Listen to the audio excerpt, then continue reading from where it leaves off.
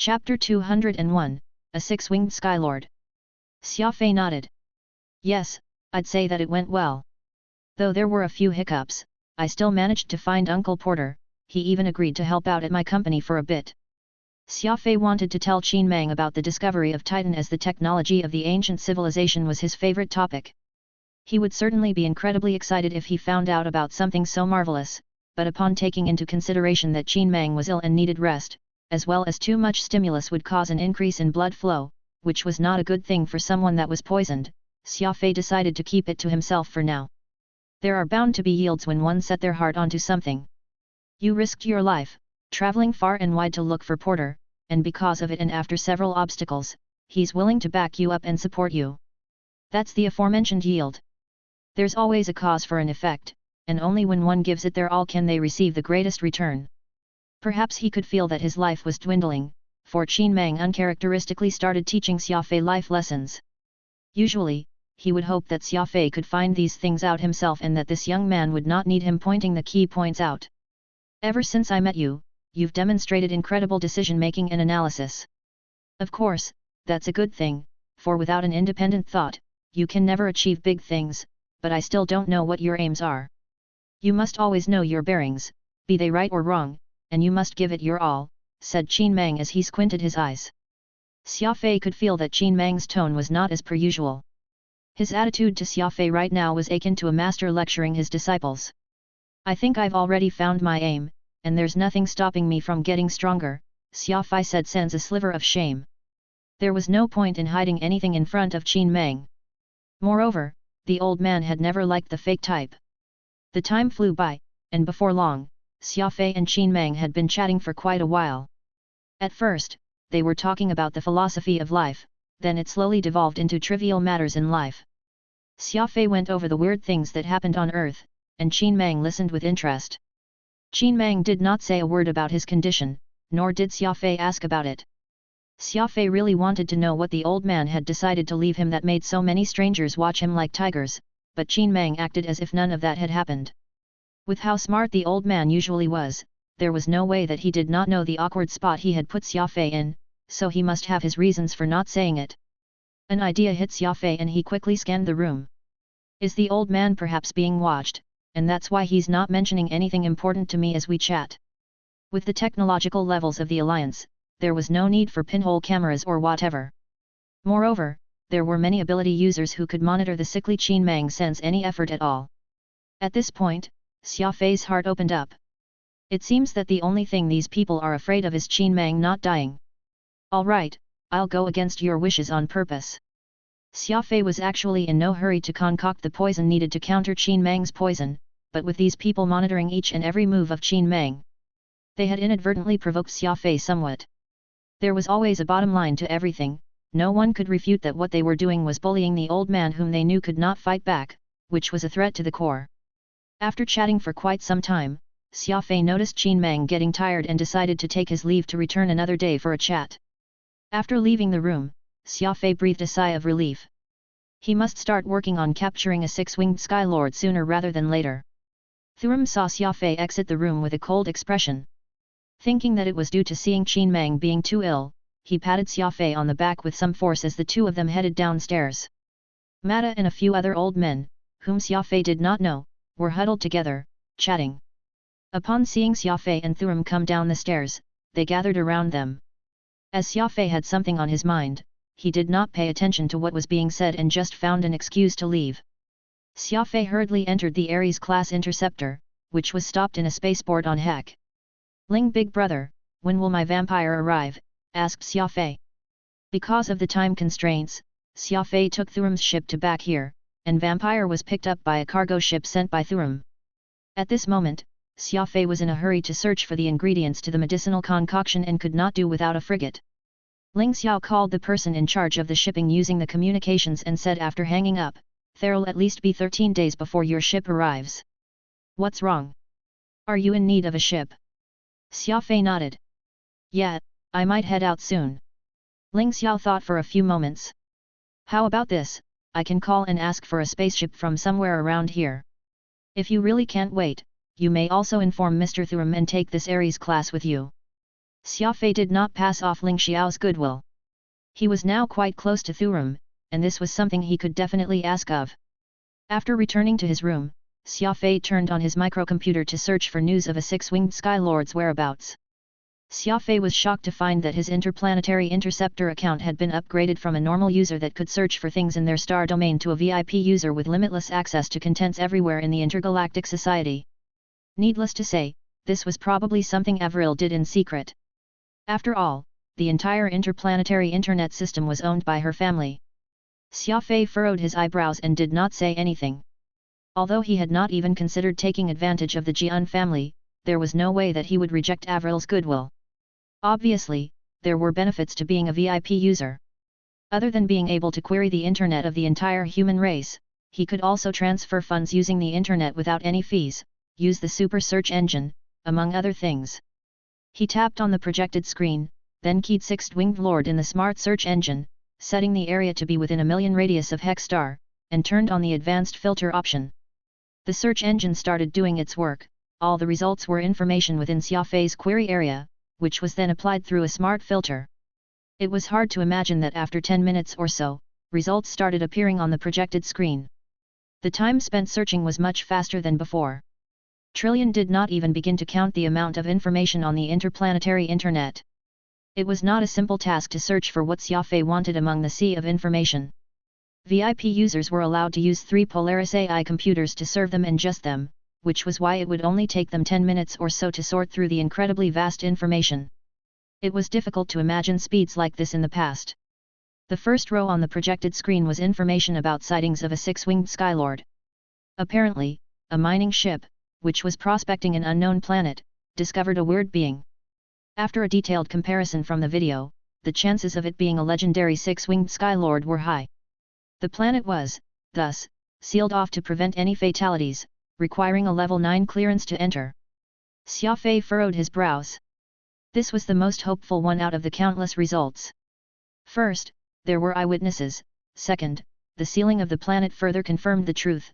Third, and more importantly, it was just 500 light-years or so away from Heck and would, at most, only take 10 hours for him to reach it. "You plan to try your luck on planet IC 4519, asked Phantom. Xia Fei nodded. At this point, yet. After all, it's the most reliable news so far. The home of six-winged Skylords was in the Soul Reaper star region, far away from the Enduro star region. It was surely possible to find one there, but a round trip would at least take 20 days. Judging from Qin Mang's condition, he might not survive that long. Xia Fei decisively called Thurum. On the projected screen, Thurum appeared to be in an incredibly fancy hotel, socializing. "Uncle Thurum, I have something that I need your help for." Thurum curled the corner of his lips. "Great timing. I've been asked by Mata and the others to go drinking. I was struggling to come up with an excuse to leave."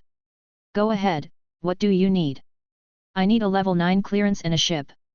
Xia Fei went straight to the point. "Level 9 clearance? What for?" Thurum was confused. "Something important." Thurum nodded. "If you're not going to tell, then whatever. Give me 30 minutes, I'll send the clearance to your mailbox. As for a ship, you can just take Ares, as I won't be needing it for the immediate present, anyway." After hanging up, Xia Fei went to the break room to look for the Ling brothers. He told them about borrowing the ship with Thurum's permission. Obviously, they did not have anything to say about it, but because they needed to be by Thurum's side, they could not go with Xia Fei. "Big brother Ling, here's a checklist with some medicinal ingredients and equipment. Please prepare them for me while I'm gone," said Xia Fei. Ling Xiao turned on his computer and looked through the checklist Xia Fei had sent. He quickly patted his chest and agreed. "Brother Xia Fei, your business is my business. Don't worry, I'll gather these things no matter what." Ling Xiao directly worked under Thurum, after all. Moreover, these medicinal ingredients and equipment were not too outrageous, so gathering them would be a breeze to him. After sending the sibling trio off the ship, Xia Fei returned to the command deck and said to the bearded pilot and his co-pilot, "Destination, planet IK 4517, let's head off at once." The bearded captain quickly plotted the route but furrowed his brows when the results turned up. "The said planet requires a level 9 clearance, do you have it?" Xia Fei smiled. "The clearance should arrive in around 20 minutes. Let's not delay this any further, we can talk as we move. The bearded man nodded. The Aries rose into the sky with bright blue flames, quickly disappearing without a trace. Xia Fei returned to his room and set his celestial moon and a dagger with no name on the table. He had only done one thing throughout the 8-hour journey. Sharpen his blades. Chapter 202, Bait. A six-winged Sky Lord was a creature of evil at legendary rank, which Xia Fei had only ever read about in the Code of Leaders, and this was the first time he was heading out to kill one. It had a very vicious personality and was a huge threat to the human race. Most importantly was the poison of the six-winged Skylord, which could bring anyone into a state worse than death. A weapon of Celestial Moon's grade was extremely sharp and would not need to be sharpened under normal circumstances, but Xia Fei did not share this assessment. When facing a completely unknown opponent, no amount of preparation would be too much and failure was not an option this time. Celestial Moon was made of super alloy, and the sound it made when it came into contact with the laser buffing machine was ear-splitting. Xia Fei, however, felt that the sound it made was completely sonorous, like the wails of an enemy in its death throes, vaguely causing his blood to pump uncontrollably. Hunting creatures of evil, Xia Fei was reminded of his life on Heritage Planet. He had been caught up in battles every second he was there, his life hanging by a single thread, risking getting severed at any time. In fact, to Xia Fei, the importance of sharpening his weapon was to awaken that violent beast lying asleep deep inside him, intending to go head-to-head in the most unhinged fashion against an equally deranged creature of evil. Xia Fei had always been concealing his killing intent ever since he got back from Heritage Planet. This was a killing intent he already had in him, but it was the experience on that planet that had fully awakened it. As the screeching sounds continued, Xia Fei's eyes shone brighter and brighter, even vaguely becoming bloodshot. His turbulent killing intent slowly surrounded him, overflowing greatly over time. Phantom stood silently at the side. Assassins emphasized on keeping their killing intent leashed, and what Xia Fei was doing right now indubitably went against this principle. However, this only ascertained Phantom's belief that Xia Fei was no hitman but a true warrior, instead. A warrior was born with a savage aura, even after 1,000,000 years, there was no way Xia Fei would be able to cleanse it completely from his body. "We've arrived, Xia Fei." The big bearded captain's voice could be heard from the onboard broadcast system. Xia Fei unhurriedly put on his combat suit, securing the fastening of Celestial Moon on his right arm, then with the nameless dagger strapped on his waist, he marched right to the command deck. "How's the atmospheric reading of this planet?" Xia Fei asked. The big, bearded captain and his deputy shivered sharply. That thick, killing intent that was emanating from Xia Fei had caused the surrounding air to turn cold the moment he entered. Handing over an atmospheric monitoring report to Xia Fei, the bearded captain spoke. "Humans can't survive in the atmosphere here, the pressure is very low, so overexertion will cause a sense of suffocation to build up. There's nothing too dangerous present as far as toxic gases go, so a simple air purifier is all that is needed to prevent contamination." Xia Fei nodded, tapping the microcomputer on his wrist as he handed the electronic privileges to the captain. "This is my authorization code. Register with the Spaceflight Authority first before we head straight to our destination. I'll be waiting for your news at the landing bay." With that, Xia Fei turned to leave, that icy cold killing intent dissipating following his departure. Only then were the bearded captain and his deputy finally able to breathe easily. "Is that killing intent?" the young deputy furtively asked. "Yup," the bearded captain answered heavily. "It's a palpable killing intent yet not at all evil. I have no idea how that could be possible." The Spaceflight Authority was in charge of the operations of all the spaceships in the Alliance. Actually, there was no need to register for entry over such an uninhabited planet, but they might end up getting lawsuits if it was seen as an intrusion. In any case, getting permissions as part of the Adjudicator Union was a piece of cake, so Xia Fei did not have any problems with this. Whoosh! The Aries class headed for the mountains in the Western Hemisphere at top speed. According to witnesses' reports, a mineral exploration vessel had sighted a six-winged Skylord around this area. The warship landed on a mountain peak, then the landing bay's indicator lights turned from red to green, slowly opening the hatch. Xia Fei did not bring along any air filter. His nose caught a whiff of the air and proceeded to push a button on his combat suit, causing a thin filter mask to wrap around his mouth and nose. The reason why he had smelled the air first was that any situation could happen during a battle. Xia Fei needed to prepare himself in the case that his air filters got spoiled. He needed to be sure how long he could survive in this sort of toxic air, so he had to check if there was any strange smell to it, if it would affect his breathing, and if it would hinder his hide-and-seek ploy.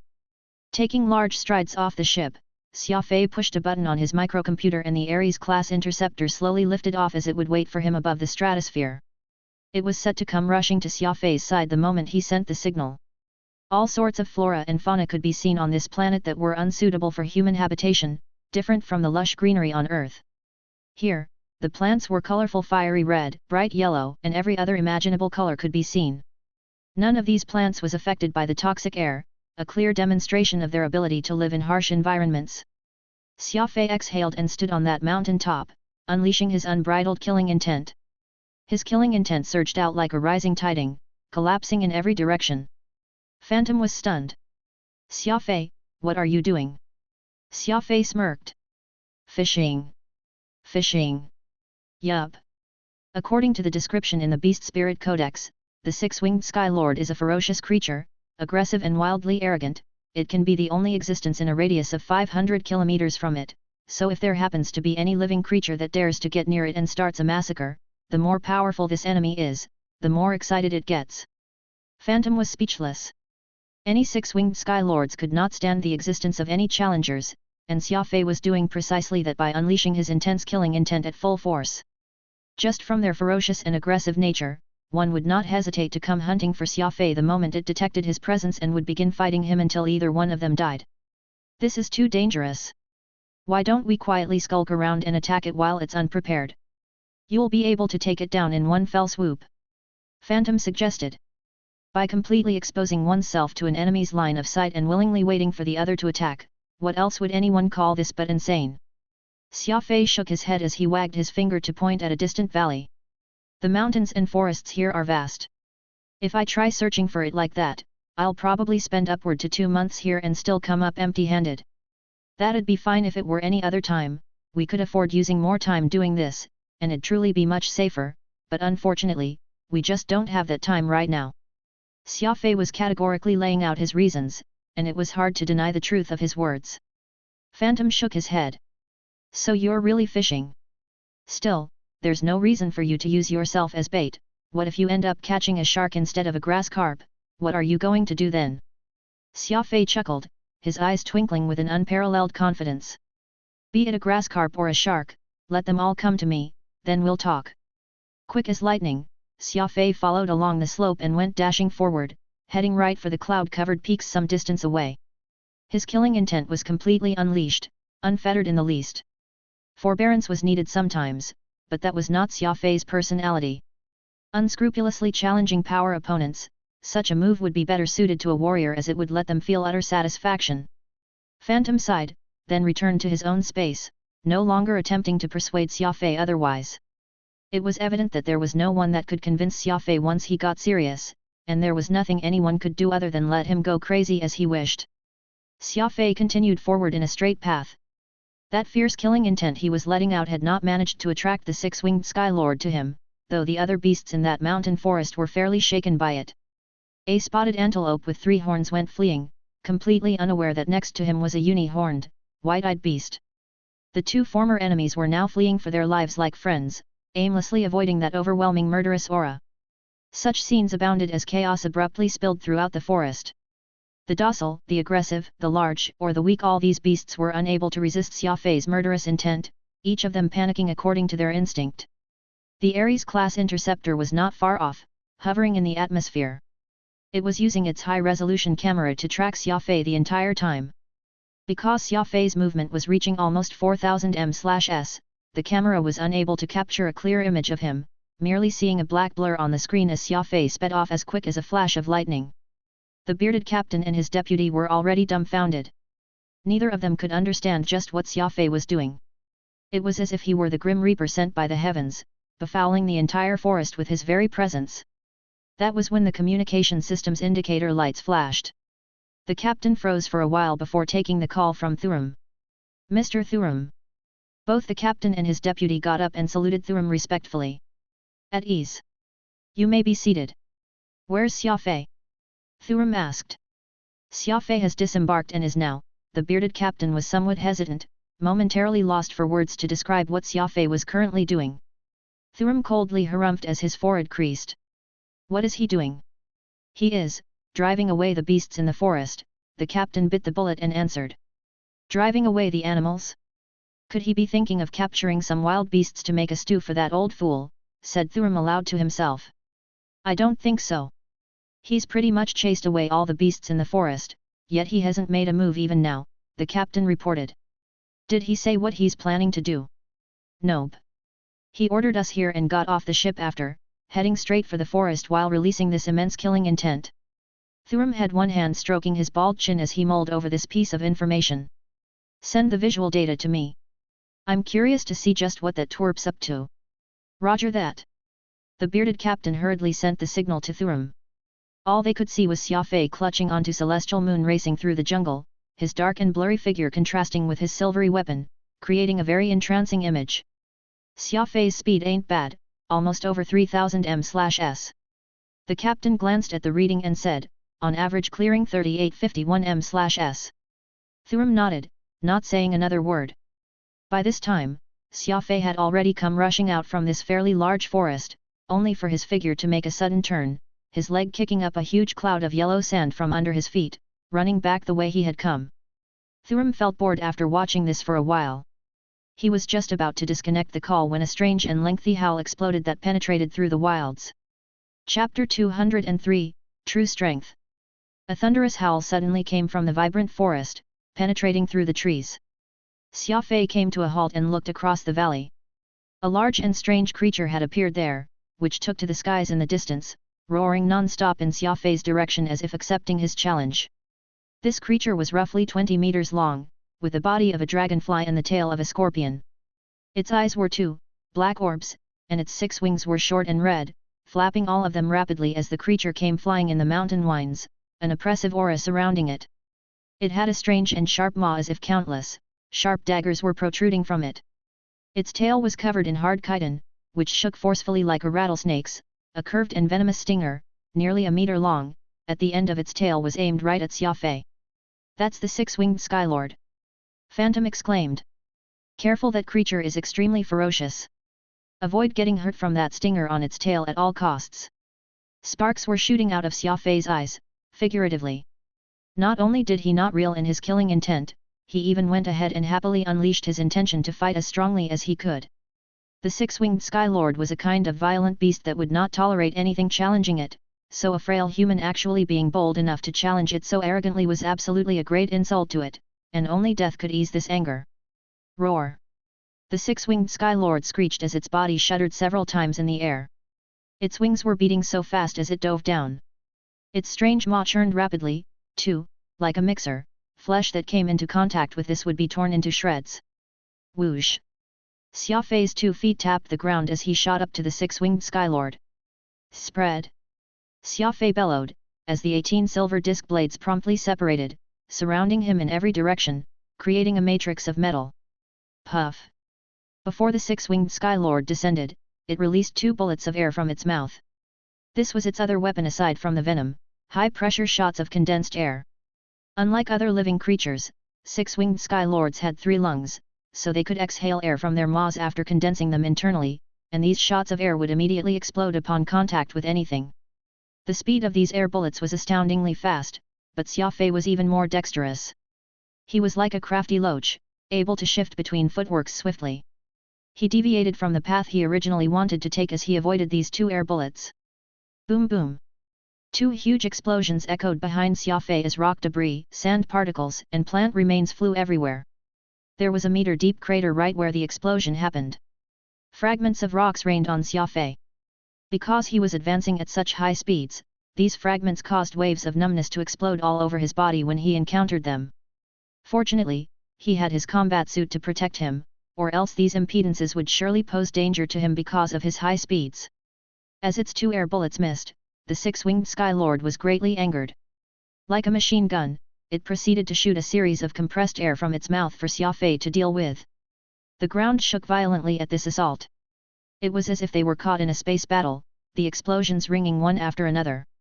Xia Fei depended on his dexterity to calmly dodge and weave amid the attacks, but the debris flying about inevitably made contact with him, thus becoming a hindrance over his plan to accelerate any further. Demon Axe! Xia Fei shouted, his 2 eyes turning red. The 18 silvery blades around him suddenly sped up and became similar to streaks of lightning, flying right in the air toward their target. Demon Axe was an advanced ultimate move of Xia Fei's psychokinesis, able to instantly cause his weapon to exert 10 times the power as usual, devastating the enemy in one move. This technique was indubitably brutal, but it was also a harsh test of Xia Fei's physical endurance. This was not something he would use unless backed into a corner. Xia Fei had made the conscious decision to use his fastest speed in tandem with his most powerful offense to take down this six-winged Skylord in one move, not at all giving a thought to the burden his body would be under upon doing so. Whiz! Celestial moon cut through the air, whistling as it shot forth with explosive force. The six-winged Skylord flapping its wings in the air could not have imagined that the speed of the unassuming little things around Xia Fei could instantly reach such a shocking degree of speed, so it did not defend itself properly from them. Though it tried its best to evade to the side by adjusting its body, Celestial Moon was not at all giving it the chance to do so. With Demon Axe unleashed, the speed of Celestial Moon surpassed the speed of light, and was there anyone or anything that could beat that? Moreover, the 18 disc blades were strange and erratically positioned, not at all slashing in straight lines but rather at unpredictable curves. Whoosh!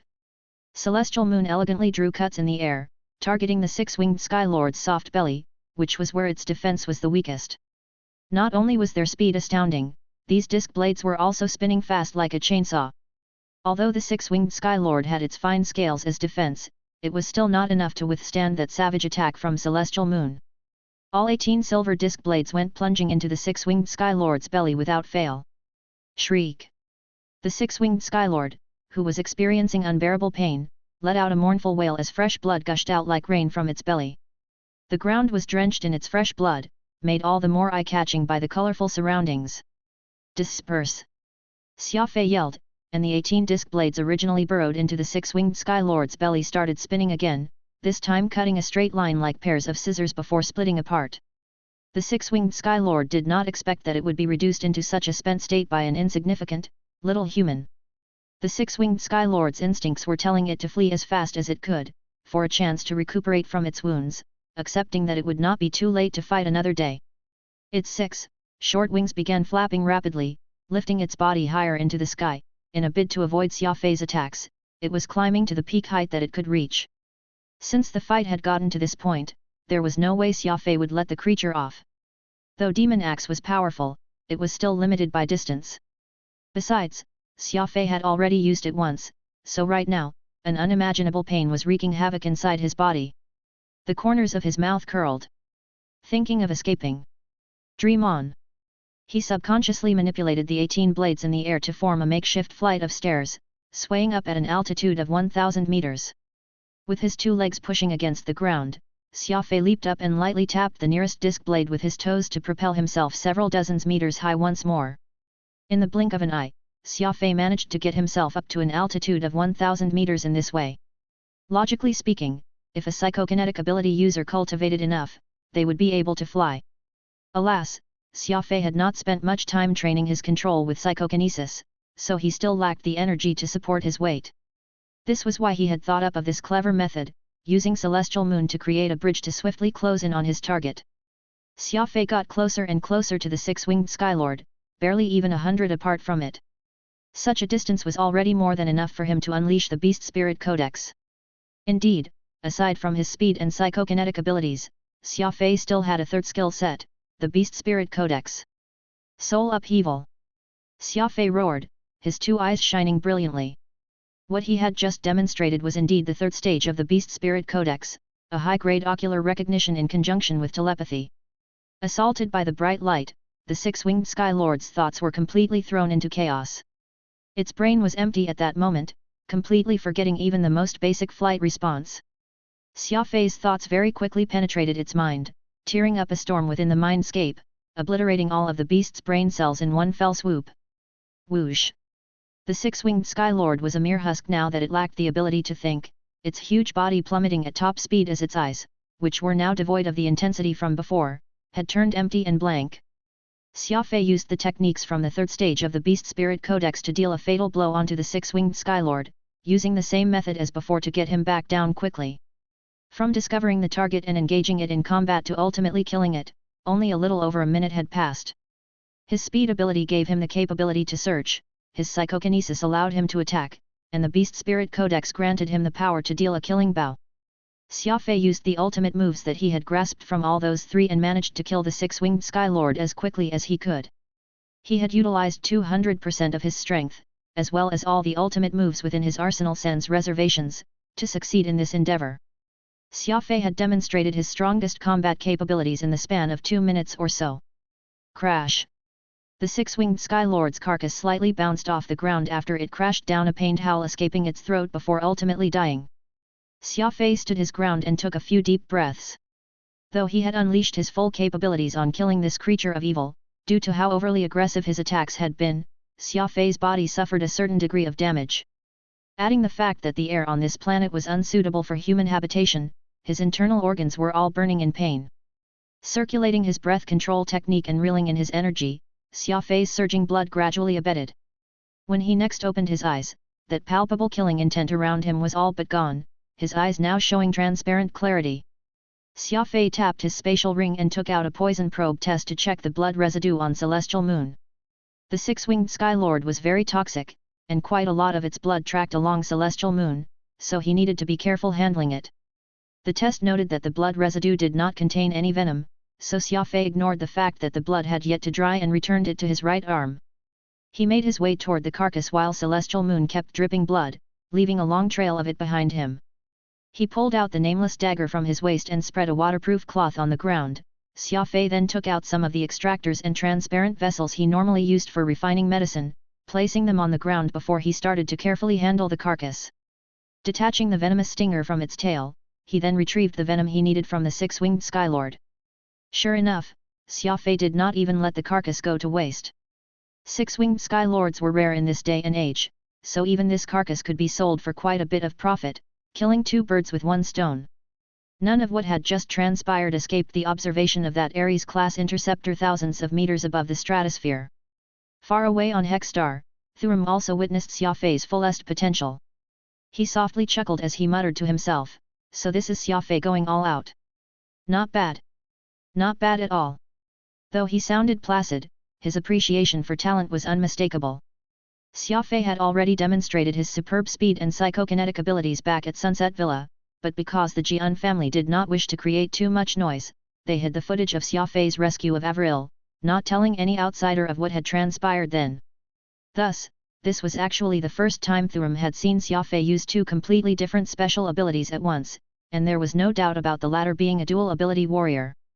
Unfortunately, Xia Fei's final act of obliterating the mind of the six-winged Skylord happened over 100 meters away, so Thuram did not recognize this strange technique for what it was. Hence, there were still plenty of doubts left in his mind despite the high praise. Actually, it was already possible to manipulate a beast into signing a life contract upon grasping the Beast Spirit Codex to the 3rd stage, but at the end of the day, the six-winged Skylord was a famed savage beast in the universe, so any attempt to tame one would need a lot of time and effort.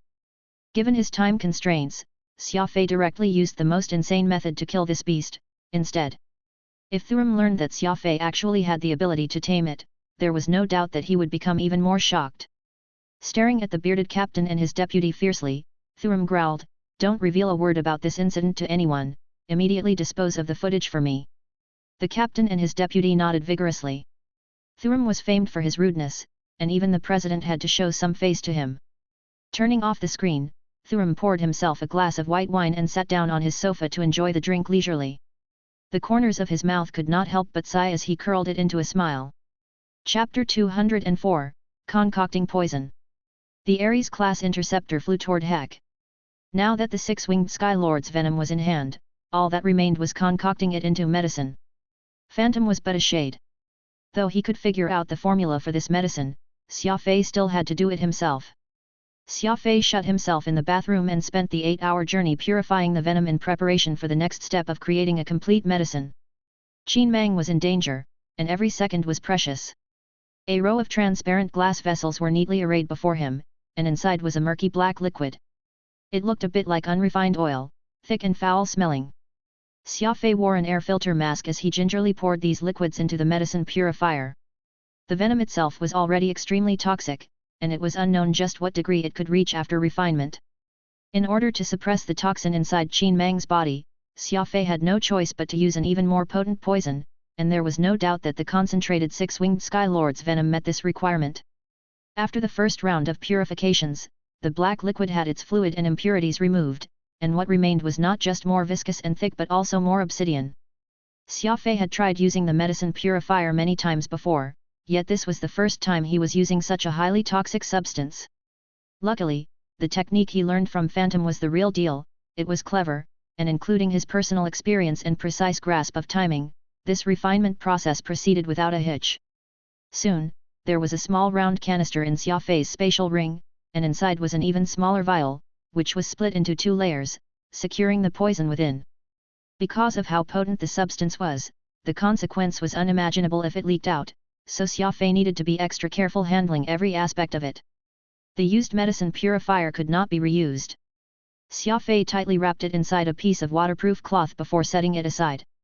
He then used clean water mixed with disinfectants to meticulously clean the bathroom several times. The foul stench of the venom intermingled with the smell of disinfectants, causing the air to become polluted.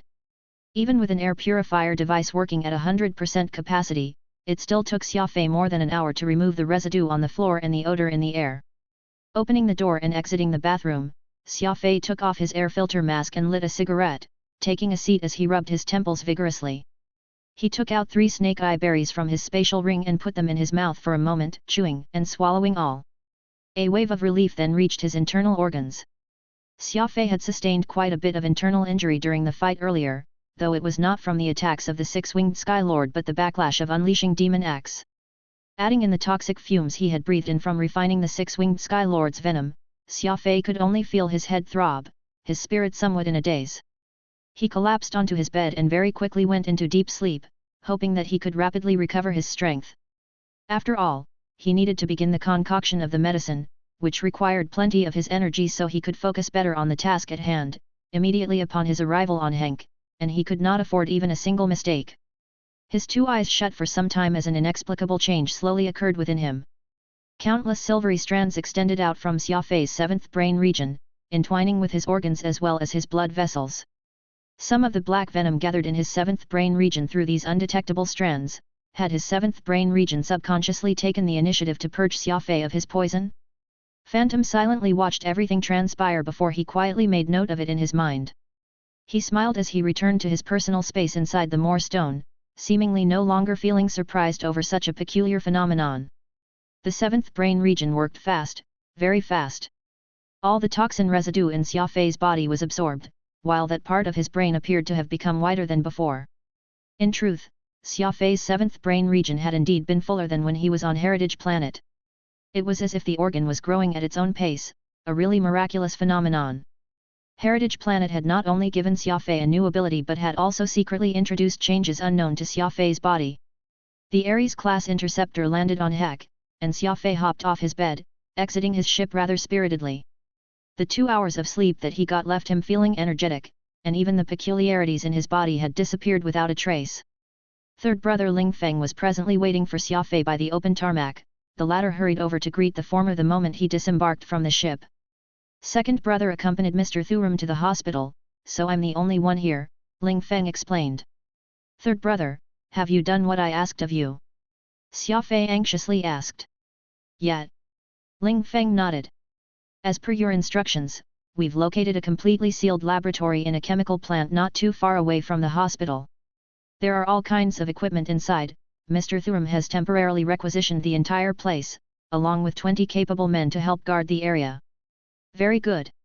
How is old man Qin Mang doing right now? Ling Wei furrowed his brows slightly. The elder isn't too good today. He fainted once several hours ago, waking after to mumble several names, one of which is Brother Xia's. Xia Fei silently got into the hovercar that had been waiting for him, gravely saying thereafter, let's not waste any more time and just depart right away. On Earth, the chemical industry was synonymous with pollution, and the surroundings of every chemical plant would always have weird smells, while trees and vegetation were unable to survive near such places, even nearby rivers would become unsuitable for use. However, in the technologically advanced Pan-Human Alliance, pollution from chemical plants had pretty much become non-existent, and the sealed plants would hardly let even a trace of odor out. The hovercar stopped in front of one of the plant's white laboratory buildings. Two strapping men in adjudicator union's uniforms were standing right outside the entrance, their expression stern as they stepped forward and opened the car doors for Xia Fei and Ling Fei to step out. The entrance slowly opened for Xia Fei. There were layers of defense required before entering the laboratory. First was changing into an impermeable full-body lab suit, and second was undergoing a complete sterilization process. Third was entering the contamination zone proper. Xia Fei nodded at Ling Feng and went into the first layer alone, putting on the thick, protective suit, while Ling Feng stood guard with the others by the entrance. Okay, open the second layer. Xia Fei spoke through the communication device inside the protection suit. The person manning the control room pushed a button to open the sealed door, and Xia Fei stepped inside.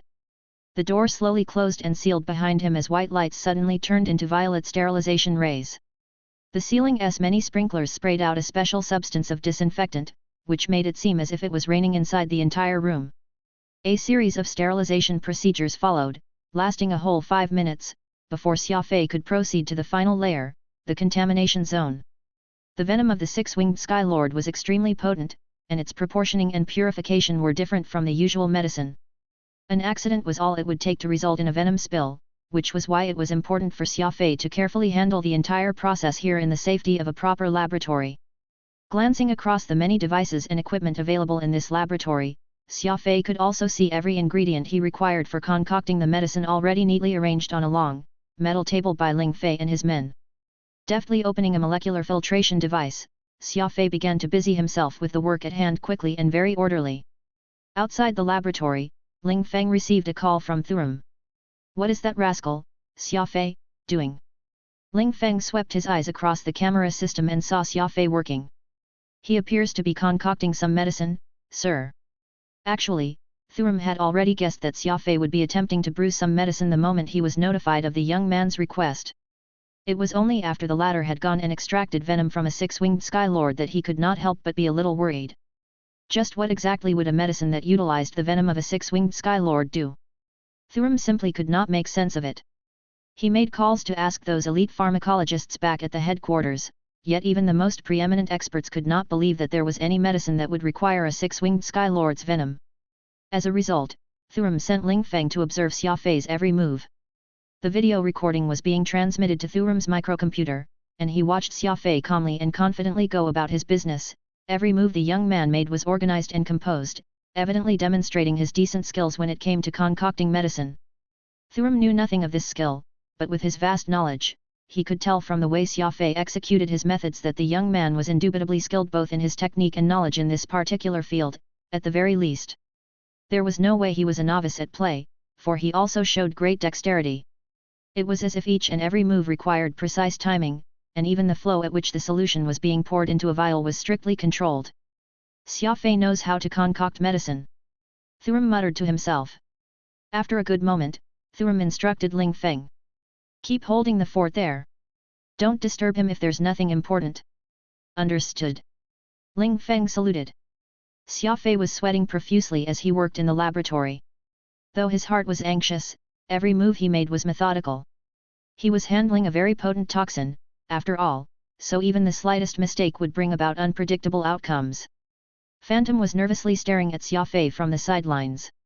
As the solution gradually mixed with liquids of various colors, his face slowly showed some measure of ease. This medicine was something Phantom had come up out of nowhere, and it had not been tested in terms of efficacy. Phantom was not completely confident of this, which was why he was somewhat worried. Finally, all 17 medicinal liquids were completely mixed together, creating an unexpected transformation. The medicine mixer once again started at a very slow speed, very gently shaking these liquids. Effervescence slowly rose in the brown liquid, and this was precisely the indication that the medicinal properties were being completely reversed. Xia Fei stared at that spinning cylindrical canister intently. Once all the bubbles were gone, Xia Fei lightly pushed a button on the machine and the mixer slowly came to a stop. Taking a hold of that transparent canister, Xia Fei went through the layers of disinfection again, then quickly exited the laboratory. Ling Feng had long been waiting for Xia Fei outside. He hurriedly took 2 steps toward the young man. "Brother Xia Fei, did you succeed?" "Yes." Xia Fei nodded, but his expression was still as stern as ever. This medicine had not really been tested before, after all, and there was no telling just what effect it would have to its drinker. "Brother, just what exactly have you concocted there? Ling Feng could not help but curiously ask. Xia Fei waved him off.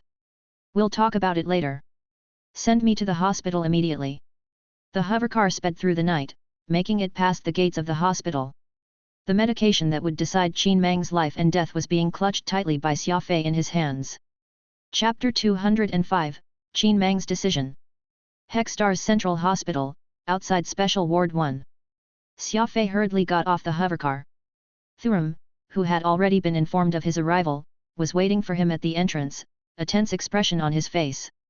That old coot has been in a terrible condition today, I'm afraid that he won't make it past this night, informed Thuram, at the same time sneaking a peek at that transparent medicine bottle in Xia Fei's hand.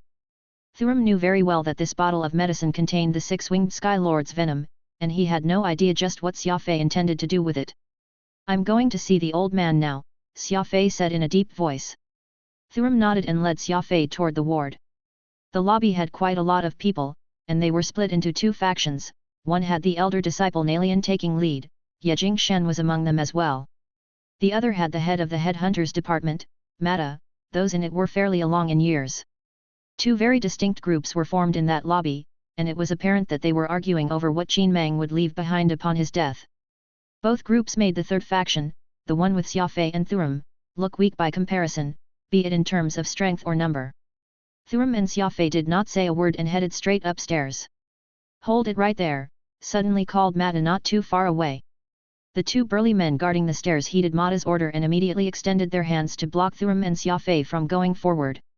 The doctors have instructed that no one should disturb Qin Mang's rest, which is why we're here in the lobby, awaiting news. Mata walked over with a smile. That's right. The master's condition isn't stable right now. We ought to heed the doctor's call. Nalian intentionally placed emphasis on the word master, clearly trying to hint how they were the real disciples of Qin Mang, therefore having a closer relation to him than the others did. These people's covered wrestling had greatly antagonized Xia Fei right then. The old man was already tethering between life and death, yet this lot was busy fighting for the sake of personal gains. Xia Fei's face darkened as he ignored all these people stopping him. He placed one foot on the stairs step, causing the two burly men to reach out in an attempt to grab hold of him. Two vice-like grips pressed onto Xia Fei's shoulders, but they would soon regret this mistake they had just made in the next second. A sinister smile appeared on Xia Fei's face as he made a slight motion with two hands, and celestial moon was unfurled. In a silvery flash of light, with Xia Fei's quick speed, before either man could tell what had happened, two cleanly cut hands landed on the ground in unison as fresh blood spurted freely from their chopped stumps. Anyone who stops me is dead, growled Xia Fei in an even yet firm tone. The two burly men let out wails like pigs being slaughtered, their one hand clutching onto their other severed arm, trying to staunch the blood flowing as their faces paled. None in the lobby had expected that Xia Fei would dare to play such a hand at this time, not at all placing anyone present in his regard. Well said. Thuram laughed uproariously, wagging a single finger at Mata's nose. Stay here obediently if you don't wish to die. Yours truly will sever the legs of anyone who dare take a single step on this flight of stairs. Take two and I'll be sure to end your very life. With that, Thuram rapped the concrete wall beside him with his finger. Following a crisp sound was the appearance of a circular hole, around the thickness of an index finger, on previously hole-less wall. This was a metal alloy reinforced concrete wall, which was far sturdier than steel, yet Thuram's one finger had managed to so easily pierce through it as if it were just a thin sheet of paper, showing his truly frightening cultivation. Everyone was stupefied. Both Xia Fei and Thuram were acting like reckless madmen, and from the way they looked, it was evident that they had no wish to talk things through logically today and would be more than happy to let their fists do the talking, instead. Thuram used his two hands to grab hold of the collars of the two recently handless men and tossed them from the stairs right out into the hospital garden, letting them continue their pain-filled cries there. Mata's expression went pale. It appeared that Thuram had also steeled himself as he stood beside Xia Fei. Were Xia Fei alone, a glance from him would render the boy dead, but adding Thuram into the equation meant that he had to weigh the situation once more. Thuram and Mata were department heads in the Adjudicator Union, both wielding much power. If neither of them was to throw caution to the wind and not give the other face, the result would most definitely be a bloodbath. The problem now was that Thuram had taken the initiative and torn off his facade first, a clear indication that he was willing to stake his life for this. All that was left was to see how Mata would respond. Thurum swaggered fitfully from the stairs and sat down, calling, "Xia Fei, what are you waiting for? Go do what you intend to do. There's no need to be courteous if anyone wishes to stop you. I'll take care of the consequences." Xia Fei nodded and quickly jogged up the stairs.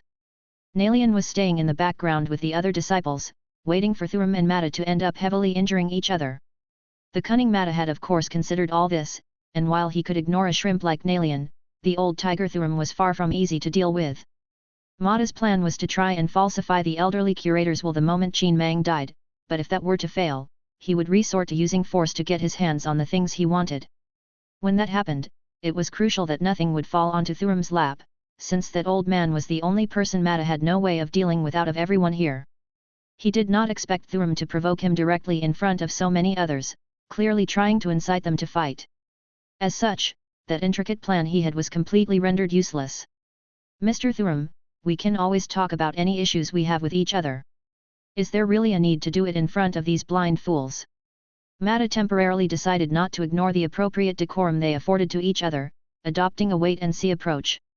Nalian was visibly disappointed.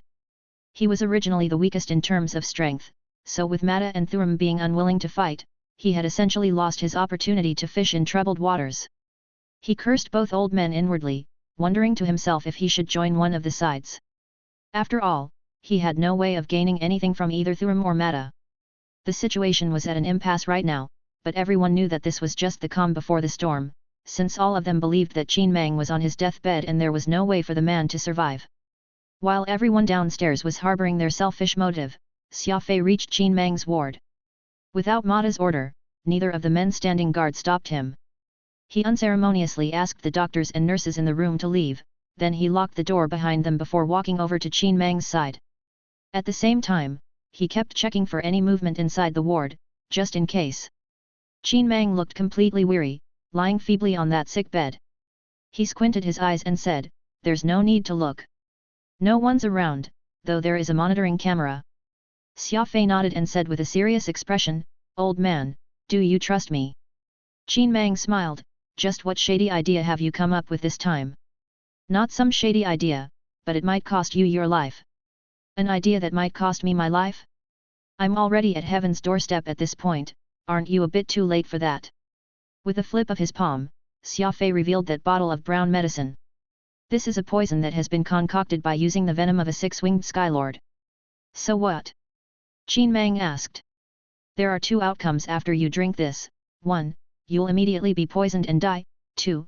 You can live a bit longer before the poison acts up and kills you," explained Xia Fei in a grave tone.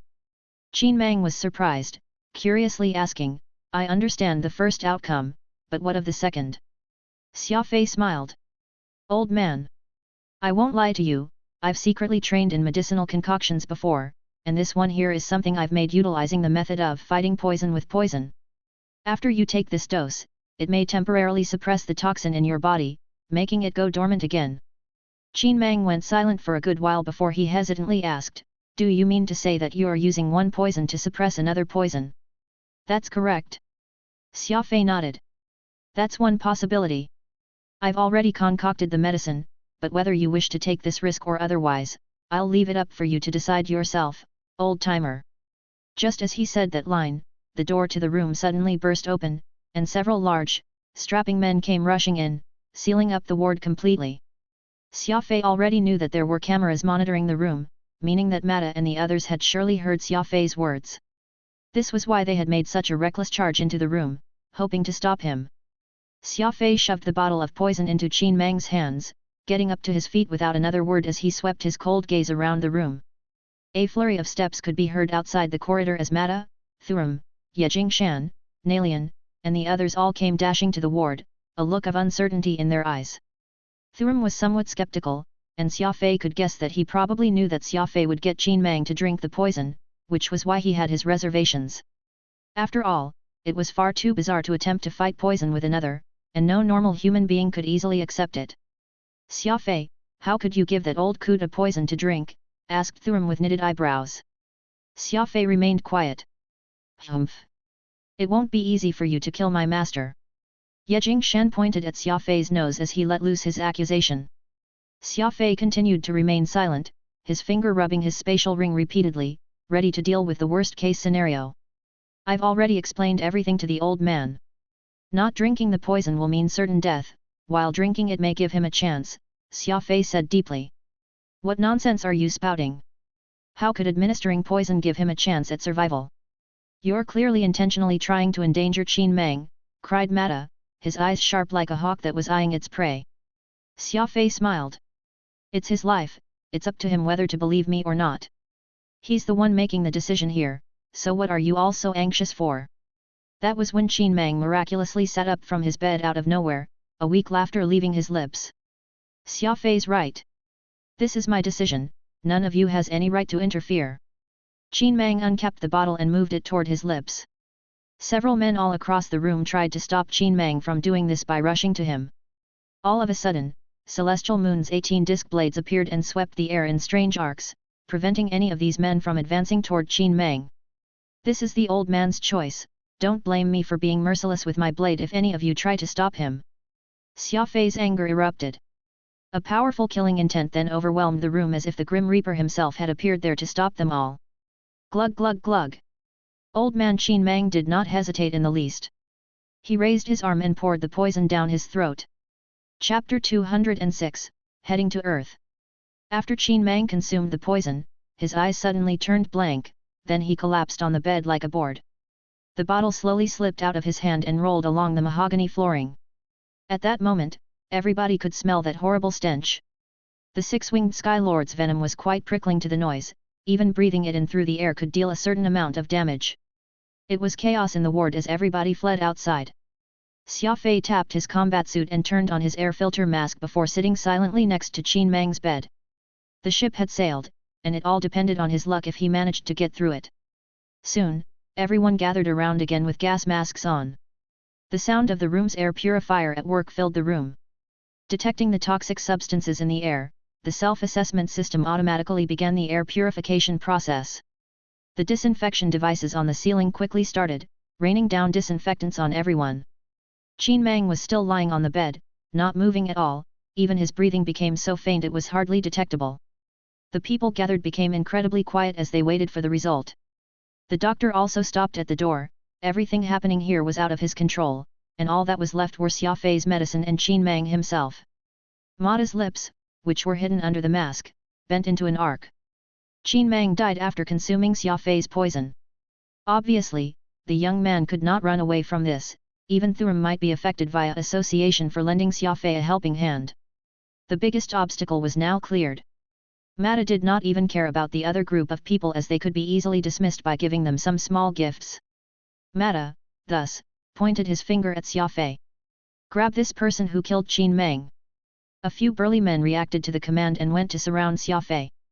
Xia Fei drove his celestial moon to the floor and its tip dug deeply into the ground. The old man hasn't died yet. You can apprehend me, and I'll gladly be held accountable once the old man breathes his last breath. Mata laughed. Held accountable? Who do you think you are? I'm just afraid that you'll be unable to bear the responsibility of your deeds. Humph. Thuram let out a cold snort. He really wanted to help speak a few words in Xia Fei's defense, but the truth was right there, everybody saw Qin Mang consuming the young man's poison. Mata, if Qin Mang dies, I'll send Xia Fei to you myself. Get all your men to back off, said Thuram with his eyebrows knitted. He could help but blame Xia Fei for being too impulsive, using poison to fight poison, and giving Mata the advantage in this situation. Hearing Thuram's words, the Ling brothers entered a stance that appeared as if they were about to go into combat. It was not yesterday's business that both parties hated each other. If they received the order, they would definitely fight on the spot. At this moment, Qin Mang, who was lying on the bed, spasmed as if he had received an electric shock. Xia Fei knew that this was the medicine doing its work. Old man. Master. Old bastard. Everyone huddled over as if concerned, yet all actually having different thoughts in their minds. Some hoped the old man would die, while some hoped that he would live. Everyone displayed a worried look on their faces. Hex Central Hospital was the largest specialized medical facility. These days, every doctor and nurse was incredibly timid, for some big shots had entered the hospital. From the countless bodyguards and hovercars present, anyone could easily deduce that the person was definitely someone of high importance. The director, who was always careful, repeatedly told his staff that they should mind their actions. This made the already curious doctor and nurses fret even more. They were afraid of being put under investigation if the big shot died in their hospital. After all, these big shots were always unpredictable. Finally, after 2 months of high tension, the staff of the central hospital finally relaxed a bit as the VIP in Special Ward 1 gradually recovered. This news spread like wildfire within the hospital, allowing everyone to breathe a sigh of relief. Even the director let out a rare smile. Luxury hovercars left one after another, and the central hospital regained its usual tranquility, except that the special ward was still tightly sealed, and no outsiders were allowed to enter. Xia Fei walked around the garden while pushing a hover wheelchair. The person in the wheelchair was old man Qin Mang. Thuram was walking alongside them with a big smile on his face. Qin Mang slowly regained color on his face, but he was quiet, for Old Black, the cat that usually accompanied him, had passed away while he was sick. It was summer and the air was quite stuffy. The three of them found a cool spot under a tree and sat there after moving a table over. Xia Fei made a pot of tea with a smile on his face before pouring a cup each for Qin Mang and Thuram. "All right. Don't you have to return to Earth? Don't worry about old guys like us, you'd best leave as soon as you can," said Qin Mang. It was a big day for Quantum Holdings in a few days' time as the energy shield booster was officially put into production. This was the company's first meaningful product, and its sales would directly impact the expansion of Quantum Holdings in the future, so Xia Fei would like to return and have a look. "The old man is right, your vampire has been brought over and you can leave anytime. I'll be accompanying Qin Mang, so don't worry about him," said Thuram. Xia Fei nodded. "If that's the case, I'll go back for now. I'll come see you after some time, old man." Qin Mang waved his hand. "Don't worry, I won't be dying so soon. Focus on the things you need to do." When Xia Fei was a distance away, Thuram pointed at Xia Fei's figure and said, "You see. You've accepted so many disciples, yet none of them is as capable as that lad. I think that you should just take him in as soon as you can." Qin Mang smiled and took a sip from his teacup. "That can wait, didn't you say that you have something to show me?" Thuram faked a cough, signaling the hidden sentries to retreat. He took out a microcomputer from his ring and passed it to Qin Mang. "I didn't dare show this to you a few days ago because you weren't doing so well, I was afraid that the shock might do you in." "Oh." Qin Mang laughed. "That mysterious, hey? What is it? You've always wanted to know what Xia Fei has been hiding under his sleeve, right? It's right here." Qin Mang was shocked. He was incredibly confused by Xia Fei's change in temperament after returning from Heritage Planet. He vaguely sensed that Xia Fei had gotten his hands on some special technique and gained a bunch of confidence from that. With Thuram learning what Xia Fei had been hiding, naturally Qin Mang was quite interested to know, too. On the projected screen was a video of Xia Fei capturing the six-winged Skylord. When Xia Fei demonstrated his second ability, Qin Mang's eyes lit up with excitement. There was not a single warrior that had managed to train two abilities to the same level, but not only did Xia Fei manage to do exactly that, from what he demonstrated, it was quite well cultivated, too, probably between Star Domain and Star River ranks. It was almost considered as an unspoken rule that no human could possess two abilities, and nobody had managed to show otherwise throughout the years, yet a nobody like Xia Fei had managed to break this taboo. It would probably cause quite a commotion in the alliance if word got out. One thing was for sure, this must be related to his sudden disappearance for an entire year. For some reason, Xia Fei never did mention what happened in that 1 year, and he appeared to be quite afraid to do so, too. At this moment, the video got to when Xia Fei used the third stage of the Beast Spirit Codex to destroy the six-winged Skylord's brain hundreds of meters away. Not only had Thuram never seen this kind of power before, it was the first time for Qin Mang as well. "What happened there?" Qin Mang asked curiously. Thuram shook his head. "That looks like an unknown mental technique. I don't have a good idea of what's going on there, either." After turning off the projected screen, Qin Mang gently tapped the table with 2 fingers.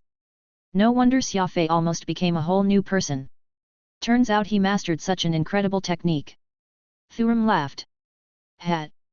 That's why I'm urging you to take him under your wing. If you aren't doing it, I'll go ahead and do it myself." Qin Mang gave Thuram a cold look. "I'm not dead, it's not your turn yet." They used to poke fun at each other quite often when they were younger, and when those words came out of his mouth, it reminded both of their younger days and started laughing. "Anyways, this time, you managed to continue living all thanks to Xia Fei. Although you can't be sure how long you'll live, you should at least show your gratitude, shouldn't you? Thuram said maliciously. Qin Mang nodded. I understand where you're coming from, but you also saw how all those greedy people behaved when they thought that I would die. If I hand over the things I've collected over the years to him, it may do him more harm than good. There was some evidence behind Qin Mang's worries. The alliance was a turbulent place, and once a nobody like Xia Fei acquired something that did not quite match their strength, they would be put on a list somewhere, and once they made it to this list, it was no easy task getting off it. Thuram blinked and said, Old bastard, what do you have in your possession that made Mata join the fray without any regard for his position? Qin Mang replied, laughing, First, I can't tell you about the good stuff I have in my possession. Second, how do you know that's what Mata wants? What do you mean? My few garbage disciples don't know much, all they're thinking about is just the few small trinkets, and I don't care if I give them those, but as for the Mata, I think that it might be inconvenient for those guys to show themselves, so they got him to do it, Qin Mang said lightly. Thuram slapped the table. Could it be they? Qin Mang cautiously extended his hand to stop him from continuing. It's also because of them that I was forced to leave the headquarters. Plus, there are only so many people who know about it, still, I already have an idea on who it is. As for Mata, to be honest, I didn't expect him to have the balls to do it. Who would have thought that, even after so many years, there are still some who aren't willing to leave you be? Thuram said viciously. What do you plan to do? Qin Mang smiled. As long as I'm alive, they can't do anything. I heard that Earth is quite a nice and quiet little planet. I plan on spending a few days there to readjust my disposition. Thuram thought for a few moments, then he said with a hearty laugh, I understand. I was just going to say you're not one to give in so easily. All right, since it's decided, I'll go there with you. Chapter 207, Personal Arrangements. André hosted a ball in his mansion in New York for Xia Fei. Sarah, Charlie, Boateng, Wulong, and other senior members of Quantum Holdings were also there. Master, called Boateng when he saw Xia Fei exit Vampire with Old Porter, he was so emotional he started tearing up. He did not care that he was a supervisor at Quantum Holdings as he ran over with tears flowing down his face and hugged Old Porter tightly. Naturally, Old Porter was very touched. He patted Boateng on his shoulder. All right, you'll be made a joke in front of so many people. I'm in one piece, no. Yet. Boateng nodded. Where have you been, Master? I've been extremely worried. Having shared a strong bond, they naturally had much to say to each other after being separated for a long time. Xia Fei smiled and gave them some space. He had not told Boateng about him going to Black Abyss to find Old Porter, so he must be holding a bit of resentment for him, thus, it was best if he kept his distance. Old Porter was also quite close with Sunny's mother and brother, and with Boateng's wife and kids there, all happily chatting away like the old acquaintances they were. Xia Fei greeted everyone enthusiastically, some of whom he did not know as they were new supervisors of the company. As the company grew, hiring more employees was unavoidable. The most important department board was still managed by André and the others, whom Xia Fei knew personally. Xia Fei did not mind using new hires, but the decision-making should still be done by those he trusted, this was something that would never change. The ball went along successfully, and Old Porter quickly incorporated himself to the small group. It was actually Harris who did not care, hiding in a corner, sipping on some water, sometimes, he would even draw on his computer. This did not worry Xia Fei as Harris was still a wanted man in the alliance, so it was good that he was being low-key. One of these days, he would get a research institute of his own, as well as a few men under him, which he could use however he wanted to do his experiments and study. Who cared what he did as long as it benefited the company? André's mansion was massive, and after the party each guest was assigned a room by a butler, their food and accommodation taken care of. Sarah approached Xia Fei with her chest up and pulled the corner of his shirt. Xia Fei turned around and smiled at her. Sarah was like a completely different person. She wore a black evening gown with alluring makeup, but no matter what, Xia Fei still liked the old Sarah who wore a patched-up work uniform with a mismatched pair of leather boots. She seemed more herself that way compared to how she was now. Are you coming to my room later? Sarah asked plainly. The ball was just dismissed and everyone was still there. These words had turned many heads. Sarah's allure and boldness could not help but tickle their imagination. Xia Fei smiled and replied to Sarah's enthusiasm, I still have work tonight. Sarah nodded. Sure, we'll talk some other time. She then boldly walked out of the banquet hall, slightly unsteady on her feet. She was still a little unfamiliar with the concept of high heels. Wulong put his arm across Xia Fei's shoulders and said suspiciously, rejecting a beauty is one of the most difficult things in the world, you sure are lucky. Xia Fei lit up a cigarette without replying.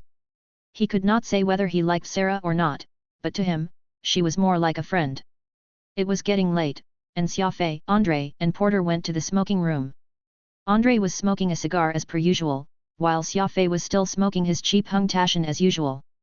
Porter, who did not smoke, had a glass of red wine in his hand. He had nothing but praises for the expensive red wine produced in Bordeaux. Although Andre was now technically retired, many important decisions were still managed by him. After all, this old man was unmatched in terms of experience and qualifications and was the most suitable to take the incredibly important job. Andre briefly went over the energy shield booster production, and Porter asked in shock, "Energy shield booster? What is that?" Xia Fei handed old Porter a technical drawing. "This is a brand new type of shield and original product I've conceptualized. It can increase shield recovery by 3 times without expending any additional energy in the process." Porter gave the drawing a quick look. Incredible! What a great idea! Recycling the energy wasted from the energy shield system. How come I've never thought of that? If this component actually enters production, it will surely become a revolutionary new product. Xia Fei smiled. Actually, this component is about to enter production. It's being produced in the number 01 factory of Quantum Holdings located in Iowa. If successful, we can produce 300 energy shield boosters every 24 hours. Currently, the production line is being installed and tested. Would you like to take a look tomorrow? Old Porter was dubbed as the machine god. There was nobody who would be more familiar to machine parts than him. If the production line could be managed by Old Porter himself, it would most certainly be better. Sure. I'd like to see what this energy shield booster looks like. I'll come with you tomorrow, Porter said casually. Old Porter was still sad because Wind Cheem did not want to go with him to Earth. At least, he could distract himself from his sadness by making himself busy. Uncle Porter, we still lack a chief engineer at Quantum Holdings. I'm wondering if you, began Xia Fei. Porter let out a heart laugh. Since I'm already here, just assign me any position you like. I don't mind doing anything, so do as you wish. Xia Fei laughed. Hat. All right, from today onward, you're the chief engineer of Quantum Holdings, the first supervisor of the Institute of Mechanical Engineering, the chief of technology, and the head director of the board. Are you all right with that? Xia Fei happily assigned Old Porter 4 roles in one go. Old Porter furrowed his eyebrows.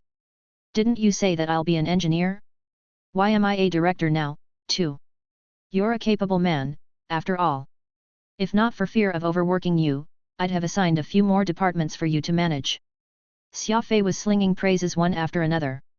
Old Porter could not stay still for long, anyway, so as long as he could use everything in his power and do some work, he did not mind at all if he got tired from working. If Xia Fei really did not assign him a casual task until he grew old, Old Porter might just be unhappy because of it. This time, I've also hired a genetic specialist, Harris. The one who doesn't mix in too well back at the ball. He has a special identity, so it's best if news about him doesn't get out. Xia Fei quickly changed the topic and talked about Harris. Andre nodded. Do you want me to give him an identity on Earth? That's great. Sorry to bother you again. Small things like this aren't worth a mention.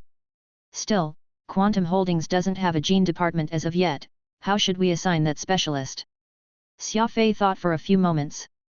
We'll just create a genetic engineering department if we don't have one. With the pace our company is growing, genetic-related projects will need to be considered eventually. We can build a research center first, then give Harris a few essential facilities. As for the projects, I'll talk to him about it later. Not a problem, said Andre. Currently, we have a lot of land that's not being used.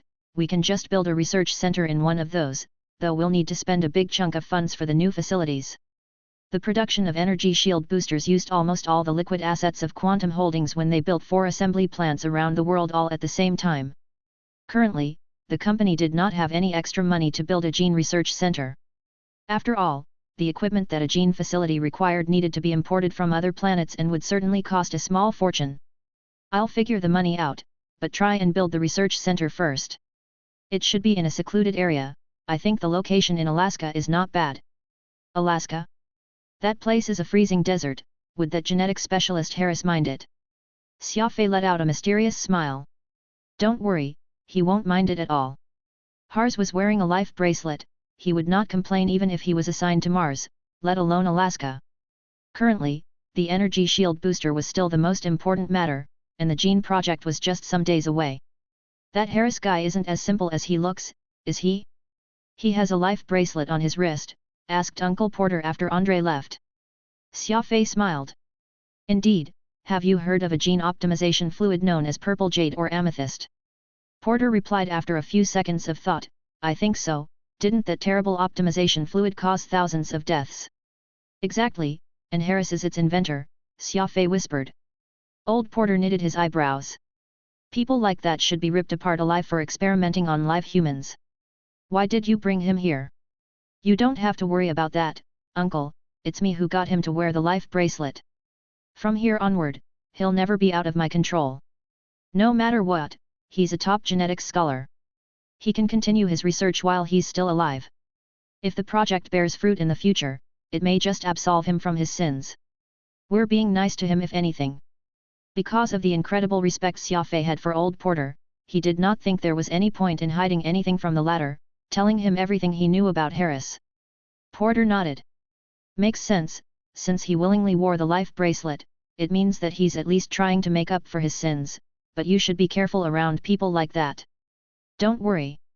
Before he came to Earth, Porter always thought that Xia Fei's Quantum Holdings was some company that was not even worth a mention, but this energy shield booster had fully caught his attention. The two of them chatted for a long time before returning, agreeing to visit Xia Fei's factory early the next day. Chapter 208, One Competition After Another. As Quantum Holdings' first factory in Iowa used top-grade equipment from other planets, it was also the first on Earth to have a production standard that was on par with the other factories in the Alliance.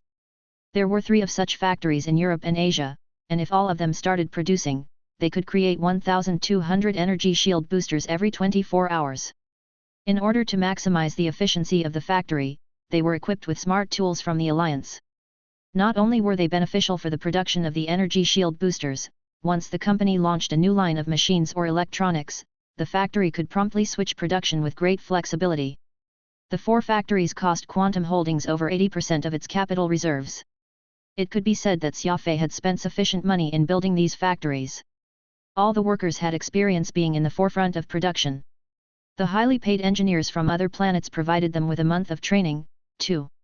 Now that everything was in order, they were only an order away from a constant output of energy shield boosters. Vampire slowly landed on the empty space outside the factory, and Xia Fei, Porter, and Charlie descended from it. Because Andre was quite old, he seldom moved around, that was why Charlie was there to tour the factory with Xia Fei in his place. The factory, which occupied thousands of hectares of land, was not small by any means.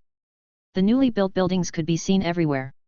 As work had not yet officially started, the workers were in the garage, undergoing training, taking advantage of whatever time they had left to practice using the tools in preparation for production. After casually going around the factory, Old Porter had nothing but praises for the equipment imported by Xia Fei.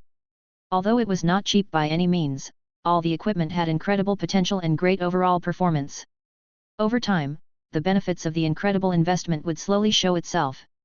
Porter finally saw a finished energy shield booster in the lab. Charlie passed him some testing results, to which he said after inspecting, shield recovery bonus at 31.27%. It is not bad judging from the numbers and truly has potential. Xia Fei smiled. If it's produced according to the blueprints, it should be able to reach above 35% recovery rate. It's just that the factory hasn't entered production yet, nor do the workers have production experience, so some parameters have been modified to reduce production complexity. Once the factory runs smoother, there'll be a day when it reaches above 35% recovery rate. Porter nodded. That makes sense. If the production is too difficult, there will be more faulty products and be an increase in costs. Moreover, a 35% recovery rate is enough to start selling them. I think so, too. After the break-in period, I'll single out the products that have over 35% recovery rate and sell them as an enhanced version, and obviously, the price will go up, 2, said Xia Fei. Porter let out a hearty laugh. Xia Fei, I realized that you have a lot of potential as a shred businessman. The product should at least have a 35% boosting rate, yet you're passing off the defective ones as normal versions and the ones working correctly as enhanced versions. I think that the profits you can get from these may not just be double. In order to get the highest performance, some rich customers will surely choose the more expensive version. After all, their ships are anything but cheap, so they won't care about spending that kind of money. The common customers, meanwhile, can settle for the standard version because that's cheaper. For example, if you start off with the standard version at 35%, the products lower than that will be considered defective. Once a product is labeled defective, its price will drop dramatically, but you're actually intending to label the defective ones as standard. Xia Fei scratched his head in embarrassment. In truth, he also planned some deluxe and budget-friendly outside of enhanced and standard. Their boosting rate would be at 25, 30, 35, or 38. Even with the most advanced tools and equipment, the quality still could not be completely identical as every batch of raw materials would have tiny differences. Even the temperature of the factory and how experienced the workers were would affect the performance of the finished products. By splitting the products into 4 categories, not only did he solve the difference in quality, it even allowed for market separation. Even the defective ones could be passed off as standard versions. As for the ones with 38% boosting rate, the price would be anything but cheap. Have you received any orders? Asked Porter. Orders represented the life and blood of a company. If there was nobody willing to buy their product, they would not be able to survive on the market no matter how good their quality was. Charlie said, slightly worried, currently, we have spoken to a few large chain suppliers. They are interested in energy shield boosters like this, but because of the size and reputation of our company, the suppliers are a bit hesitant to purchase from us. They want us to send over a batch of samples first and will only put down orders once we pass their testing. Porter furrowed his eyebrows. Although working with the suppliers can help us break into the market, they will surely try to reduce the price as much as they can, then the profits of the company will be lower by a bit, and they'll have control over distribution and the retail price. If possible, we should avoid that bunch of parasites and work with wholesalers directly. Old Porter, who now regarded himself as a member of Quantum Holdings, started thinking for the company. Naturally, this made Xia Fei quite happy. Uncle Porter, the biggest problem we're facing now is how to promote the energy shield booster to the rest of the universe. If you have any good suggestions, go ahead, said Xia Fei. In the ever-changing and unpredictable Pan-Human Alliance, the people had taken business making to the extreme. A good wine needed no bush, they said, but contemporary retail experience told differently. The better the wine, the more bush needed. No matter how good the product was, it would be difficult to demonstrate its proper value without over-the-top marketing hypes. Porter nodded. Every so often, there are competitions and procurement bids held in the alliance, some of which being quite influential. For example, the Admiralty has a warship equipment procurement every year, the Association of Machinists Golden Finger Cup, and the Supreme Command's Ultimate Solo Ship Competition event. Not only will people watch competitions like that all over the universe, such events involve the strongest departments and groups in the alliance. I believe that with the incredible ability of the Energy Shield Booster, it will definitely stand out in any of those competitions, and if the Admiralty uses this equipment as well, do you even need to advertise the product? Asked Old Porter with a smile. Xia Fei knew that Old Porter himself was a 3-time consecutive champion of the Golden Finger Cup of the Association of Machinists, so obviously he had the know-how around such competitions. Uncle Porter, I've thought about your suggestion.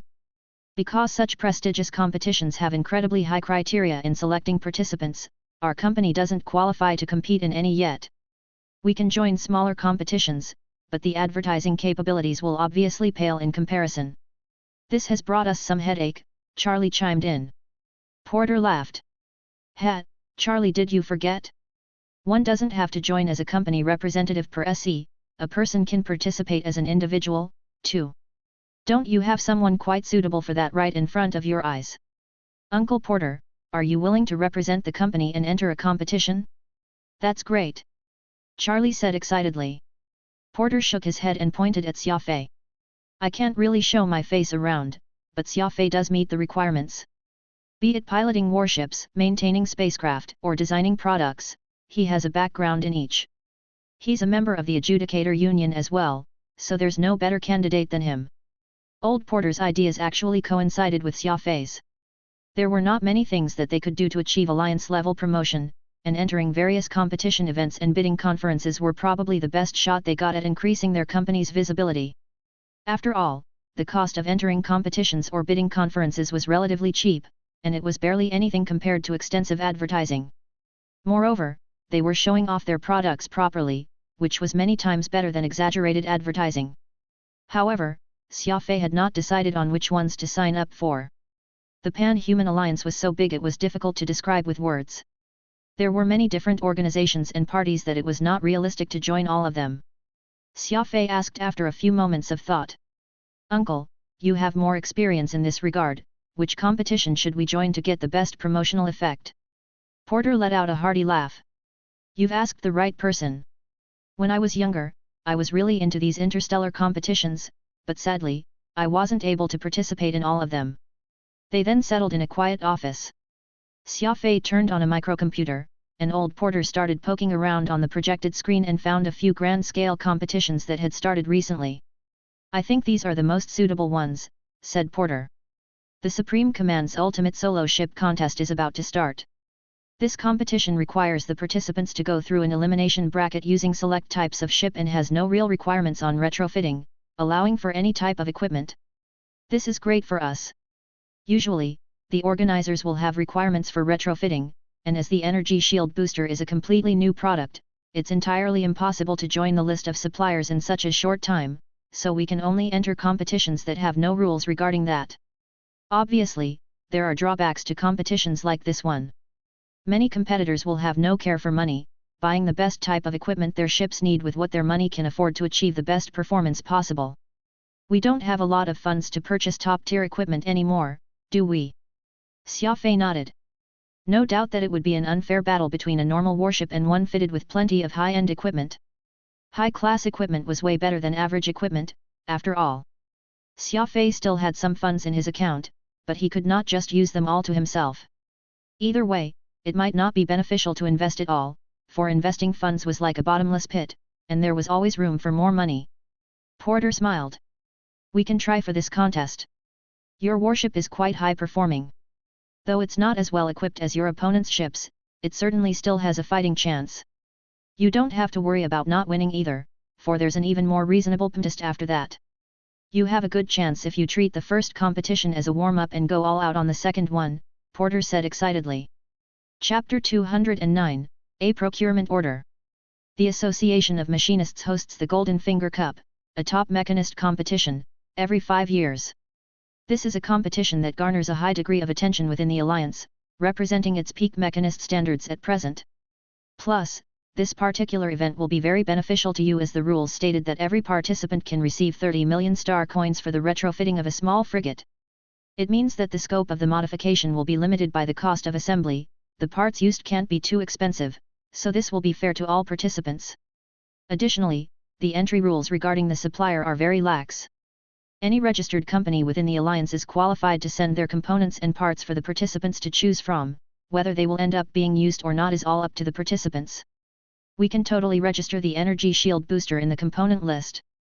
Because it is an entirely new creation, very few participants are likely to choose it when the time comes, which won't pose an issue to us. Given the high-performing capabilities of the energy shield booster, the ultimate champion may very well be Quantum Holdings. After all, there are various categories aside from being a warship retrofitter. It'll be great publicity for the company as long as we are able to win any of the various categories. Porter expanded on the details regarding the Golden Finger Cup, and Xia Fei nodded meaningfully at the side. With the total expenditure cost as a restriction for the participants, it would of course be a lot more lenient than the Supreme Command's contest and will at least be much fairer in comparison, making it ideal for them to focus their preparations on. Xia Fei carefully reviewed the information regarding the Golden Finger Cup. This very renowned competition not only consisted of warship retrofitting, it also had machinery maintenance, circuit processing, and dozens of other events. Each and every one of these events would have a winner, and the competitor who won the most points out of all would become the overall champion. With a light tap on the screen, Xia Fei opened the honor record listing previous champions and saw that old Porter's name was impressively listed there. Xia Fei was extremely surprised, realizing why the old man had been given the title of Machine God, it turned out that the old man was a 3-time overall champion. First in the ship retrofitting event, the power system deployment event, fire control system precision lock-on event, and so on. He was pretty much the champion for all the events that were in the fields of machinery, warships, and electronics. Becoming a winner in any one event was hard enough, yet Uncle Porter had won dozens of such events consecutively, his extraordinary skills practically unmatched. Potter flicked his finger on the screen and closed the honor record window, softly saying, "There's no need to look back in the past, best to first concentrate on how you are going to win the competition this time." Xia Fei knew that Porter did not wish for people to learn that he was a 3-time overall champion, but Xia Fei was quick with his eyes and had already browsed through Porter's resume at that moment. Charlie, who was sitting on one side, had not yet realized it, and even if he did, it was very hard to imagine that the famed machine god of yesteryear would actually be this one-eyed old man here. "Let's do this then. Charlie, immediately send men to the nearest registration site and have Quantum Holdings apply to the Golden Finger Cup as a supplier, also, have my name registered as a participant for the warship retrofitting event and the best defense event." Xia Fei knew of the adage regarding biting off more than what one could chew. This was why he had only chosen to take part in 2 events out of everything listed, the 2 that would best demonstrate the benefit of having an energy shield booster. Porter nodded. "Just signing up for 2 events is good. By the time the competition is over, it will be the Admiralty's decennial tender convention. Just from the reputation that you'll accumulate from this Golden Finger Cup, as well as the fact that the energy shield booster itself is of good quality, it can give you the chance to be included in the list of suppliers for the Admiralty. Once your product gets chosen, it will be the equivalent of getting a free advertising across the entire Pan-Human Alliance, and what you have to worry about by then won't be how to market your product but rather how to produce it quickly." Charlie was visibly excited. "Understood. I'll send someone to the nearest registration site right away to sign you up for the competition as well as the Admiralty's tender convention." Porter thought about it, lightly tapping on the screen. "Put Xia Fei's name in for these 3 events as well, we can talk about it when the time comes whether he can participate in them or not. The registration fees won't cost much, anyway." Charlie earnestly jotted everything down on his notebook. "Understood. I'll get to it right away." That was when a loud noise filled the sky. Xia Fei glanced outside the window and saw a Gaian Ares-class interceptor slowly making its landing on a clearing outside the factory. It was Thurum's private ship. It was the same ship that Xia Fei had ridden on when he came, which was why he had been able to identify it immediately. "That was quick," Xia Fei muttered to himself. Last night, he received a call stating that Thurum and Qin Mang were coming for a visit on Earth, but he did not expect for them to arrive so soon. Xia Fei chuckled and dragged Porter along. "Come on, old man, Qin Mang's here. You guys didn't get the chance to meet back on Hek, so this is the perfect chance to do that." Porter arched his eyebrow. "I only wish to keep a low profile and live my days in peace. I noticed that there are many machines in the workshop that can be improved on when I was passing by earlier, you go ahead and receive them. I'll go work on modifying those, see if doing so can help increase productivity." Porter did not wish to draw people's attention, and Xia Fei could do nothing about that. With the distinguished machine god being willing to help him make improvements on the machinery in this factory, the old man was already giving him plenty of face, so it was best to just go along with his temperament regarding everything else. Xia Fei gave Charlie a knowing look, and the latter hurried over to Porter. "Uncle, let's head to the workshop together." "Sure," said Porter, then the two left to get busy inside the workshop. Xia Fei drove his car out to welcome Qin Mang and Thurum to the factory's office. "Why not use a hovercar? This contraption of yours almost caused my old bones to crumble from all the justling," said Thurum as he exited the car, looking at Xia Fei's brand new Land Rover with very disgruntled eyes. Xia Fei laughed. "Uncle Thurum, just bear with it. Earth's technology level is very low, and this is already one of our best off-road vehicles." Qin Mang rolled his eyes at Thurum, signaling him to keep his comments to himself, which was precisely what Thurum did. Because his bones had yet to condition themselves properly, the Ling brothers had to push Qin Mang into the office floor while he sat in a hover chair, but the old man remained fairly spirited, evidently very interested in Xia Fei's factory, even asking him questions about the place. Xia Fei led Qin Mang and everyone else to their spacious reception room, calling someone to bring in tea and snacks. "Old man, why did those doctors let you out when you've yet to make a full recovery?" Xia Fei jokingly commented. Thurum helplessly answered, This old-timer had no choice but to listen to the doctors then, since his bones weren't doing so great, but now that he's been getting better, would there be any doctor out there who could stop him? Qin Mang smiled. I was getting stressed out, depressed even, from staying cooped up at that hospital. I heard the environment here on Earth is pretty great, so I plan to do my recuperation here, taking a look at this precious company of yours while I'm here. Xia Fei gave Qin Mang a brief introduction of Quantum Holdings, mentioning the matter regarding the energy shield boosters. Thuram was very interested in this new shield equipment, so he of course wanted to test the thing himself. Xia Fei knew that Thuram was in charge of the armaments procurement for the entire Adjudicator Union and wielded plenty of power. Quantum Holdings would benefit greatly if this equipment caught his eye. After all, the Adjudicator Union was extremely popular, and getting a large purchase from it was no less than getting a procurement order from the Admiralty. Right now, Xia Fei only had 2 samples from the laboratory, and he ordered the better one to be installed to Thuram's Ares-class interceptor. Turning on the monitoring system, Thuram sat in the office and remotely controlled the ship. At present, the energy shield's value is at 100%. The testing will now commence, declared the big bearded captain after taking a look at the reading. Thuram nodded, then he spoke to Ling Feng on the other side of the screen. Okay. Ling Feng, use Xia Fei's vampire to attack and reduce the shields down to around 50%. Roger that. Ling Feng piloted vampire, locked onto the Ares-class interceptor, and fired all 4 laser cannons non-stop. As this was just an experiment, the interceptor did not bother to evade the shots and bore the brunt of the cannon fire with its energy shields. Energy shields at 79%. 65. 53. The bearded captain kept updating them about the damage received, and the moment the shields hit 48%, Thuram ordered Ling Feng to stop the attacks, then the Ares-class interceptor began to recharge. With the shield booster activated, the energy shield's value very quickly recovered. The energy shield recovered to 97% and still going. 103%. 108%. At peak performance, every second of recharge is at a rate of 108.8 standard units, 36% faster than before, declared the bearded captain excitedly. The Ares class's energy shields could originally only recover about 80 standard units per second, now, it was able to reach 108 standard units. It could be seen as a huge improvement on this front.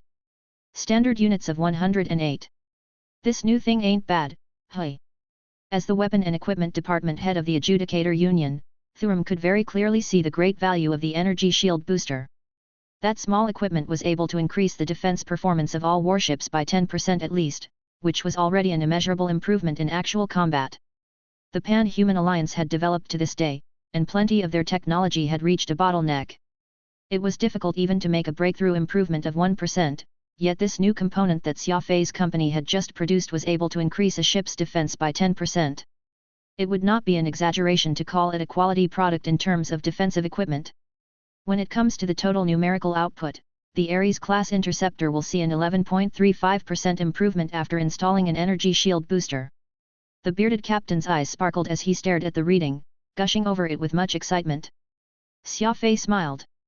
If you used it right from the start, that value ought to increase by another 1% or so. Thuram nodded gravely. Indeed, the Ares-class interceptor only activated the booster right after the fight ended. If it had it on from the start of the combat, the value would indeed be much higher. Who invented this thing? I did, but plenty of the credit goes to the old man. Xia Fei furtively glanced over at Qin Mang. The technology had come from the Introduction to Robot Coding tome Qin Mang had given Xia Fei, and he merely added some bits to create this small and practical equipment. Thuram guffawed loudly. Xia Fei, I have to say, what you've got here is really quite something. Now, let us talk. What are we going to talk about? Business. Chapter 210, Increasing Production Rate. I really like this energy shield booster of yours, though a bulk purchase will still need to get the approval of the Union. I am at least able to make a purchase if it's just a few thousand sets of this for use. How do you plan to sell this device? Thuram directly asked. Xia Fei chuckled. It's great that you are interested in our product, but as you can see, the factory has yet to officially begin its production. I truly have no stock aside from a few samples. Besides, do you plan to buy the standard, enhanced, deluxe, or economy version? Thuram furrowed his brows. What versions? You're almost about to confuse me, are these energy shield boosters all different? Xia Fei shook his head. They function similarly, but there's a difference in terms of their recharging speed. The economy version provides a 25% increase in recharge, the standard at 30, the enhanced at 35, and deluxe at 38. Of course, different versions mean different prices. Thuram appeared to be very interested. Oh, that's interesting. Tell me about these prices, then. The economy version will be around 2 million star coins, the standard at 4, the enhanced at 10, and finally, the deluxe will set you back 30 million star coins, Xia Fei rattled off. The deluxe is merely 3% better than the enhanced, yet its price is actually 3 times of the other. Xia Fei, this is some shrewd pricing you've got there. Qin Mang laughed. Xia Fei feigned innocence. Old man, don't get me wrong. Though the difference is merely just 3%, there will be a significant increase in terms of the production cost of the product itself, on top of the difficulty of production, rising up to at least 5 times the price. Honestly, a 30 million price tag isn't at all expensive. In truth, the cost of every energy shield booster was merely around 1 million star coins, while the various versions were all a result of selecting the products made that fit the mark. The base cost did not differ. The only reason Xia Fei had priced his products differently was solely to differentiate them by performance, allowing him to maximize his profits. Thuram waved his hand dismissively. You're wrong saying that, old coot. To be able to increase a ship's defensive capabilities by 10%, several million star coins ain't nothing. How about this? I'll order 5,000 standard versions and 1,000 enhanced versions. Wait till I get my secretary to contact you. If the shield boosters are well received, perhaps I will have a huge surprise for you. Xia Fei nodded. Uncle Thuram, I have no problems letting you sign an advanced order, though I can't guarantee when I can deliver the goods. What nonsense! Thuram rolled his eyes at Xia Fei. This will be a done deal as long as you are able to provide me with the first batch of your products. You can carry on with all the other details as you deem fit. Xia Fei and Qin Mang laughed. It seemed that Thuram really liked this energy shield booster, impatiently wanting to make a large purchase of it. Xia Fei was of course elated that he managed to get his first order for Quantum Holdings. For them to have gotten an advanced order before their production even started made for a decent start. Xia Fei could not help but feel totally confident of Quantum Holdings' future with this. If he could also get that Doppler radar system he had gotten in the Dark Abyss into production, Xia Fei was almost positive that Quantum Holdings would be able to find itself a spot in the vast universe. There was also Harris's genetic research. While it had yet to see any sort of profit at this stage, it would ultimately be able to generate revenue for the company in the long run. There was no need for Xia Fei to intervene regarding the fine details of the business. He made a call and got the business personnel to take over. Thuram clearly intended to let Xia Fei earn a tidy profit, not even specifying a time for goods delivery. There was no way another contract out there with similar conditions existed. Later that afternoon, Xia Fei accompanied Thuram and Qin Mang to enjoy the local Chinese fun fair. The two men were full of praises for the local delicacies, though Qin Mang was unfortunately still in recuperation, so he could only sample a small taste of each dish, unable to have a proper feast. While Qin Mang came for a visit on paper to recuperate, Xia Fei could clearly tell that the old man had another intention in mind. His suggestion to sightsee in famous landmarks were all soundly rejected by Qin Mang, and after looking at the world map for some time, the old man actually picked the Pampas in Argentina as the location of his recuperation, even instructing Xia Fei to look for him as soon as he could. Of course, Xia Fei agreed readily, giving Andre a call so that arrangements could be made for the old man to live and survive out on the plains. Andre had wide connections and was very capable. In just the course of a few hours, he had managed to construct a huge tent out there on the grassy plains, even seeing to the minor details such as providing servants and chefs for the elderly man. After sending off Qin Mang and Thuram, Xia Fei went to the workshop and saw that Porter had changed into common work clothes, a set of tools strapped at his waist, busy lying under a large molecular forming machine. Charlie was standing at the side, somewhat at a loss. He had no knowledge of machinery, so all he could do was watch, unable to provide any help at all. "Hand me the number 3 wire cutters," Porter said. Xia Fei nodded, picked up the right tool and handed it to old Porter. He also picked a tool of his own and crawled under the machine to join the elderly mechanic with the work. Qin Mang left. Porter asked. "Yet. He originally wanted to meet you, but I told him that you're busy. I've heard plenty of things about him from your end." That person isn't bad, but I wish to have a peaceful life right now, so perhaps we'll have another chance next time, Porter said as he worked. Xia Fei could vaguely sense that his personality had changed ever since he came back from Black Abyss. Porter was originally a very passionate man, yet he was now somewhat distant, most likely affected by what had happened with Wind Cheam. Some things were just that fantastical. Porter, who survived great upheaval and changes, only had a change in personality after his dealing with a certain woman. Who would have believed that? How's this machine? Xia Fei changed the subject to ask about his machinery. The operation of this equipment was directly related to the quality of their products and production efficiency, which was why Xia Fei was very concerned about it. Humph! Your people actually fitted the purifier and the material separator together. It'd surely cause plenty of problems if the operation began with it like this. It's a good thing that I saw it in time, old Porter casually commented. Xia Fei gave it some thought. Their goal could have been to improve the purification efficiency, but putting the two together is truly inappropriate and could very easily cause damage. Why don't we build an alloy pipe and connect the purification nozzle to the separator? That way, we'll be able to improve the purification efficiency and also keep the two machines separate, thus hitting two birds with one stone, Xia Fei suggested.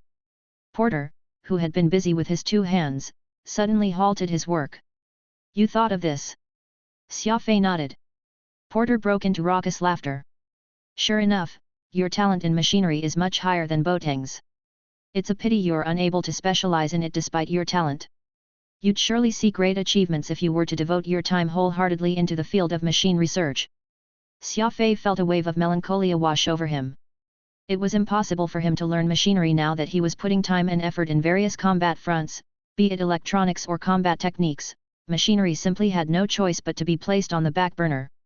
Doing it in such a manner might allow him to grow greatly in power, but it also meant that what little free time Xia Fei had on his hands would be further reduced. Most of the time, Xia Fei would find that he only had an hour to sleep because there were simply too many profound and complicated courses awaiting him. There was always a limit to a person's energy, and since Xia Fei had chosen to improve in various skills at the same time, he of course had to spend even more effort and hard work than others.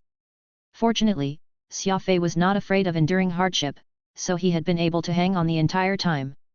The raw materials input interface needs to be widened by a bit, best if we change the interface circuit to modular. After all, the chances of that part becoming damaged are high, and a modular design can help in facilitating the installation. What do you think? Porter asked. Xia Fei gave it some thought. I think that's a great idea. Plus, we can install a shunt to the module. This way, it can become a second insurance. Even if it gets damaged in the future, there's no need to shut the machine off, and we can just directly swap it out. Porter's eyes shone, pleasantly surprised. Not bad. That's a good idea. Let's do that. Time passed quickly. Xia Fei and Porter frenziedly dedicated themselves into the modification of several machines. With the two men working together, all the problems with these were cleared, and each was optimized according to its concept. In the blink of an eye, the machines, allegedly top quality in the Alliance, were completely revamped. Any industrial product would have its constraints in terms of base cost and flexibility. Xia Fei and Porter made specialized modifications on these machines for the production of the energy shield boosters, undoubtedly improving their performance beyond the original. For 4 days straight, Xia Fei and Porter lived and dined in that workshop, busy every moment they had. Even Boateng had brought along several workers to lend a hand. As there was not just one machine in the entire workshop, Xia Fei and Porter became like designers, redesigning each and every machine while Boateng led his men to make the modifications according to their new blueprints, ensuring all the other machines were also modified accordingly. Boateng was an honest man, and he was thrilled to be working with his master once more. That workshop turned boisterous, with Porter full of praises for Xia Fei's workmanship, especially the ideas that he came up with. Due to Xia Fei having studied many advanced concepts of the ancient people, his vision was far wider than Porter's, able to put forward a feasible modification plan after a problem was found. Sticking the universal pliers to his waist, Xia Fei held a water bottle to his lips and drained it noisily. Uncle Porter, I think we're more or less done with the modifications to these machines. Qin Mang's still waiting for me out in the prairies. I'll be heading over for a visit if there's nothing else. Porter wiped his sweat. Yeah, go ahead. Boateng and I can take care of the rest of the details ourselves. I'm sure our production efficiency should increase by about 40% after all the modifications we've done, and that's basically the maximum output we can get out of these machines. The original production rate of this factory was about 300 sets of energy shield boosters a day, and a 40% increase would mean that the number had risen to 420 sets. Every single extra produced just meant more profit. Xia Fei was of course overjoyed. Not only did the production rate increase, he also introduced these modifications with his two hands, not at all spending money to do so. This was definitely killing two birds with one stone. Vampire pierced through the troposphere as it headed toward the prairie plains located in the South American continent. It was evident that Qin Mang had a purpose for visiting Earth this time, though Xia Fei had no idea just why he had specifically chosen this location. Chapter 211, Xia Fei's Choice. Pampas Steppe. There was a massive tent, surrounded by a few other smaller tents, standing among the greenery. Obviously, the biggest tent was for Qin Mang to rest in, while the others were for the servants. Although they were just temporary tents, André had decorated them to resemble five-star hotels. There were Persian carpets made of pure wool, bespoke chairs and benches, and metal utensils. Qin Mang was laying down on a sofa, taking in the gentle breeze of the plains with a cigar in his mouth. Xia Fei walked over with a smile. "Old man, have you been resting all right here?"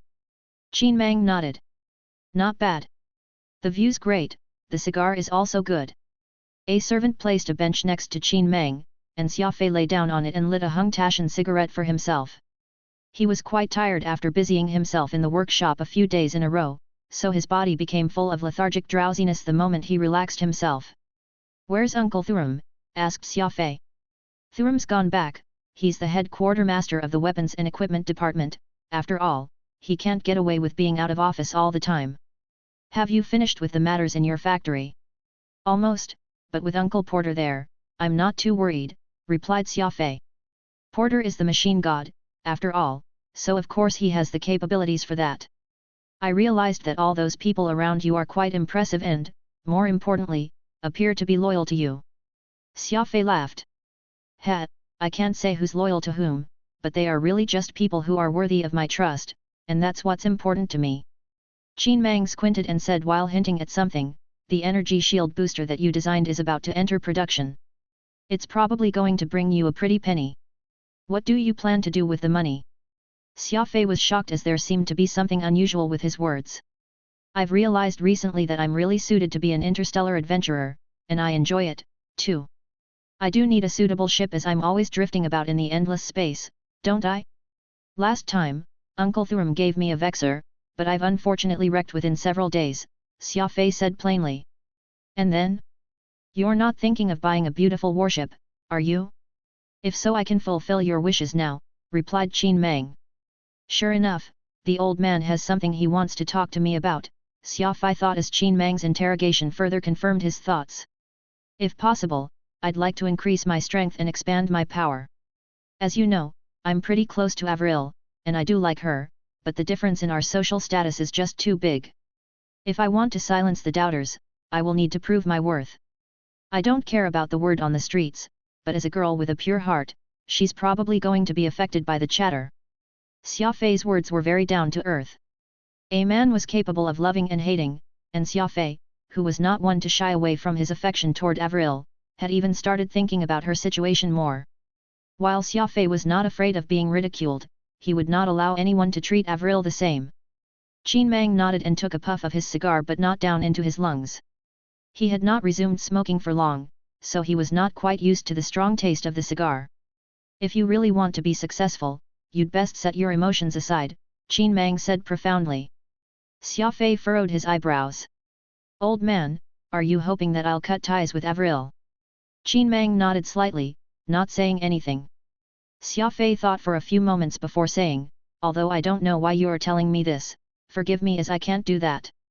I wouldn't have cared if I'd never known Avril from the start. I don't mind being alone either, but I'm on pretty good terms with her right now, and it'll be shameless of me to break it off suddenly, which is a waste of her good intentions. Logically or emotionally, I can't justify it." Xia Fei was quite stern. It was not every day that a man got to meet a nice lady, and once he met one, he certainly should not let her go so easily. Xia Fei knew this and thus sternly rejected Qin Mang's suggestions. What if I gave you an offer that no one could refuse? Qin Mang asked with a smile. Xia Fei shook his head. Old man, I wouldn't change my decision even if you were to gift me the entire universe. You're always saying that in order to achieve a goal, we have to sometimes be willing to give things up. Why can't you give things up this time? This is a huge temptation enough to make anyone waver, Qin Mang said, unsatisfied. What I meant about giving up before was when I had yet to make my choice. If this was 2 years ago, or even just 1 year ago when my relationship with Avril wasn't what it is today, and I haven't planned to be in any sort of relationship with her, there was simply nothing to give up, but after my journey to the capital ring, I made my choice. Now you're telling me to give up at this moment? Sorry, but I just can't do it, Xia Fei said in a deep voice. Qin Mang let out a hearty laughter all of a sudden. You know, I just like the fact that you say something and you mean it. Since you've decided not to let go, that means you're prepared to face any challenge. In truth, I didn't really want you to give her up but was just checking if you'd be able to stand your ground in the face of temptation. You answered well, and I'm satisfied with it. Xia Fei pouted as he complained secretly about Qin Mang's test. Even if Xia Fei was even more resolute and stubborn, he was still a normal person in nature. If Qin Mang really gave him a huge temptation, Xia Fei would still stand with his choice, but it was inevitable for there to be some struggles. After all, it was normal to be tempted by anything. Sometimes, it was money, and sometimes, it was women. Humans were greedy, and so was Xia Fei. Although he rejected the elderly man's offer, it did not mean that he was not tempted. Being tempted was one thing, it affected all humans, but changing their initial decision because of temptation was another. Only a few stubborn people could stay in their position all the way, and Xia Fei was one of them. Qin Mang looked into the horizon. Let's have a walk over there, there's something important that you need to decide. Xia Fei was shocked. Qin Mang finally got to the main topic, but he did not know what the important thing he was referring to was. After grabbing a hover chair, Xia Fei helped Qin Mang onto it and pushed him forward. Pick up your pace. The place we are going to is still ways away, said Qin Mang. With a press on the hover chair, an energy shield appeared and encapsulated himself. Hover chairs were incredibly high-tech. In order to ensure that its user would not be affected by weather or be hurt by rough terrains, they were equipped with energy shields. Xia Fei stomped the ground with his feet and moved forward at around 2000 m/s. Qin Mang lazily leaned into the hover chair.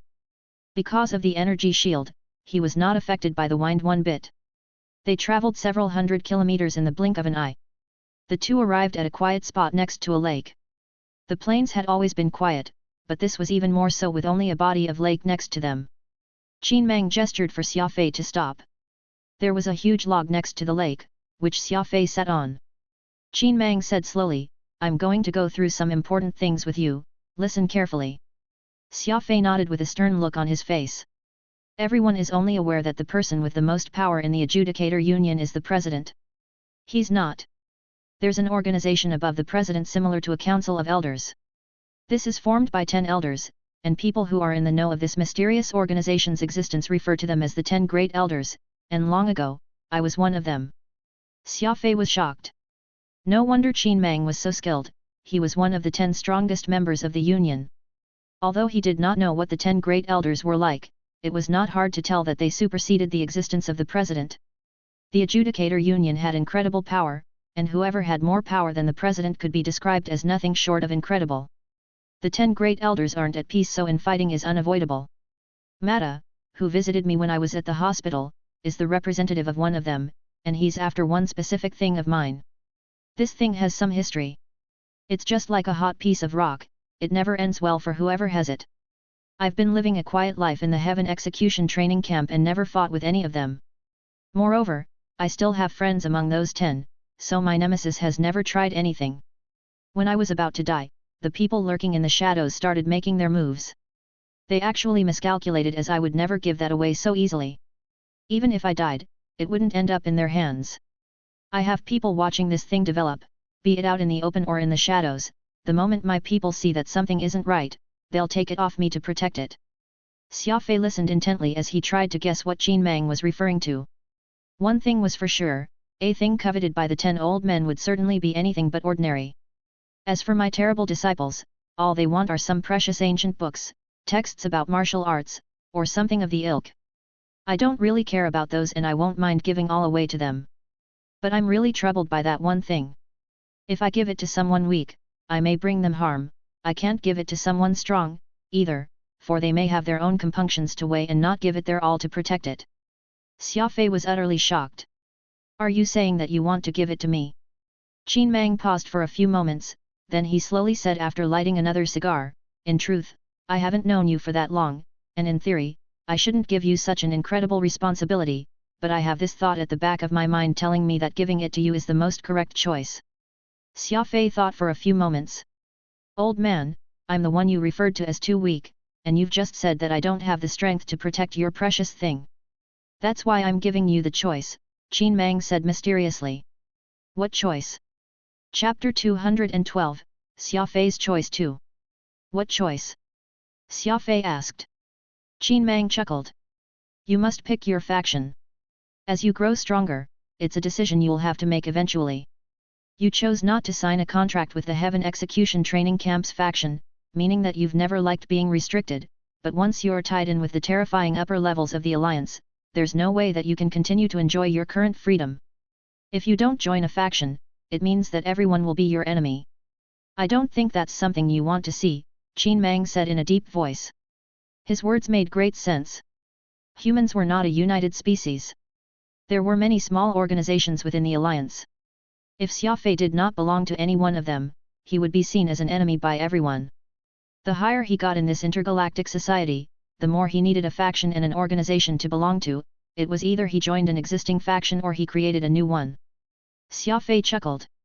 I understand where you're coming from, but I've never liked being controlled, and joining a faction will come with restrictions, which may force me to do things I don't want to do. Qin Mang slightly shook his head. Not necessarily. Although there are some constraints from the faction, you'll also gain protection, better than wandering in space alone at least. Xia Fei thought for a few seconds before smiling. Sorry, I still don't want to join any factions. I value freedom more than any benefits I can gain from joining. I don't want to be fettered by anyone or anything, not now, not ever. Qin Mang had a slight smile on his face as he stared at Xia Fei profoundly. He then sighed softly. Just as I thought, you're incredibly stubborn. Do you know how many wish I would help them, yet you rejected my offer when I placed it right in front of you? Xia Fei smiled. Old man, our relationship will never change. I respect you and am grateful for your teachings about the advanced technology of the ancient civilizations, but I really can't join the faction you're in and put a lock around my neck. Life will get boring if I have no freedom to do whatever I want. It was as if Qin Mang knew that Xia Fei would reject his offer. He was slightly disappointed yet glad. He had been searching for someone who was as stubborn and persistent as he was. Xia Fei, today, was incredibly similar to him in his youth. Both of them were incredibly stubborn. Xia Fei, do you want to know what the important item is? Asked Qin Mang. Xia Fei said directly without thinking, of course, but it must be incredibly important. I'll be more than willing to listen if you're open to telling me about it, but if you're not willing, I won't try to speculate. Sly bastard, Qin Mang jokingly scolded Xia Fei. He then said after clearing his throat, there are many sentient life forms in the universe, and nobody knows how many different races there are, but all these sentient life forms have one thing in common, they have a similar brain structure. This caught Xia Fei's full attention. He had heard of a similar theory from the mad scientist, Harris. Thinking about it now, ever since day one of stepping into the Alliance, he had felt that everything had a weird connection to the mysterious seventh brain region. The extinct ancient civilization and the weird, sentient life forms. It appeared in most things that happened. This was now something he could not get out of his life, like a prison that he frequented, becoming a problem that seemed to follow him wherever he went. It was almost as though the fates had decided that Xia Fei would constantly have these weird encounters long ago. However, of all sentient life, only humans managed to keep their seventh brain region, the other beings have lost theirs long ago. Outside of this, humans are no different from the rest of them. I've been looking into the ancient civilization and the other relatively unknown sentient beings since a long time ago, and I realized that, outside of our similar brain structure, there's only one other thing that is incredibly similar: technological advancements. No sentient being had been able to reach a new height in terms of technology. The ancient humans were destroyed by robots, the ancient charlottes were destroyed by war, and so on and so forth. That's incredibly weird. In the long history of sentient beings, how was none able to achieve the next great technological advancement? This had greatly troubled me.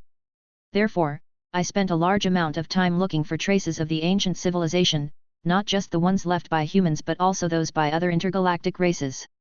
Just as you said moments ago, becoming an interstellar traveler to understand the ancient civilization's technological limits had once been my desire as well. Xia Fei fell into his thoughts. The universe had existed for tens of millions of years, and the earliest sentient life forms had existed for countless years. If it was as Qin Mang described, that it was a norm for the ancient civilization to destroy themselves once they reached the extremes of their technological advancements, it would just be absurd. Xia Fei was never a big fan of conspiracy theories, but Qin Mang's words could not help but make him feel that something completely unreasonable was afoot. Humans were destroyed by robots when they reached incredible technological levels, and other races were also destroyed by disasters, natural or otherwise. Was it all just merely coincidence? The more developed a civilization, the closer they were to destruction. This made no sense as there was no direct correlation between civilizations and their destruction. Qin Mang took a few moments before continuing to speak. Although I didn't get to the bottom of this mystery, one time when I was at the ruins of an ancient civilization, there was a tombstone that said, "Civilization starts from sentience, as is destruction with the god of Titan, only by seeking asylum with the god of Titan can lives be saved from the claws of demons." Xia Fei was shocked at the mention of the word, Titan. The massive warship that Xia Fei discovered in the Black Abyss was called Titan. That Titan was destroyed by other Titans, and the civilization that produced that warship may well be extinct. Destruction and the god of Titan. Could they have anything to do with these massive warships? This got Xia Fei quite uneasy, devoting 110% of his attention as he listened inattentively. Qin Mang looked at Xia Fei. It was unexpected that Xia Fei would be so interested in his story, and there even seemed a bit of surprise in his eyes. From what I deciphered, the grave belonged to was once an incredibly important person. He seemed to have something to do with the interstellar development. I've only taken a quick look at the epitaph and I didn't take it seriously, but I completely changed my opinion of that when I later found ruins of an ancient human civilization. It was the ruins of what was once the ancient humans' strategic research institute. When I discovered it, I saw a familiar name, Titan. I carefully read through the confidential files in the institute. Turns out that the ancient humans had predicted that their lives were coming to an end, so they were giving it their all in researching a warship called Titan. They used a large amount of manpower to search for traces of Titan. It's almost as if the ancient humans were certain that some unknown power would soon annihilate them, and in order to preserve themselves, they were seeking the legendary Titan blueprints to produce that super warship in mass quantities, Qin Mang described in detail. Xia Fei was completely shocked yet again. Old Porter had also discovered an ancient human base that was built to find the blueprints of the Titan-class warship.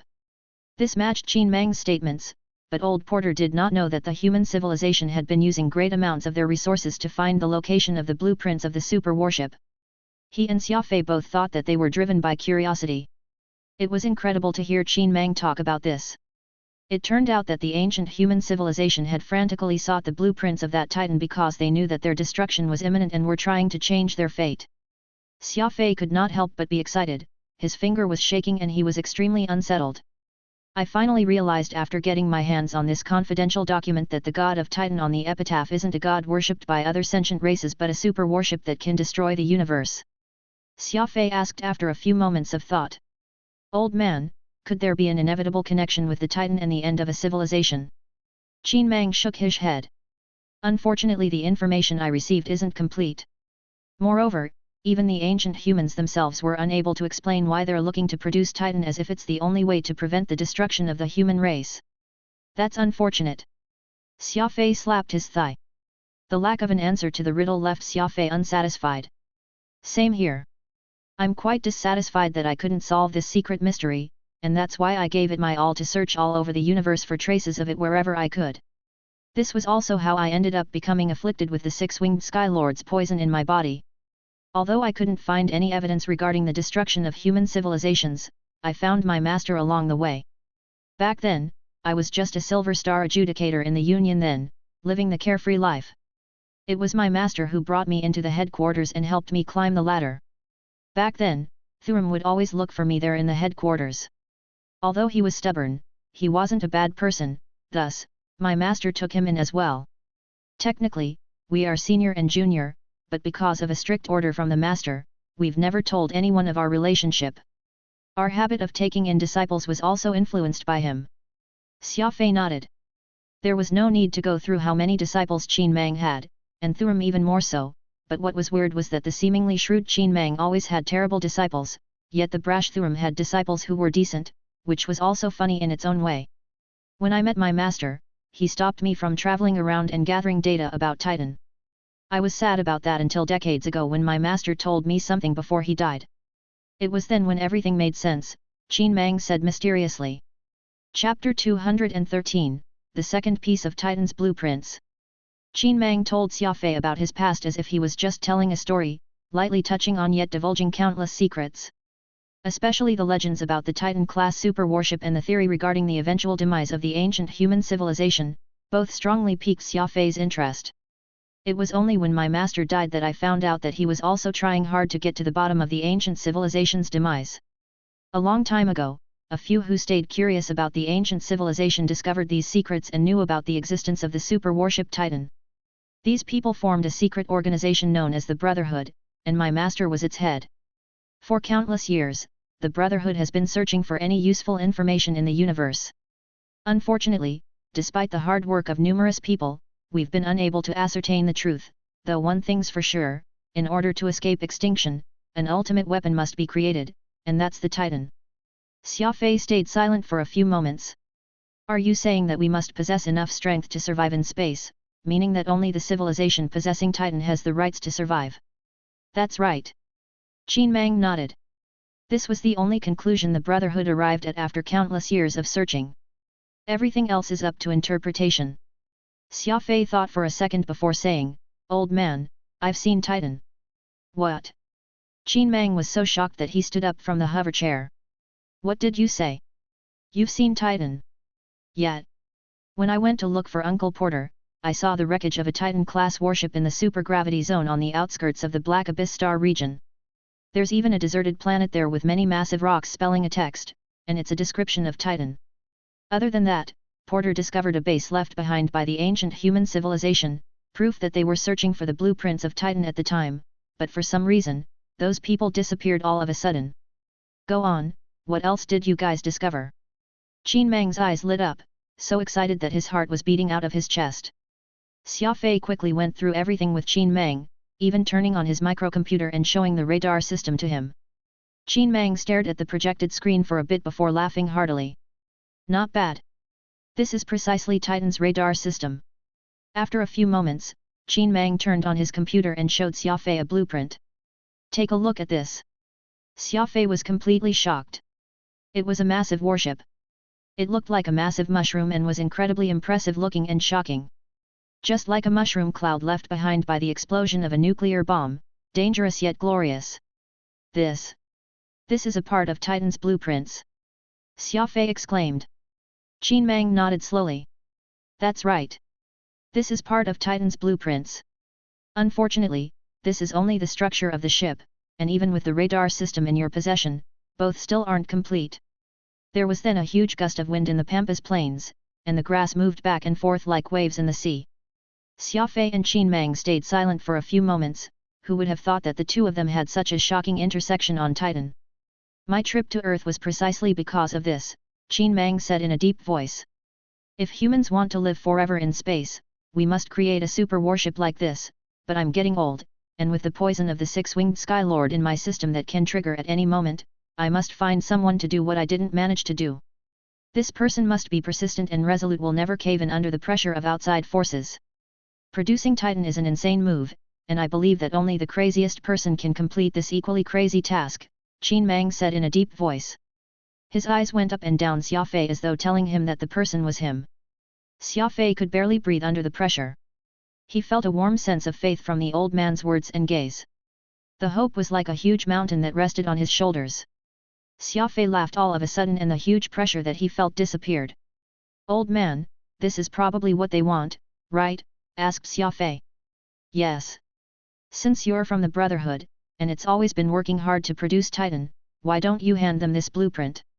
Qin Mang laughed, and the tense atmosphere between them finally eased. The Brotherhood isn't what it used to be. You know, the Brotherhood split into two major factions. The Adjudicator Union is actually a branch of it, and the other one is the monastic order. Xia Fei was shocked.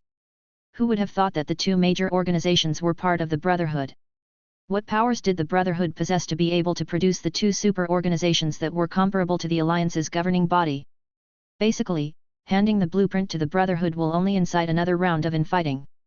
Let alone the Adjudicator Union, if the monastic order finds out about it, they will join in on the battle, too. Although they both came from the same roots, their relationship is more competition than anything. Xia Fei shook his head. Old man, I still don't understand, why are you so bent on giving me this piece of blueprint? No matter how I look at it, I don't have the power to hold onto it. Qin Mang looked at Xia Fei profoundly and said, because you're vicious, sly, and crazy. Xia Fei pursed his lips. These did not seem to be the nicest words to describe someone. Most importantly, I see potential when I look at you. Be it you as a person or your quantum holdings, it's only a matter of time before you take an important position in the Alliance. I handed over the introduction to robot coding, and it didn't take long for you to develop the energy shield booster. That isn't something everyone can do. Although the people at the Adjudicator's headquarters are strong, they are already positioned highly and have since lost their initial desires when they first started. To them this blueprint is no different from a way of gaining power. I'd rather give it to you, at least, you are resolute and won't be shaken because of temptations such as money and power, Qin Mang said in a deep voice. Xia Fei let out a hearty laugh. Old man, that's not exactly right. I actually quite like money. I know that. There's nothing wrong with liking money, I like it, too, but you have control of yourself. If you cling onto money like you cling onto life, you would have agreed with Avril's grandfather and spared Barty. Xia Fei was left speechless. It seemed that Qin Mang knew everything that had happened at the capital ring. It was not anything out of ordinary as he was quite close with Thurum, it was something that was bound to happen. If I died then, how they intended to fight it out would be of no concern to me anymore, but I unfortunately didn't. You should know how they were treating me before I breathed my last. How could I hand this blueprint to the people who were secretly wishing me ill? This explained everything. The reason Qin Mang did not want to give the blueprint to the Brotherhood was due to the greed they displayed when he was on the brink of death. Xia Fei, on the other hand, tried everything in his power to save his life, therefore, Qin Mang was willing to get on bad terms with everyone else and hand the blueprint to a nobody like Xia Fei. It was completely an accident. Xia Fei, who simply did not want to see Qin Mang die, just so happened to have become the most important person to the old man. Some might say that Xia Fei was lucky, but nobody could deny that it was his hard work that allowed him to take such an important spot in Qin Mang's eyes. Xia Fei smiled. Old man, you did not plan to give me this blueprint originally, did you? Yes. Qin Mang nodded. I only wanted to leave a few books to you, thinking that you may have some use for them in the future. I planned to leave the blueprint to the Brotherhood, but I changed my mind upon seeing that they were out for it before I even died. Xia Fei paced along the lake for a bit and took a drag from his cigarette. Obviously, he was interested in the super warship Titan, but if he really accepted this blueprint, it would be like accepting a ticking time bomb, he would automatically be on everyone's list. Qin Mang took out a memory card, the size of the fingernail, from the microcomputer. This is a copy of the super warship's blueprint, said Qin Mang. I've told you what I need to, and now, you have two choices. If you reject this offer, you will lose the only chance you have of getting it. If you accept it, from today onward, it'll be your goal to produce the Titan-class warship, and you'll never steer away from it, Qin Mang said in a deep voice. Copy? Xia Fei asked. Hat. You couldn't be thinking that I'd give you the original, could you? That'd do you more harm than good. The original will always be with me, it'll be like a double failsafe. If the people at the Brotherhood fail to complete the construction of Titan, at least you'll be working toward that end, allowing me to rest in peace. Xia Fei thought for a few moments and grabbed the tiny memory card from Qin Mang's hands. Although the chip was tiny, it weighed a ton in Xia Fei's heart.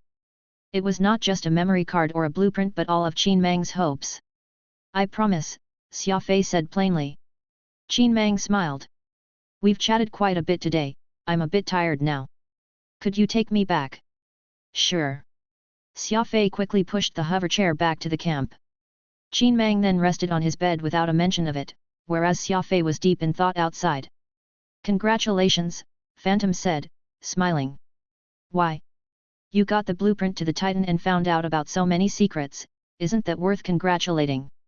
Xia Fei shook his head. It's not always a good thing to know more.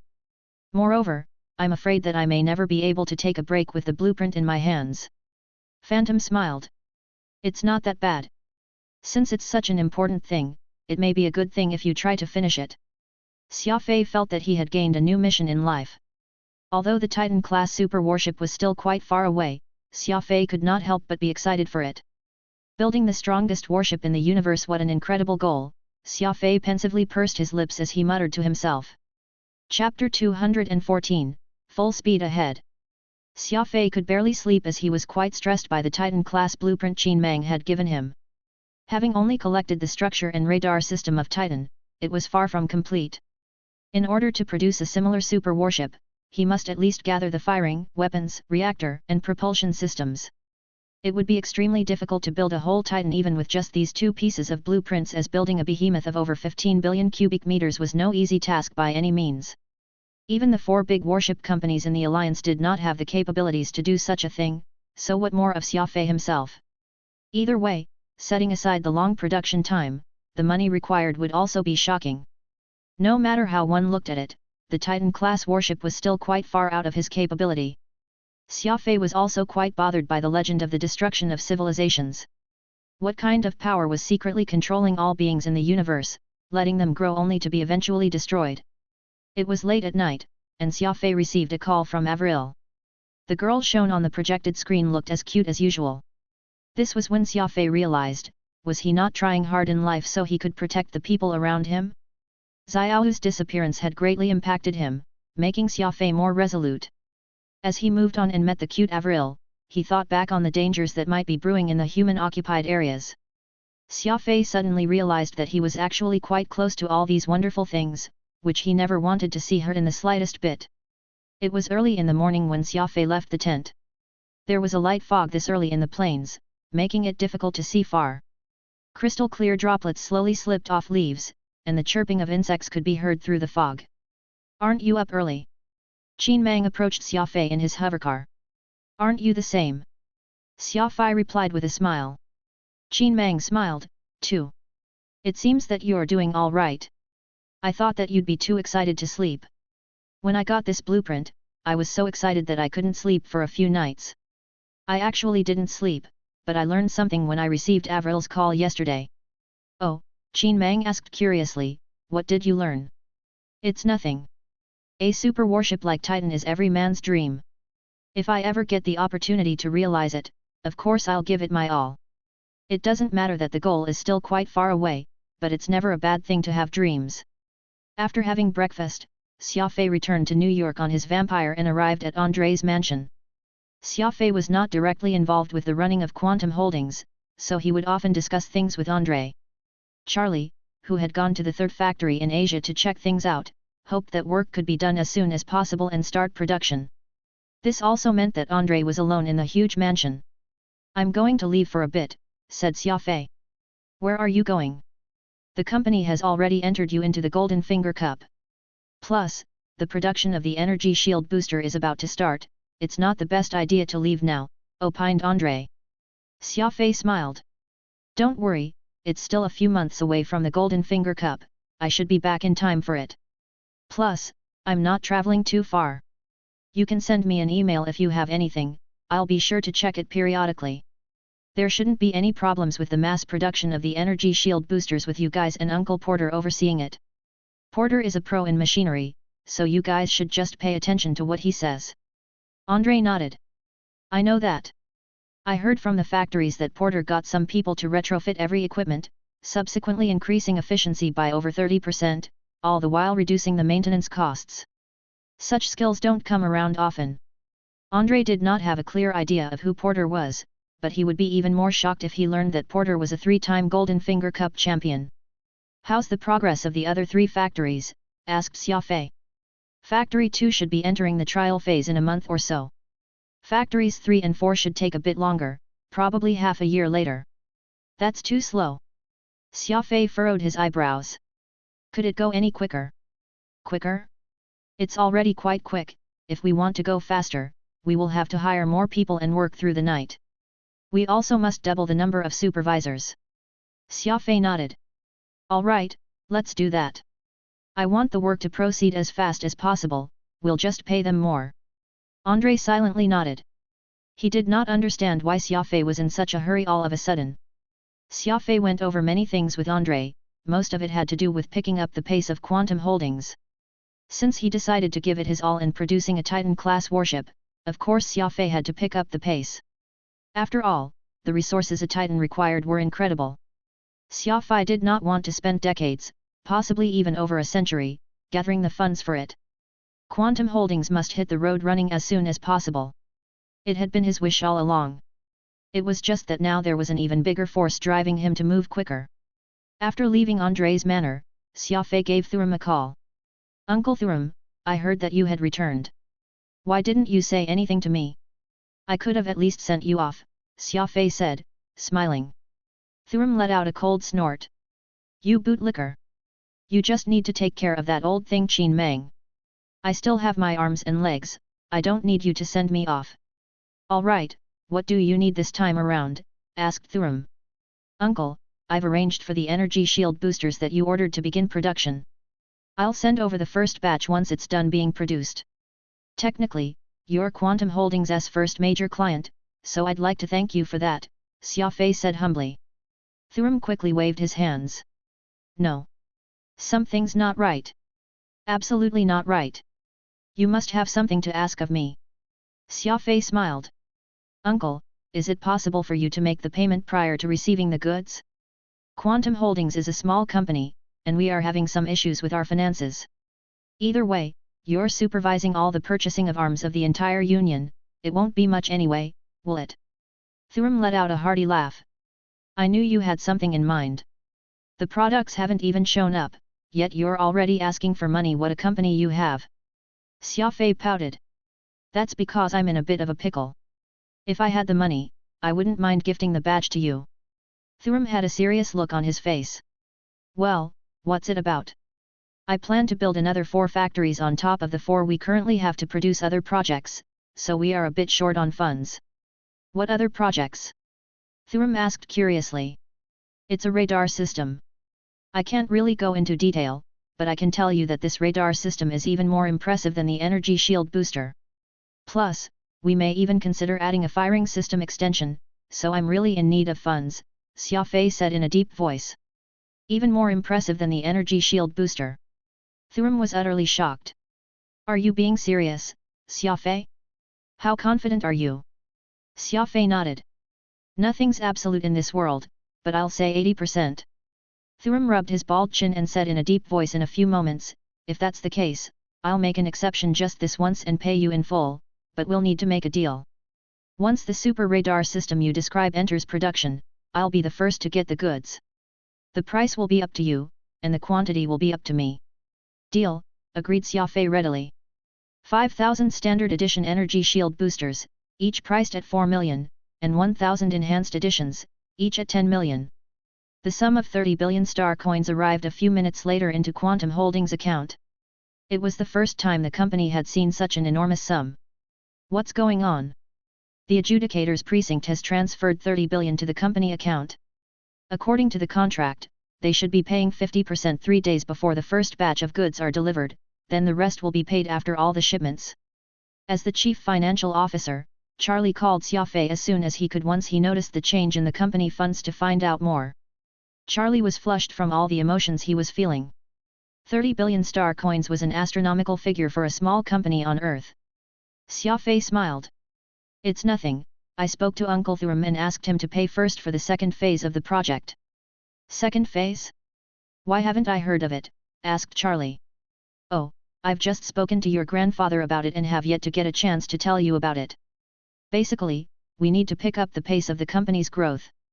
Just start preparing a new production line for radar systems. Uncle Porter will tell you what equipment we need, Xia Fei said firmly. The radar blueprint Xia Fei possessed was found by old Porter, so he had a good grasp of the details. There was no better choice than having him tackle the technical troubles. Charlie felt dizzy. Before the excitement from the first major order of the company died down, Xia Fei had already started a second project. This was an incredible speed as, a few months ago, Quantum Holdings was still a small company producing low-value added products with an average profit margin of less than 10%, now, there was a sum in tens of billions. How could Charlie not be excited for it? All right, I trust that you have made your decisions.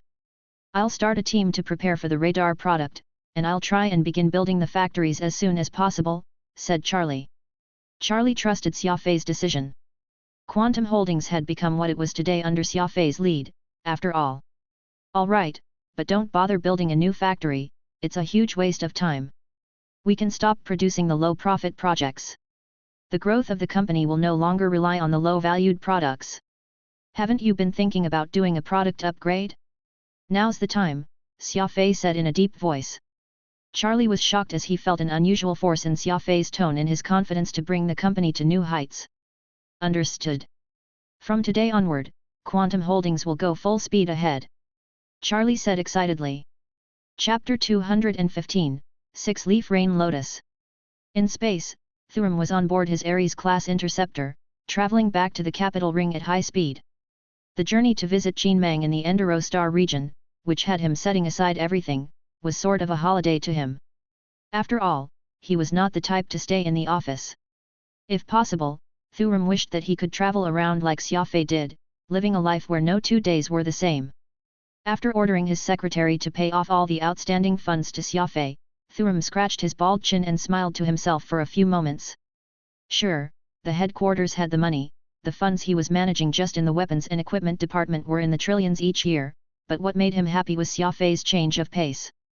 After a few moments of thought, Thuram decided to video call Qinmang. Old thing, Xia Fei just spoke to me a few moments ago, Thuram said, smiling. Oh, what was it about? Asked Qinmang. The kid wanted me to pay my outstanding procurement order for the expansion of his company. Seems that your plan worked well. It's as if Xia Fei was a whole new person, he seems extremely excited. Qinmang nodded.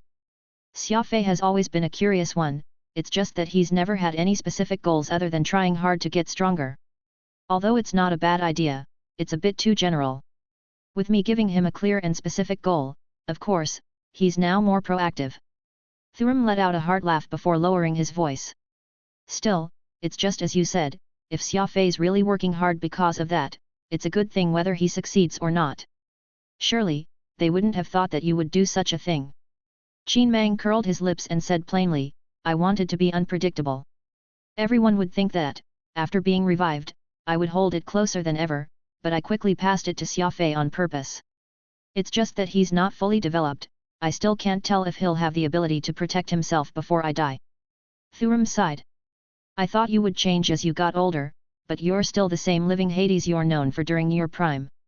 Anyone who dares get on your bad side can never rest easy. Vampire broke free from Earth's orbit and headed toward the endless space. The interplanetary internet for VIP users had incredible functions. It was not long before a bunch of results about the six-leaf rain lotus appeared. Xia Fei inspected the results on the projected screen. A VIP user could query all of the alliance, so the results were a good representation, but the price in the tens of billions made Xia Fei quite uncomfortable. Forget it. There's bound to be a six-leaf rain lotus in that place I told you about. When I was training there years prior, I found it in a valley. At the time, the few rain lotuses were still growing and not ready for picking. They should have matured by now, said Phantom. Xia Fei nodded and entered the destination in the navigation panel.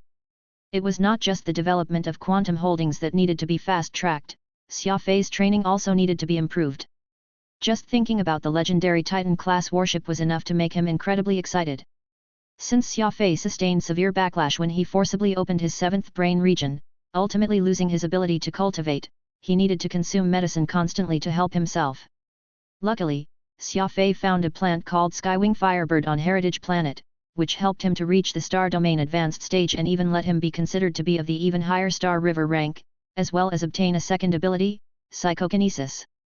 Successfully cultivating two abilities to such a degree like what Xia Fei had obtained was an unprecedented achievement, so there was no experience or anything that could guide Xia Fei's cultivation. As the first dual ability user, Xia Fei had to rely on himself to explore and practice his skills. Through these and after obtaining two abilities, his training grew even faster, even his ability to absorb medicine was greater than before. More importantly, Xia Fei discovered that his originally damaged 7th brain region was slowly recovering. Perhaps he would be able to increase his rank without needing any medicine at the cost of a slower cultivation speed in the future. Phantom estimated that it would take at least 1,000 years to heal his 7th brain region with the rate this was going. Xia Fei laughed at the slow rate of recovery, yet he did not give up hope. Once fully opened, the mysterious 7th brain region would develop in unexpected ways. The average people could not obtain 2 abilities, yet Xia Fei had managed to do so. Phantom had once said that Xia Fei's brain damage would never heal, although it had not fully recovered, at least it was developing in the right direction. Xia Fei could not begin to tell what his 7th brain region would give him, and for now, all he could do was wait. Currently, the toxins in his body were slowly disappearing, and it was time to consume the next batch of medicines. Thus, Xia Fei followed Phantom's instructions and started searching for that weird and wonderful plant called the 6-leaf rain lotus. I can probably reach the upper end of Star River rank after this batch of medicines, right? Xia Fei asked as he lit a cigarette. Phantom nodded. If we really find the 6-leaf rain lotus, I believe it's enough to reach Star River rank, possibly even break the barrier of 10,000 m/s. This is a hurdle. There are many speed ability users out there who have never been able to break this speed limit their entire lives. Xia Fei gritted his teeth and said in a deep voice, no matter what, we'll see after we obtain the 6-leaf rain lotus. Phantom pressed his lips together, for he was slightly worried. The 6-leaf rain lotus grew on moist and rainy planets. It took hundreds of years to germinate and thousands of years to flower. It was an extremely rare medicinal shrub. Now that Xia Fei was able to utilize such rare materials, if he wanted to continue to cultivate, he would have to search for even rarer medicinal herbs, and it would only get harder from here. After returning to his room, Xia Fei practiced his crafty thrust. As he became more familiar with these sorts of association techniques, the time he spent training crafty thrust also shortened. It was just like doing revision every day.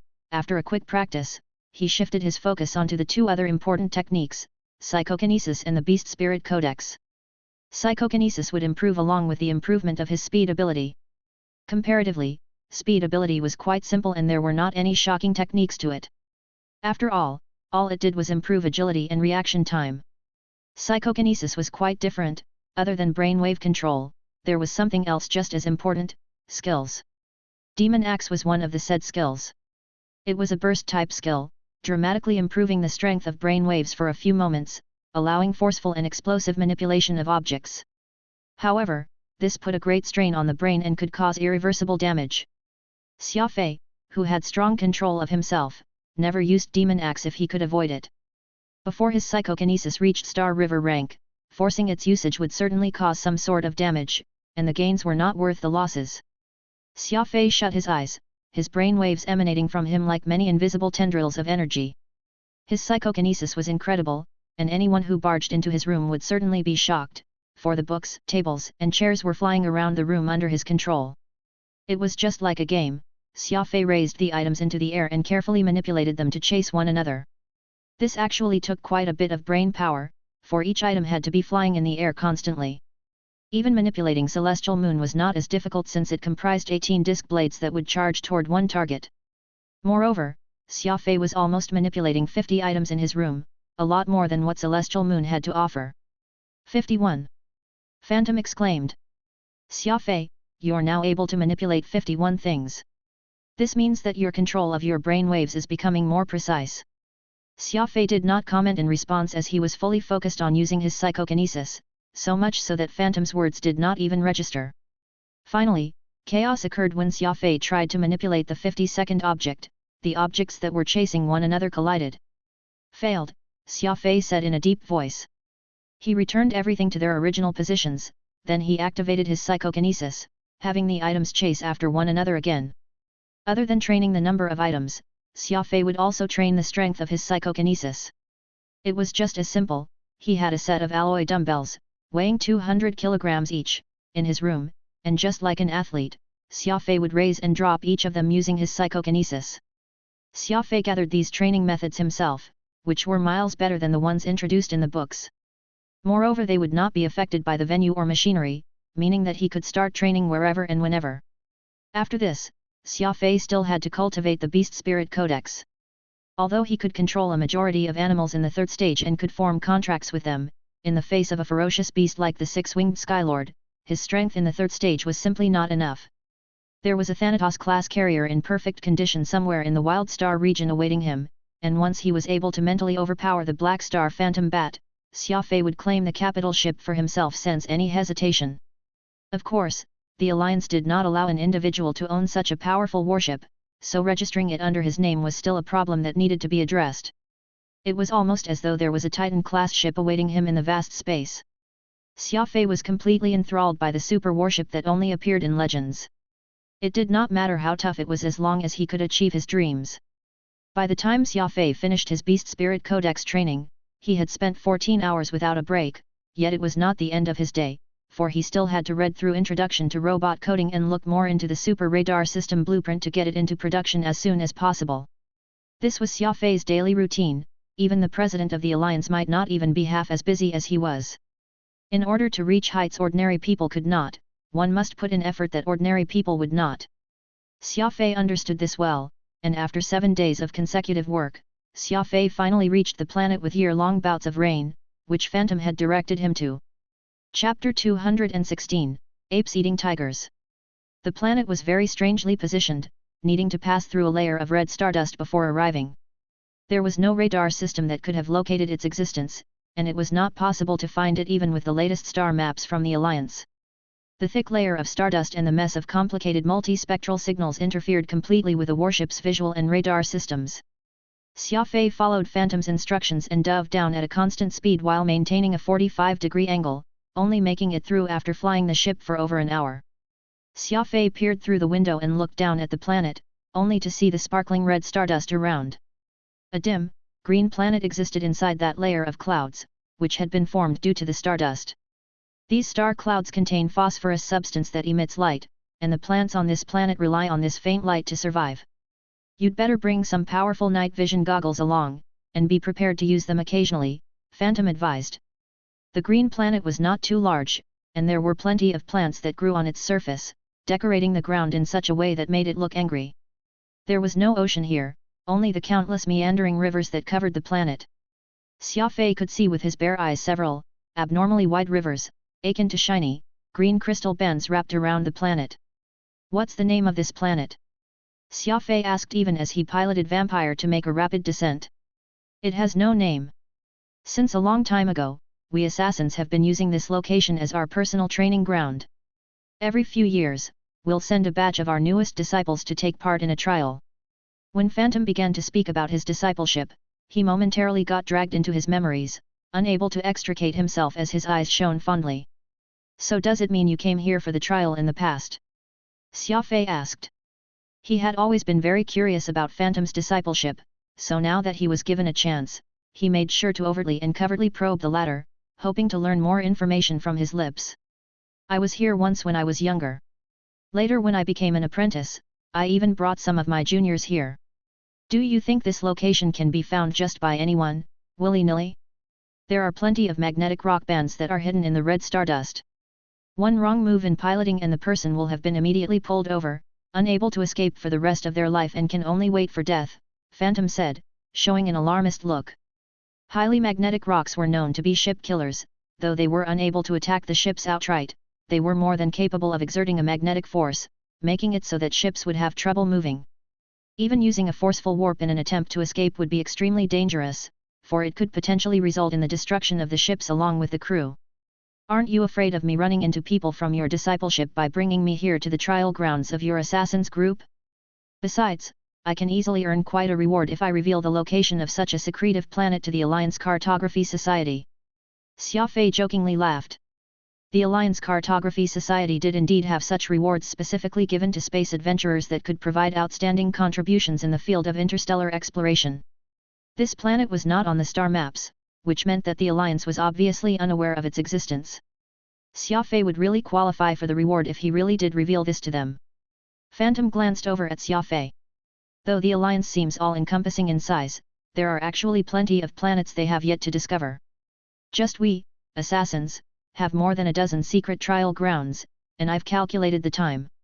This isn't the period when the discipleship will send new recruits here for the trial, or else I wouldn't be able to lead you here. It's even more meaningless for you to try and earn the exploration reward from the Alliance Cartography Society. Since it's an unknown planet, who wouldn't actually want to keep it a secret? Only an idiot would run to go claim an exploration reward and whatnot. What use is there in getting a prize? If you do find the 6-leaf rain lotus here, you can just go buy yourself many more, Phantom retorted. Xia Fei was speechless.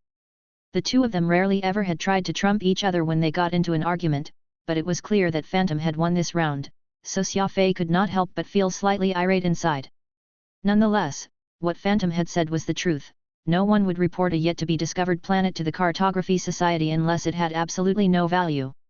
After all, what they could potentially discover on the planet would far outstrip any prize or reward. This was why interstellar space explorers would usually first check to see if a new planet had anything of worth.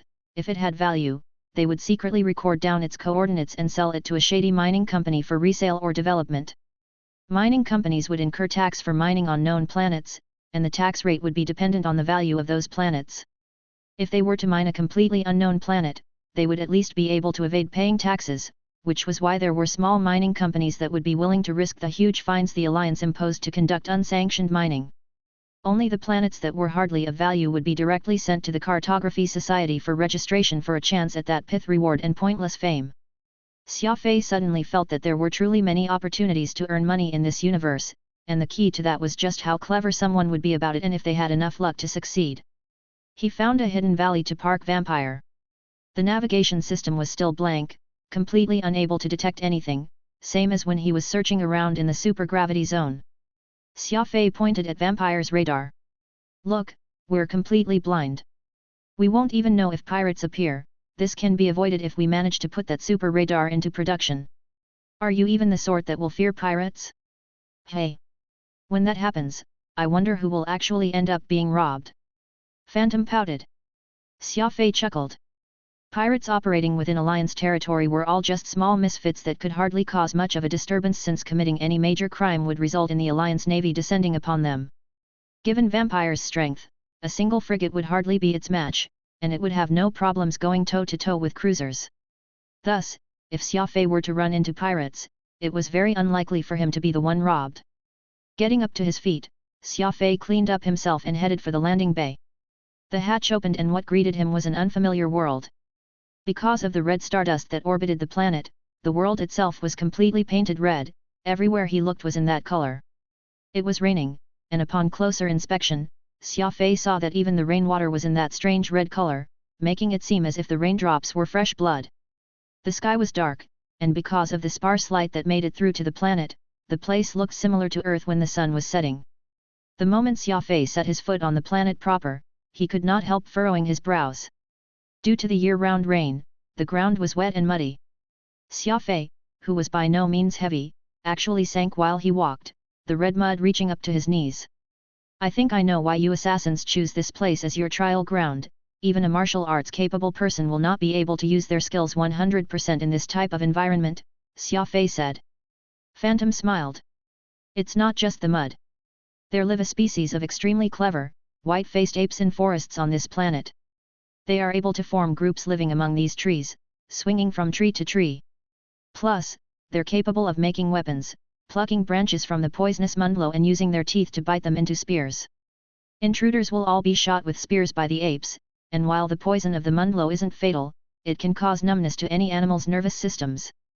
By depending on their ability to live on trees and their poisonous spears, the white-faced apes have become the local overlord, able to hunt down tigers and lions whenever they've got the time. It's very interesting. Xia Fei's mouth went agape. The apes will eat tigers? Aren't they afraid of the toxins from the mundlo and of injuring themselves as a result? Phantom was unconcerned. What's so strange about that?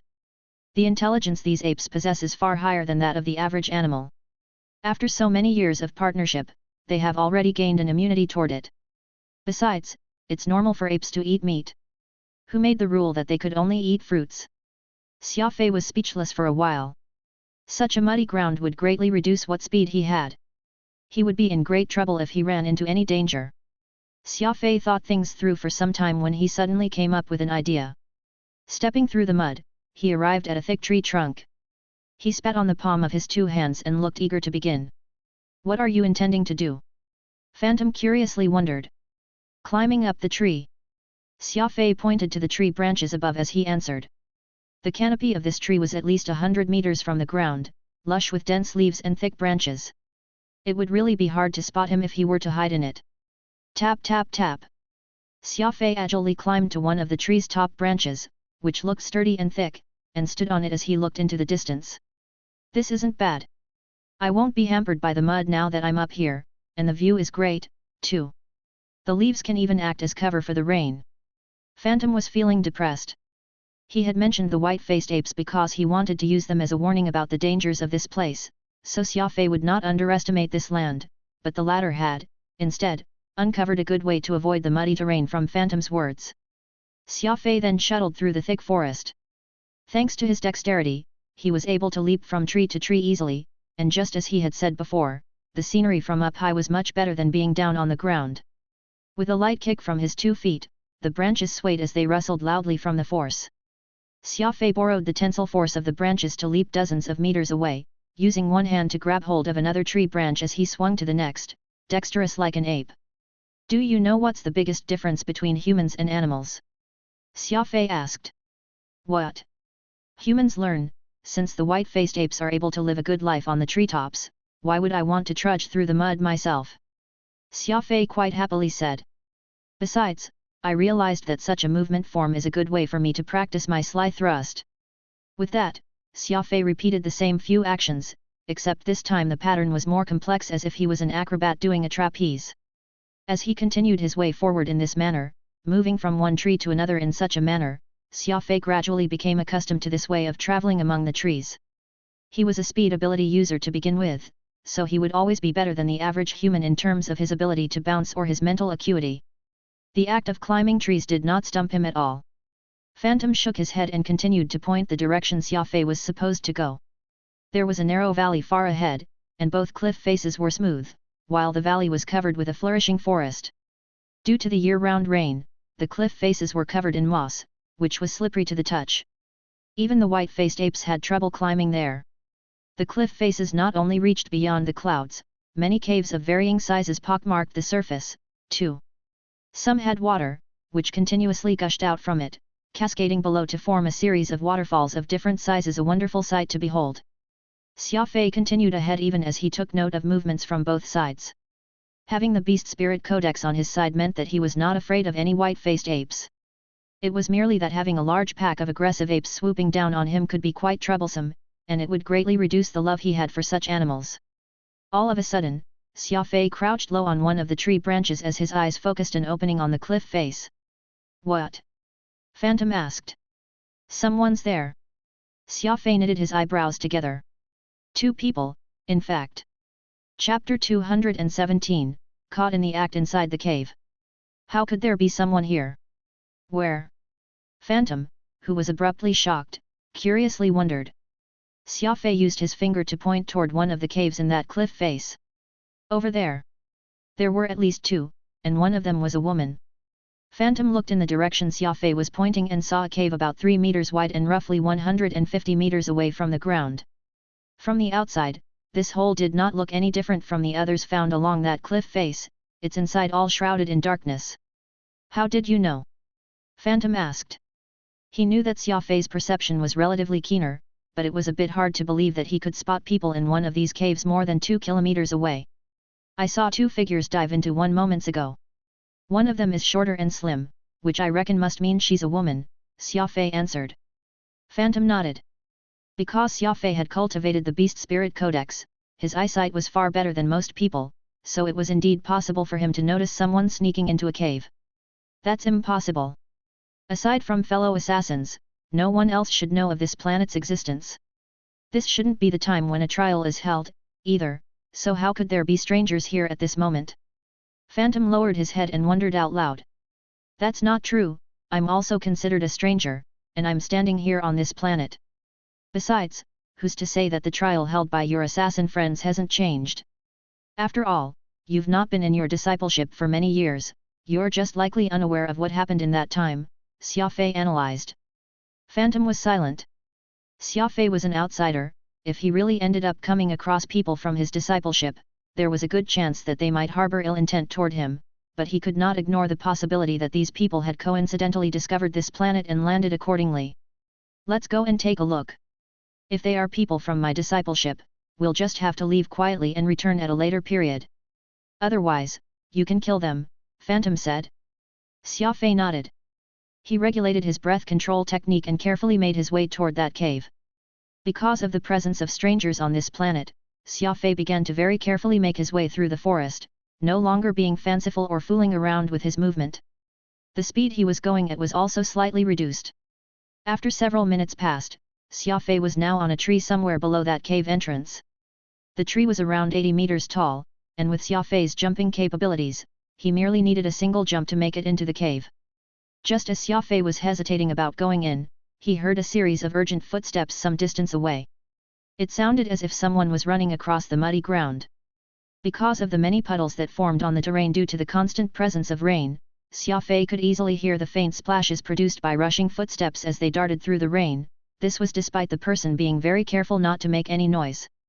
Leaning back while clutching onto the tree branch with two hands, a light tap of his foot was all it took for Xia Fei to turn nimble like a gecko as he plastered his body behind a tree. The newcomer stopped right under the tree that Xia Fei was hiding in.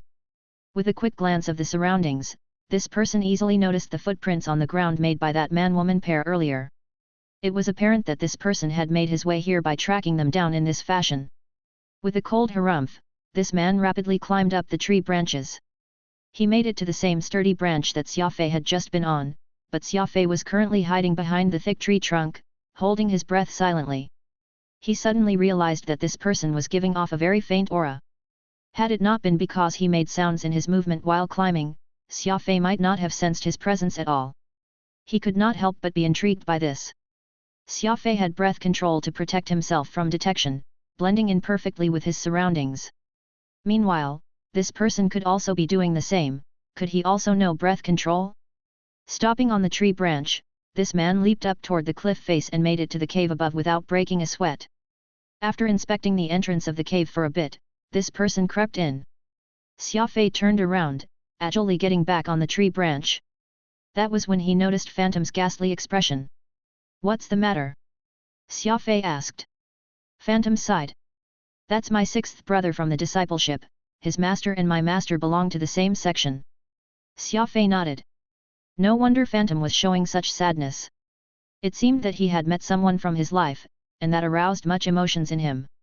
"Looks like you hit the nail on the head, the discipleship must have changed the trial schedule, and we just so happened to cross paths with them." Phantom laughed bitterly. "Best if we retreat now. We can retrieve the 6-leaf rain lotus another time."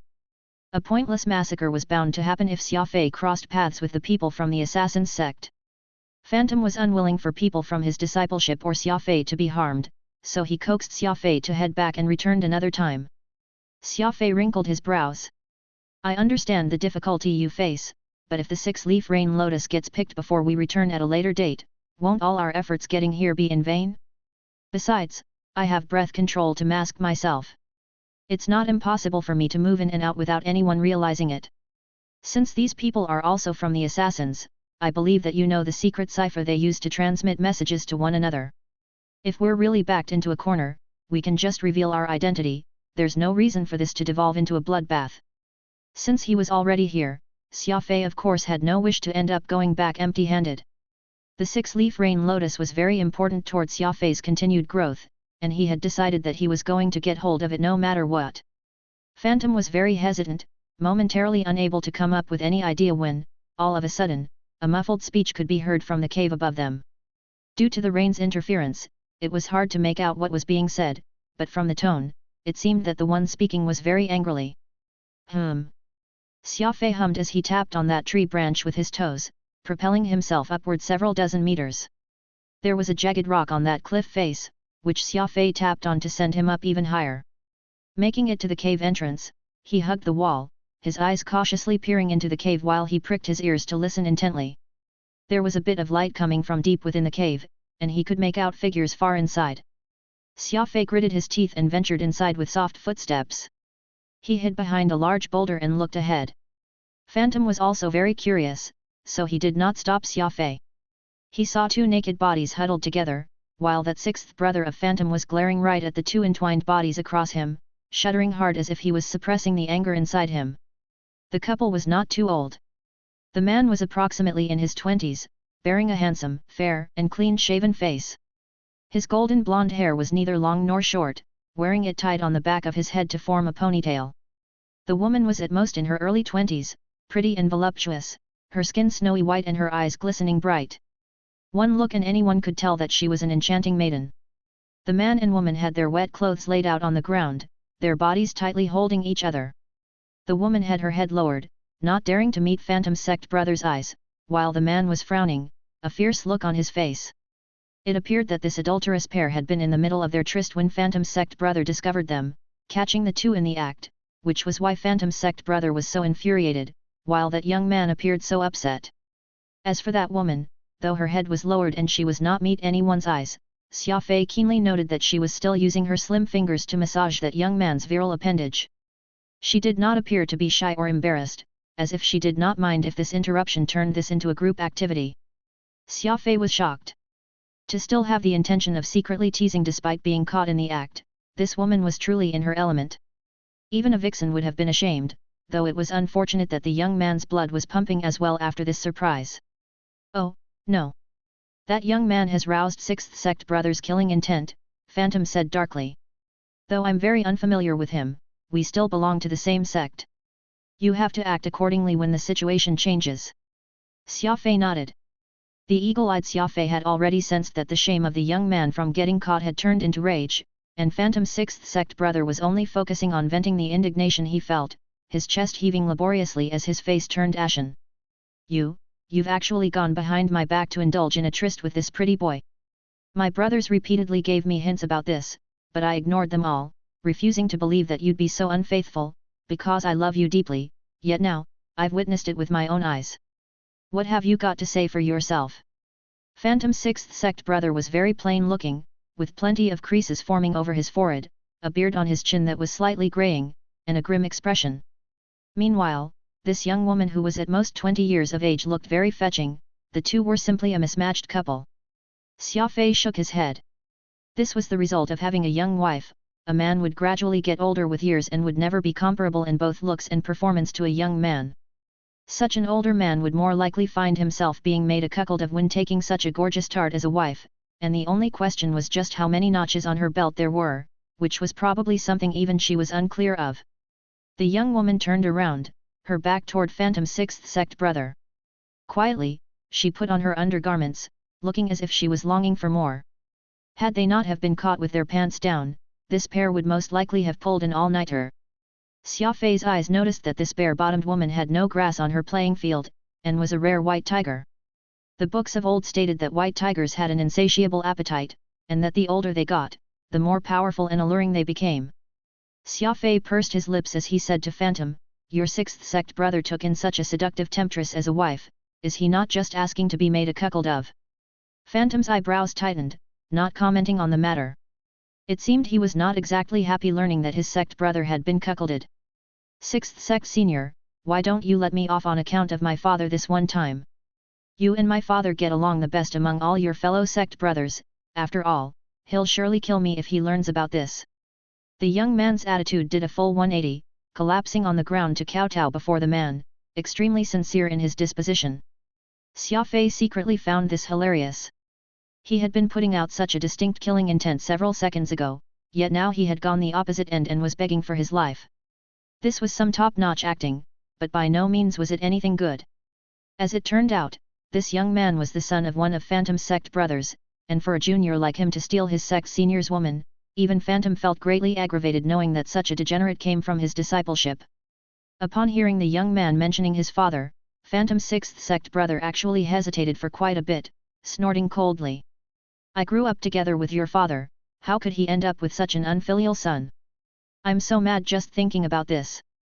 The young man quickly ran over to hug his sixth sect senior's leg, begging the older man to let him off. However, a flash of killing intent glinted in his eyes. Chapter 218, All Dead. It was too late to say anything. At that instant, a silver, triangular blade appeared from that young man's sleeve, and with a twist of his wrist, he drove it right toward his sect uncle's heart. Phantom had told Xia Fei earlier to protect his sixth sect brother's life, so Xia Fei did not hesitate and immediately made his move. Celestial Moon fanned out and whizzed away. Xia Fei could not care too much about details in that split second. Celestial Moon left a silvery afterimage as it flew straight toward that young man's head. Practically at the same time, the three-pronged blade penetrated through Phantom's sixth sect brother's combat suit, and right into his heart. Meanwhile, Xia Fei's Celestial Moon happened to have buried itself into the young man's head at this point, so the two men died in each other's arms. Xia Fei furrowed his brows. It was not that he did not want to save Phantom's sect brother, but on top of the two men being too close to each other, the situation had taken him by surprise. He had already done his best, yet he was still unable to stop the young man from succeeding in landing that fatal blow. Fresh blood mixed with brain juices flowed to the ground, while that young woman let out an ear-splitting scream. Xia Fei was originally somewhat saddened that he had failed to save Phantom's sixth sect brother, but upon hearing the woman's screech, this emotion only turned into vexation. With a flick of his wrist, Celestial Moon went flying toward that still half-dressed woman. Since the two died already, he might as well clean the scene properly. Hold it! Phantom suddenly said. Xia Fei abruptly manipulated Celestial Moon, causing his weapon to veer to the left, instead. The silver disc blades brushed past that woman's nose, hovering in the air, frightening the vixen until she forgot to even make a sound, her face ghastly pale. Ask her what exactly is going on, said Phantom anxiously. It had been years since he last saw his fellow sect brothers, yet this chance meeting had become a farewell. Anyone else would have been devastated at the outcome, but he did not blame Xia Fei for what had happened. Even a god would find it very difficult to save his sixth sect brother's life at such a close range. Xia Fei glanced at that vixen, who was still bearing parts of her body, with the corner of his eye. What's there to ask? We ought to just kill garbage like this. Phantom shook his head. I wish to ask and learn about what's happening with the discipleship. It's not too late to finish her off after we get some answers. Xia Fei considered this and thought it would be a good chance to learn more information regarding these assassins. After all, he had always been very interested in Phantom's discipleship, so this was a good chance to do so. That young man was still kneeling down on the ground, his forehead split open right in the middle. Xia Fei went over and kicked that body, sending it flying several dozen meters away. His head crashed right into the rock wall, his brain juices splattering all over. That young woman instantly whimpered, shivering as she turned to face Xia Fei helplessly, giving him a pitiful look. With Phantom's sixth sect brother as a role model, there was no way she could try and attempt to move Xia Fei no matter what tricks she had up her sleeve. Slap! Without a word, Xia Fei delivered two heavy slaps across the woman's face. Though he was a speed ability user, his strength was substantial, and though he did not feel that he had been heavy-handed enough with those slaps, the frail woman thought otherwise, feeling as if she had been smacked by two heavy hammers. Her ivory white cheeks turned red and swollen almost immediately. Several teeth fragments had also been spat along with a mouthful of blood when she was struck. This vixen had spontaneously been turned into a pig, so forget seducing men, she might even have trouble getting a second glance from livestock. Ask her what's her status in the assassin's sect, and why does she have such a close relationship with sixth sect brother. Phantom relayed this to Xia Fei. Xia Fei asked the woman word for word, and her eyebrow raised slightly.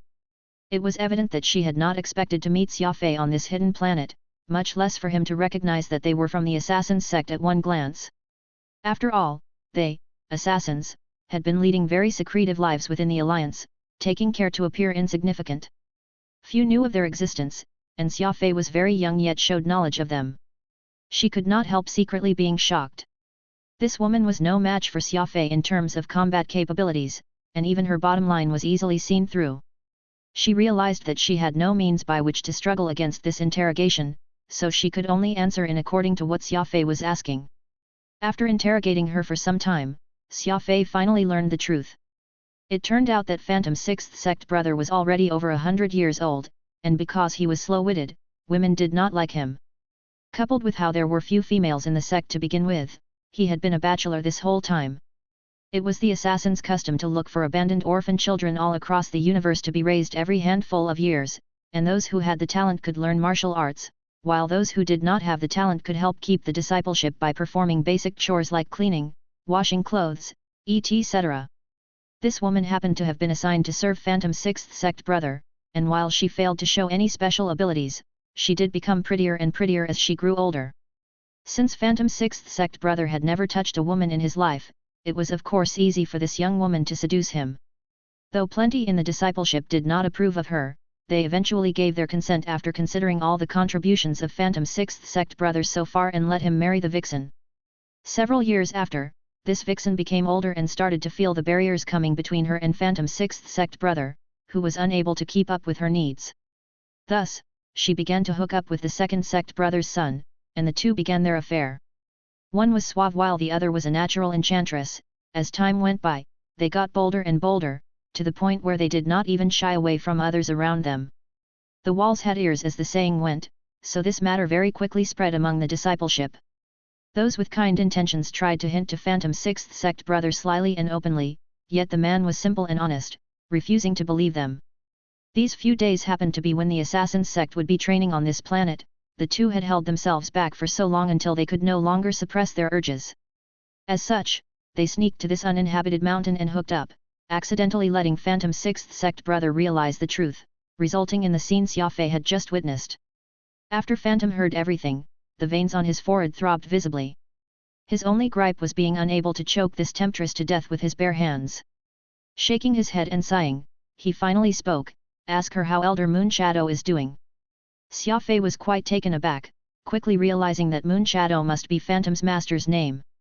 Having always been referring to him as master, this was actually the first time Xia Fei had heard Phantom refer to his master by his real name.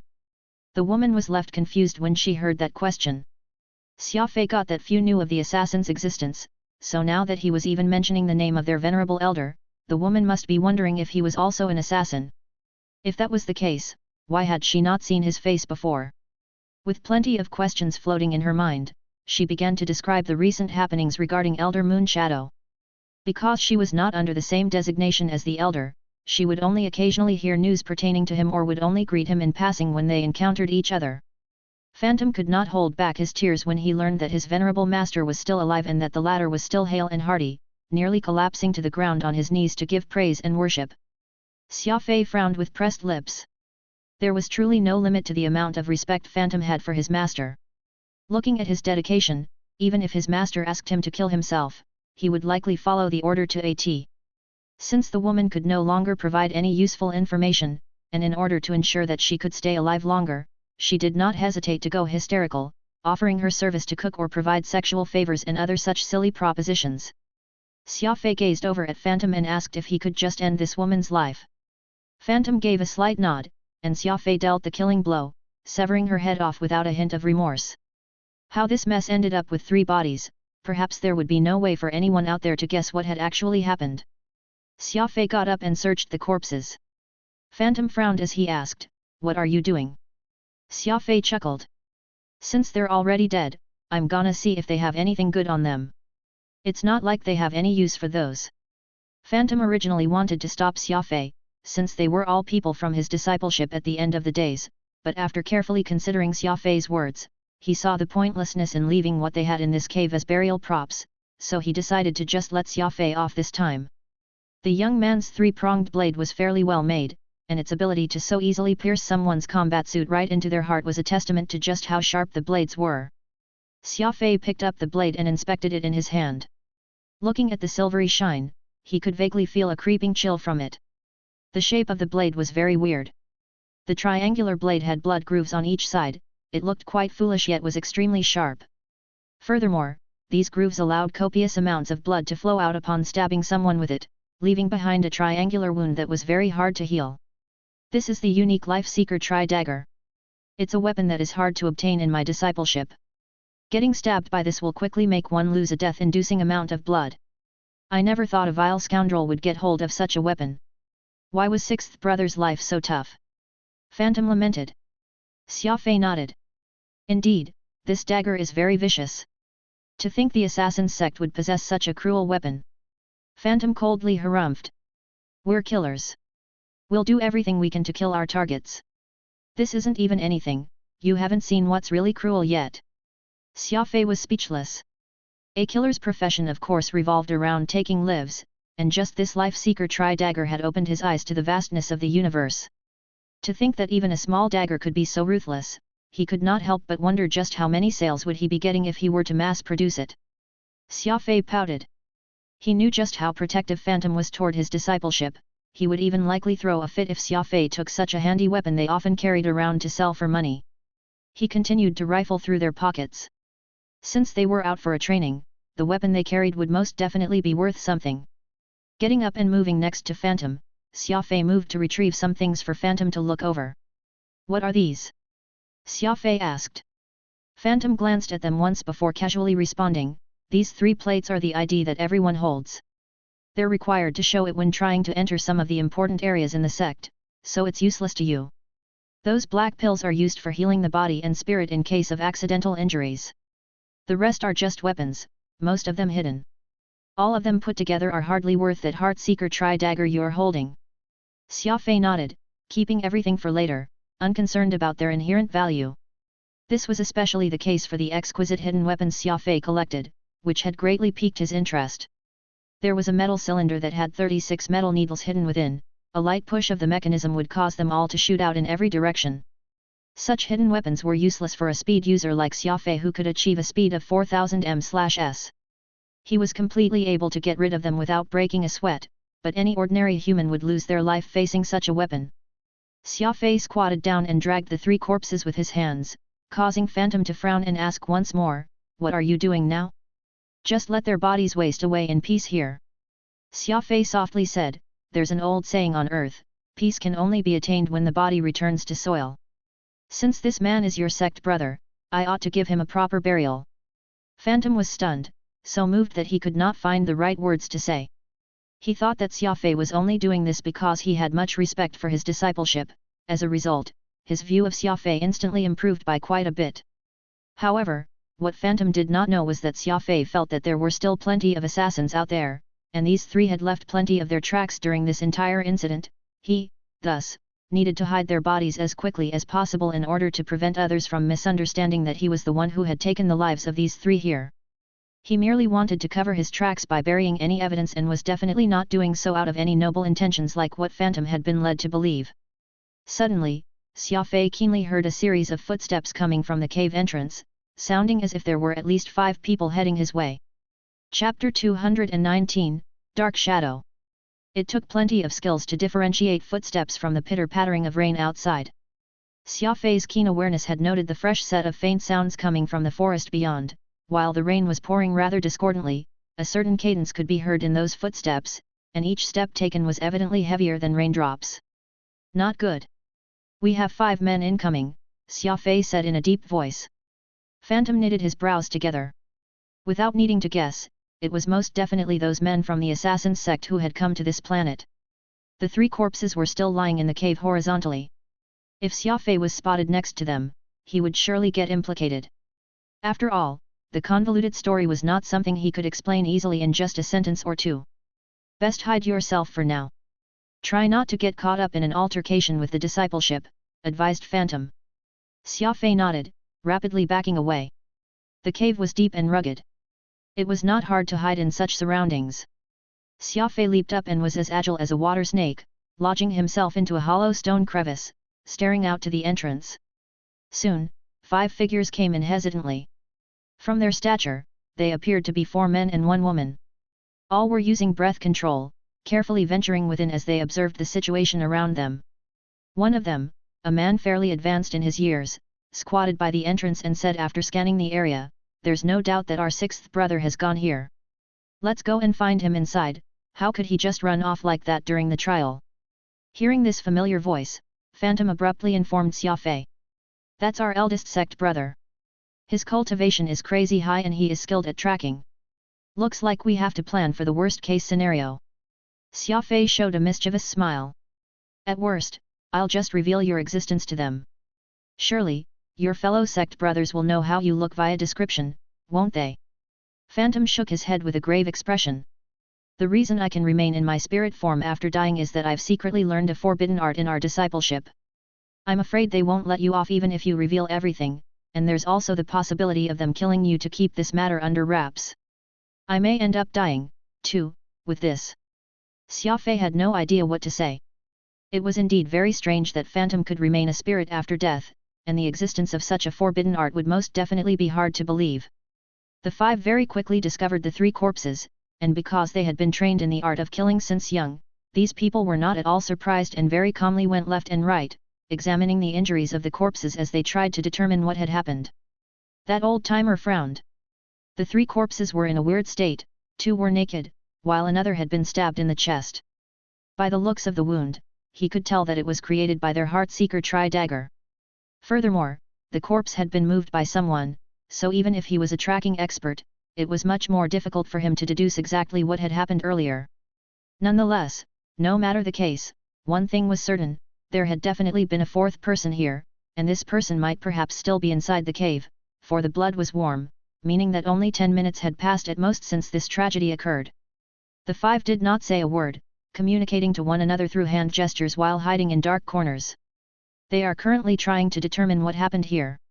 My eldest sect brother saw how strange things had transpired and concluded that you are the one who killed two of the three, while my sixth sect brother was a casualty of internal strife, Phantom explained to Xia Fei as he interpreted their hand gestures. Xia Fei was quite surprised. Your eldest sect brother could actually make such an accurate deduction despite the crime scene being in this state. That's truly very incredible. Phantom was solemn.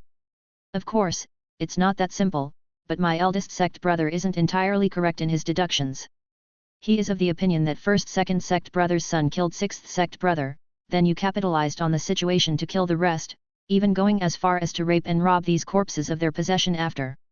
Xia Fei nearly laughed out loud upon hearing this. What sort of deduction was that? It was only the adulterous pair who was naked, yet he had become the beast in this situation. There was also the fact that the two were of different sex, making it extremely perverse for this eldest sect brother to assume that Xia Fei was someone who ate both men and women. He was being self-depreciative deep down, but Xia Fei was actually concentrating very hard, for the five assassins had already begun their slow probing of the cave. It was evident that they were not about to give up finding the murderer Xia Fei. Breath control provided Xia Fei with very good protection, and with how the hiding spot he had chosen was a rock crevice in a dead end, as well as how poorly lit the cave was, it would be extremely difficult to spot him through vision alone. These people all kept looking around the cave, but none of them managed to discover Xia Fei's presence. The five rendezvoused by the cave entrance, silently communicated through hand gestures again, then they collected the corpses and left the cave. Only at this point did Xia Fei heave a sigh. From their footwork and their well-developed regulation of the breath control technique, it was clear that they had high cultivations, and if he were to be caught in a battle with them, it would most definitely be a very difficult fight. Though they had left, Xia Fei was not in a hurry to leave. He patiently waited for several more hours and only came out from the rock crevice after he confirmed that no one outside was monitoring the cave. Let's go. We'll go where you said the six-leaf rain lotus should be growing, Xia Fei said. You're still going? Phantom knitted his eyebrows. It's too dangerous. Those sect brothers of mine will most definitely search the entire planet for your tracks, so why don't we leave immediately? Xia Fei shook his head. If we leave as soon as we can, this planet may not be accessible to us in the future since this incident happened. Phantom was in deep thought for some time. For such a major incident to have occurred here, his discipleship would surely be in a state of uproar and definitely would not be using this place as a trial ground anymore, for this place was no longer safe. Going by their usual practice, the moment something like this happened, they would immediately use an alternate site. Meanwhile, the planet itself might be completely obliterated in order to cover up all evidence that the assassins had once been here. Fine. Let's make it quick, Phantom said heavily. Xia Fei headed out of the cave, but he suddenly stopped dead in his tracks after taking a few steps. He then said to a seemingly blank rock wall, "Come out. There's no need to hide." Phantom was very puzzled. What's going on? That was when the craggy rock surface suddenly moved. A black figure stepped out from the rocky wall and slowly walked to the center of the cave, sealing off Xia Fei's retreat. This person had an old and wrinkled face. His beard and hair was white with a pair of sharp, piercing eyes, and he was wearing an all-black combat suit. Unhurriedly, he shook his head and asked Xia Fei, "How did you discover my presence?" "I didn't," Xia Fei replied. "I merely said that out of circumspection and you showed yourself." This old man laughed uproariously. "I never would have thought that, after living to my age, I would actually be fooled by the likes of you, but I saw your expression change, and even your eyes went to where I was hiding. How coincidental is that? Xia Fei smiled. Perhaps my acting was too good and I got pretty lucky. The old man nodded as his eyes suddenly turned fierce. I wouldn't say you're that lucky. You failed to escape after killing my juniors, after all. Xia Fei was silent. This old man very apparently possessed a rare stealth ability, meaning that it was not 5 people that came from the beginning but 6. While the 5 might have left, this old man had actually stayed behind and patiently waited. Meanwhile, Phantom had a ghastly expression on his face, telling Xia Fei in a very complicated tone, "This is my second sect senior, Dark Shadow. He's very powerful." Xia Fei gleaned plenty of meaning from his words. First, there was no doubt that this old man was very powerful. Even if Phantom did not say it, Xia Fei could easily make that connection through the air around the old man. Second, the 2 parties here were Xia Fei on one end and his sect senior on the other. Phantom was caught in a dilemma, uncertain on what to do. Actually, you've done very well as is. My 5 disappointing juniors have truly been tricked by you. Unfortunately, you were just lacking in patience by that bit. If you continued hiding for several more hours, even I would leave eventually. It's unfortunate. Really unfortunate, Dark Shadow slowly said. He was smiling the entire time as if completely unguarded against Xia Fei. He was giving off this sense akin to Buddha playing with Sun Wukong in the palm of his hand. He was not at all concerned with Xia Fei escaping or retaliating. With you saying that, doesn't it mean that the other 5 have no idea that you're here? Xia Fei wondered. That's right. This is actually the first time yours truly has been discovered. Dark Shadow smiled. Phantom could feel a chill run down his spine. It turned out that his second sect had been secretly following and observing them every time they went off for their trials, making him wonder if the mistakes he had made when he was younger were all seen by this old man. I've only killed 2 out of the 3. Xia Fei lit a cigarette as he freely admitted to the act. Since there was no way for him to escape, Xia Fei decided to just let his guard down and act completely nonchalant, though his mind was racing over every possible way to escape as he considered how to deal with the present situation. Xia Fei's unexpected ease caused Dark Shadow to become somewhat skeptical. He could not make sense of how Xia Fei could remain so calm.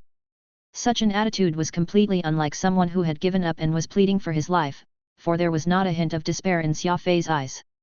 There was simply indifference. I know that, Dark Shadow replied. Right now, I'm wondering why the kid Green Shadow killed his sect senior. Xia Fei pursed his lips, not revealing the matter with how Green Shadow was having an affair with his sect senior's wife.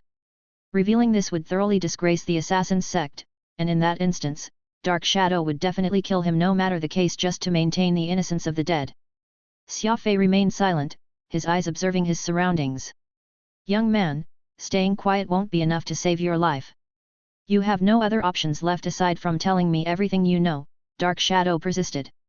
Xia Fei lightly flicked the cigarette between his fingers, the tiny burning ash falling to a puddle not far away.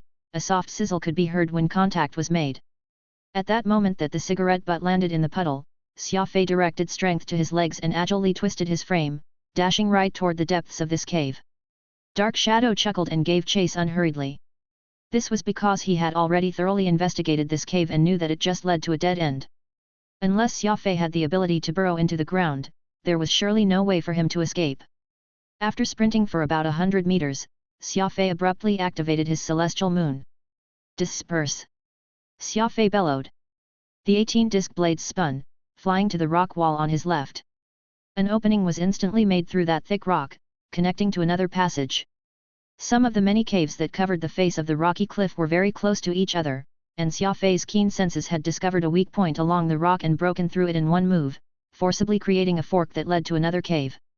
It was only at this point when Dark Shadow realized that Xia Fei had long been prepared. Letting out a cold snort, he promptly disappeared into the darkness and was just like what his name suggested, a shadow in the dark, lurking in the gloom. Chapter 220, Making Baseless Countercharges. The entire cliff face was akin to a piece of sponge. The many caves were so densely packed and closely connected that this place was like a maze. Though Xia Fei had fled into another tunnel, he soon quickly discovered that it was not easy finding his way out from here. Plenty of these cavern passages led to dead ends, and he had no idea where any of them would eventually end up. Helpless, Xia Fei could only wildly crash through inside these caves, hoping to be able to find his way out and make his escape eventually. Actually, it might not be a good thing even if he managed to escape from these caves, because there was no telling just how many assassins or merciless white-faced apes would be waiting for him out there in the forest. The tunnel in front of him suddenly narrowed, only able to fit half the size of his body. Xia Fei anxiously maneuvered his celestial moon and attempted to widen the cave ahead, not at all caring about the loud noises he was making as he began digging through the rock, making it that much easier for Dark Shadow to track him down. As tough as Celestial Moon was, it would still waste quite a lot of his precious mental strength to do what he was doing. Digging his way through was definitely not the solution, for he would sooner or later reach a point where he lacked the mental strength to sustain this strenuous activity. All of a sudden, a chill ran down Xia Fei's spine. Without even hesitating, Xia Fei did a seemingly inexplicable turn, sending the Heartseeker Tri-Danger in his left hand backward as he spun. The sound of metal clashing against metal reverberated. Dark Shadow's Tri-Dagger collided with Xia Fei's, and sparks flew from this clash. Xia Fei only felt a wave of numbness travel up his arm, then he rapidly retreated 2 steps backward. Dark Shadow did not think that Xia Fei would have such a quick reaction time, able to send out an attack of his own in that split second.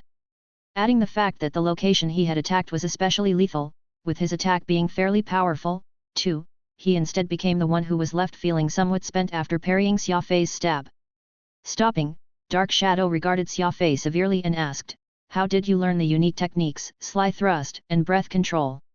Dark Shadow already had his suspicions that Xia Fei had only been able to avoid detection while hiding in that cave because he had some stealth skill similar to Breath Control, but after having earnestly given chase and with his personal experience, he came to the realization that Xia Fei's stealth technique was none other than the technique unique to them, assassins, Breath Control. Furthermore, witnessing Xia Fei twist his body in such an inexplicable manner, Dark Shadow was certain that it was none other than the advanced unique technique, Sly Thrust. The assassins had strict control over their techniques. Only someone who joined the sect, then cultivated for over 3 decades, and somehow got the favor of the master could get the chance to practice these 2 techniques unique to the sect. Xia Fei was an outsider whom the old man had never met before, yet he actually possessed their sect's peak combat techniques. There was no way Dark Shadow would not be surprised after learning this. Hence, he resolved, inwardly, that he would not let Xia Fei get away. He must capture him alive and severely interrogate him to learn the whole truth. Phantom could only feel his scalp tingle with numbness. Now that Xia Fei's techniques had been recognized by his sect senior, not just Xia Fei, even Phantom himself was in deep trouble, perhaps Dark Shadow might even involve Phantom's master, Moon Shadow. After all, these were techniques that Phantom had taught Xia Fei without the expressed consent of his seniors and master. Of course, Xia Fei was not about to reveal Phantom's name now and chose, instead, to retort with grave severity, "I ought to be the one asking you how you learned my family's martial arts techniques. Hurry and fess up, how did you steal our unique arts?" This was a case of victim blaming at its finest.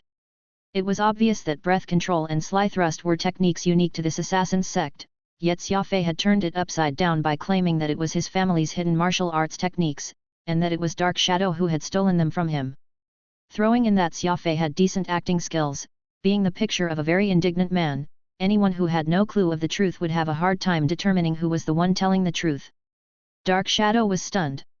As one of the 3 prime elders in the sect, he was not someone who had not seen the world, but this was the first time he had faced someone making such baseless counter-charges, thus, he was momentarily at a loss on how he should react to this. Dark Shadow's face turned red, his originally genial smile gone as he angrily spat, "Who stole your family's arts? Sly Thrust and Breath Control are clearly ours, they're our sect's unique arts. Don't you dare malign us." Xia Fei burst out laughing. "Now that you hold the upper hand, of course you won't admit to it. It's fine that you managed to make off with my family's martial arts, yet you dared to turn it around and say that I'm the one who stole from you, even planning to kill and silence me. Now I've finally understood what the saying, 'He who has a mind to beat his dog will easily find a stick,' means. There's no way my dead ancestors in hell would let you thieves off." Xia Fei demonstrated his superb acting skills, his expression seething with rage as if he had been greatly aggrieved to this day. Dark Shadow quickly backtracked and fixed his face. "We aren't thieves. We didn't steal anything. My sect's unique techniques are no way stolen." Xia Fei coldly harumphed. "Well, if that's what you claim, show me proof." Dark Shadow was utterly dumbfounded at this point. His mind was in chaos, and all he could think of was how to prove that he did not steal these techniques, not at all considering that this was all a trick of Xia Fei, forcing him to step back inwardly bit by bit. Phantom's expression was that of helpless exasperation, too. This was not the first time he had witnessed Xia Fei's warped mental gymnastics taking effect. This was just how the young man was, always able to come up with a solution to force the other party backed into a corner when it was time to be unreasonable. Though his second sex senior was someone who had a sinister stealth-based special ability, the old man was actually very honest and righteous, or else he would not have bothered to give Xia Fei the time to explain himself. Xia Fei, who had grasped onto Dark Shadow's weakness, dealt this critical blow, shamelessly making the old man turn red with just a few lines, so much so that Phantom's second sex senior was unable to deal with this level of unreasonableness.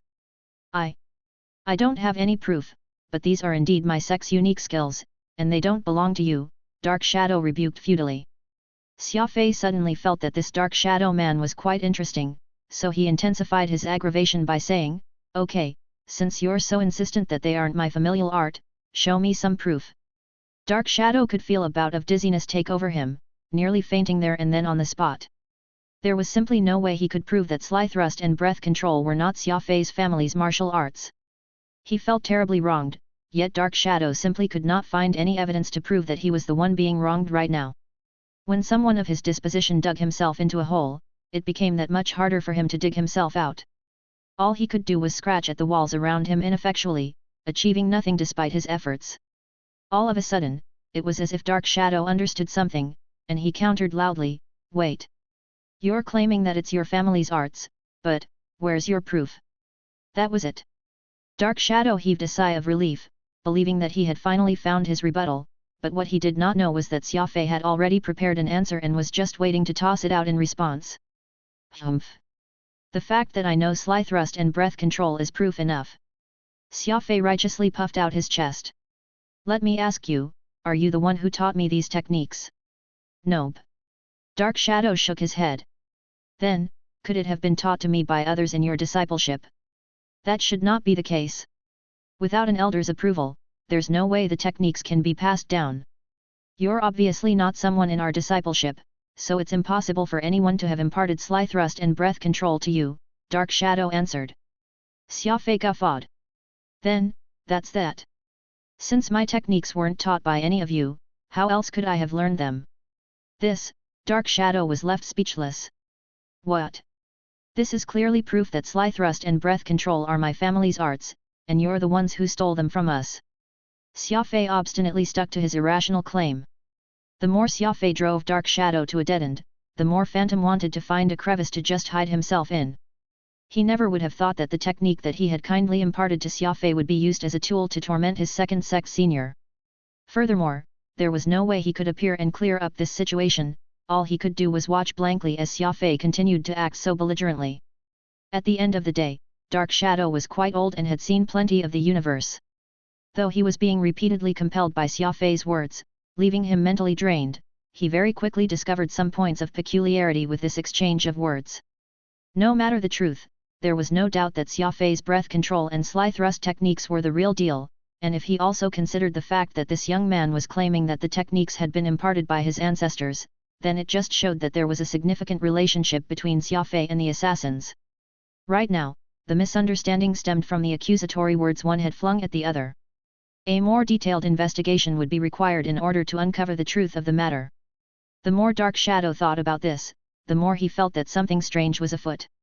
He made up his mind to capture Xia Fei so that they could make sense of everything, or else he would have to bear being accused of being a thief for no apparent reason. Actually, the entire exchange was no more than Xia Fei's attempt at stalling for time as he sought for an opportune time to escape. He had no intentions of explaining anything to Dark Shadow or the assassins. All he wanted was to locate the six-leaf rain lotus and leave this place as soon as possible. Dark Shadow's eyes revealed a vague sense of hesitation, the vaguest flaw, and Xia Fei instantly manipulated Celestial Moon for a feint before quickly retreating without a moment's pause. "Stop running. I'm not going to kill you. I'm going to need you to explain everything clearly no matter what, just exactly who stole whose techniques." Dark Shadow yelled as he quickly gave chase. Phantom was astounded. His confused second sect brother had actually treated the lies that Xia Fei spouted as the truth and was most likely not about to let this go without making sense of the entire matter. Like a flash of lightning, Xia Fei kept sprinting between the caves as if his life depended on it. Unfortunately, the more anxious he was to escape, the harder it was for him to locate the right path. There was also that old man Dark Shadow, who was using some unknown technique, hot on his heels. A sword had suddenly appeared in the elderly assassin's hand, and it was only because he still had plenty of doubts that caused Dark Shadow to be light with his attacks, allowing Xia Fei to evade them each and every time. "This won't do, I need to calm down," Xia Fei muttered inwardly.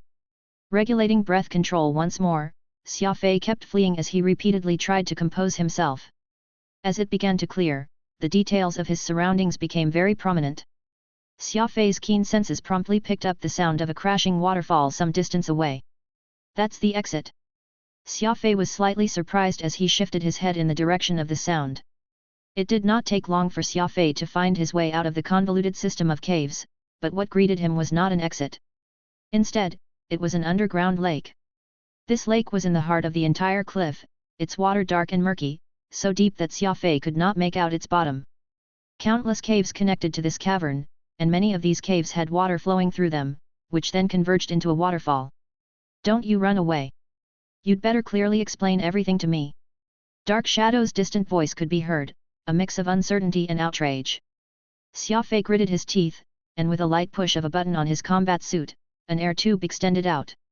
Xia Fei took this tube to his mouth and jumped off, a beautiful dive right for the depths of the lake below, disappearing without a trace. Chapter 221, Pinched from Both Sides. The combat suit was not just an outfit to be worn. It had plenty of tools necessary for one's survival, and all would be incorporated into such a suit. An example was the night vision goggles fitted into the face mask, the air filter mask, etc. Meanwhile, there was a small tank of compressed air by his waist. Normal people would think that the air tanks that divers carried on their backs would be filled with oxygen when, in fact, they were not. Having a pure oxygen tank was actually very dangerous, and it might even induce oxygen poisoning. As such, these tanks would all be filled with the normal balance of air, and this was no exception. Xia Fei's compressed air tank was not even half the size of a fist, and it could at most last him 20 minutes or so. It could only be used underwater for a short while. Any longer and he would need a larger, more specialized air tank. Splash! Xia Fei plunged into the water head first, his posture vertical and streamlined, so it did not make too loud a sound. This lake at the heart of the cliff was wide. All he could hear was water flowing from every direction, yet he was unable to see its edges. Xia Fei was like a nimble loach, swimming right for the center of the lake, maintaining a depth of about 50 meters beneath the surface. The water was numbingly cold, so it was a good thing he had the combat suit for protection. With the suit, the low temperature could not harm him, while it also ensured that the water pressure would be negligible to him. Xia Fei turned on the night view function of his combat suit to see in the underwater surroundings, which had very low light visibility that even his superhuman vision could hardly afford him any sight. There were many schools of fishes swimming about in the water. These fishes were all snowy white, a strange and soft horn on each of their heads. Due to the lack of light, their eyes had devolved into small, black dots, about the size of sesame seeds. What made this quite odd was the fact that the closer Xia Fei got to the center of the lake, the number of fishes became fewer and fewer. It was as if they were intentionally avoiding the middle. "Don't you want to clear up the air about who really stole those martial arts techniques from whom?" Dark Shadow stood by a cave opening as he yelled across the lake.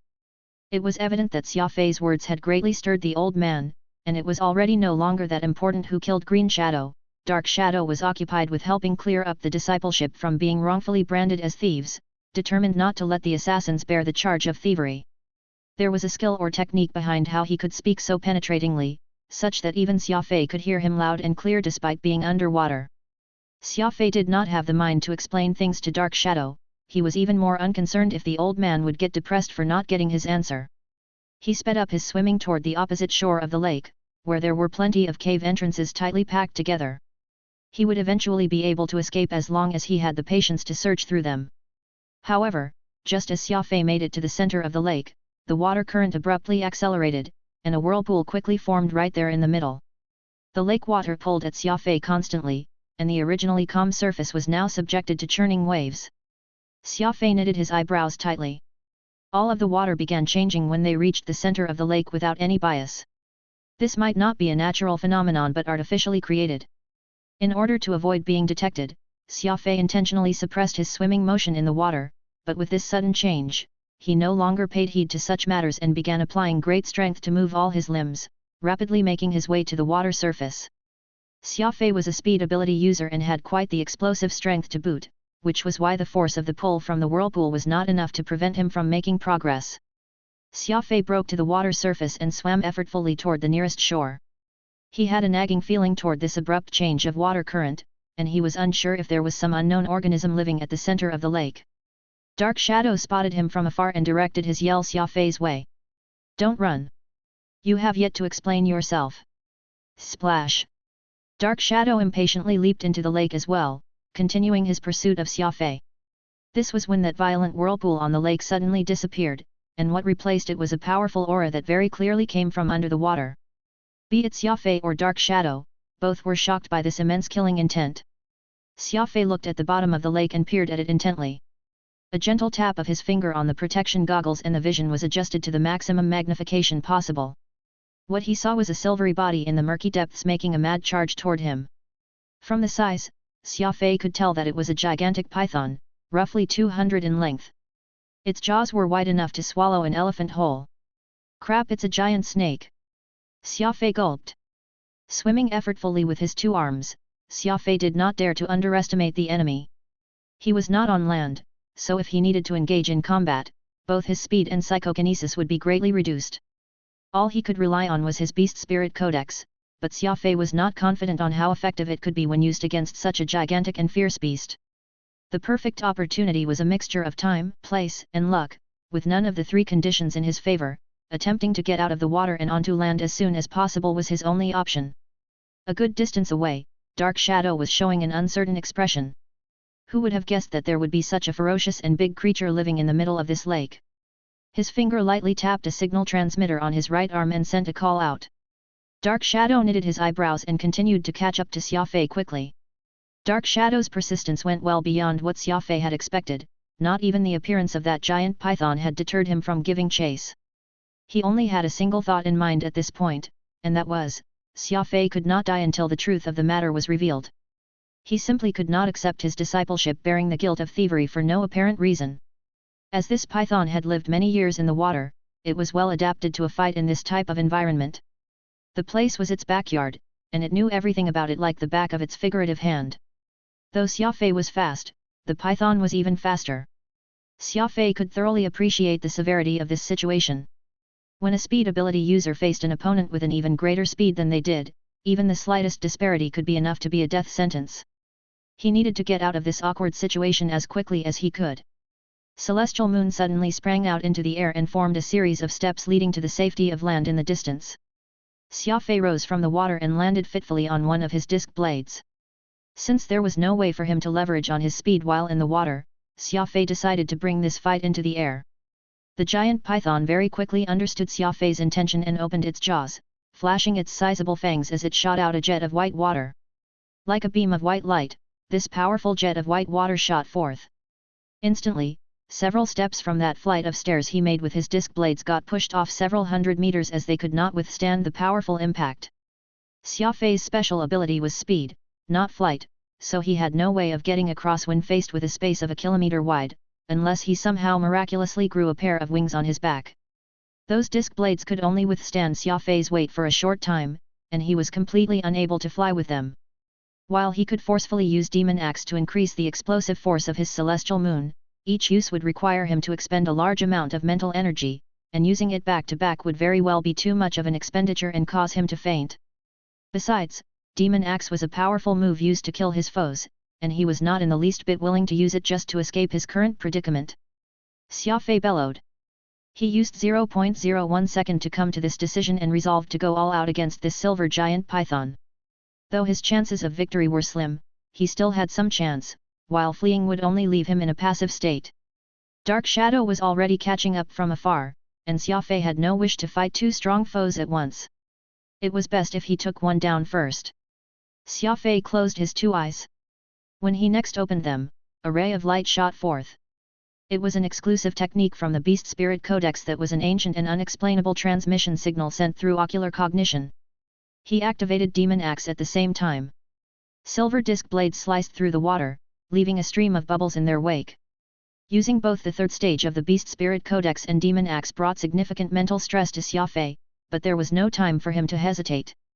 When the failure of making a decision could result in suffering, a voice in his head would tell him that only by dealing a powerful blow with all his might could take down the powerful enemies he faced.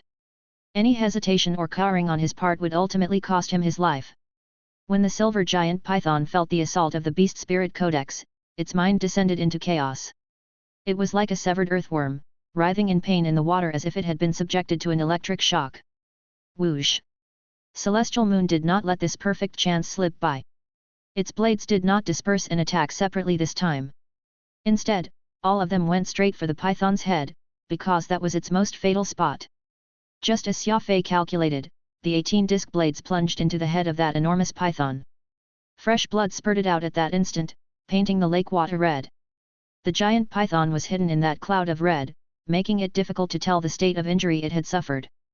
Because he did not have any disc blade left under his feet to support his weight, Xia Fei splashed into the water, his eyes alert as he observed the situation underwater.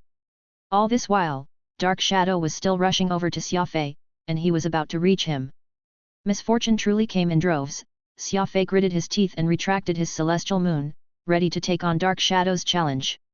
All of a sudden, that silver python came charging vigorously towards Xia Fei from underwater. It turned out that the beast was still alive.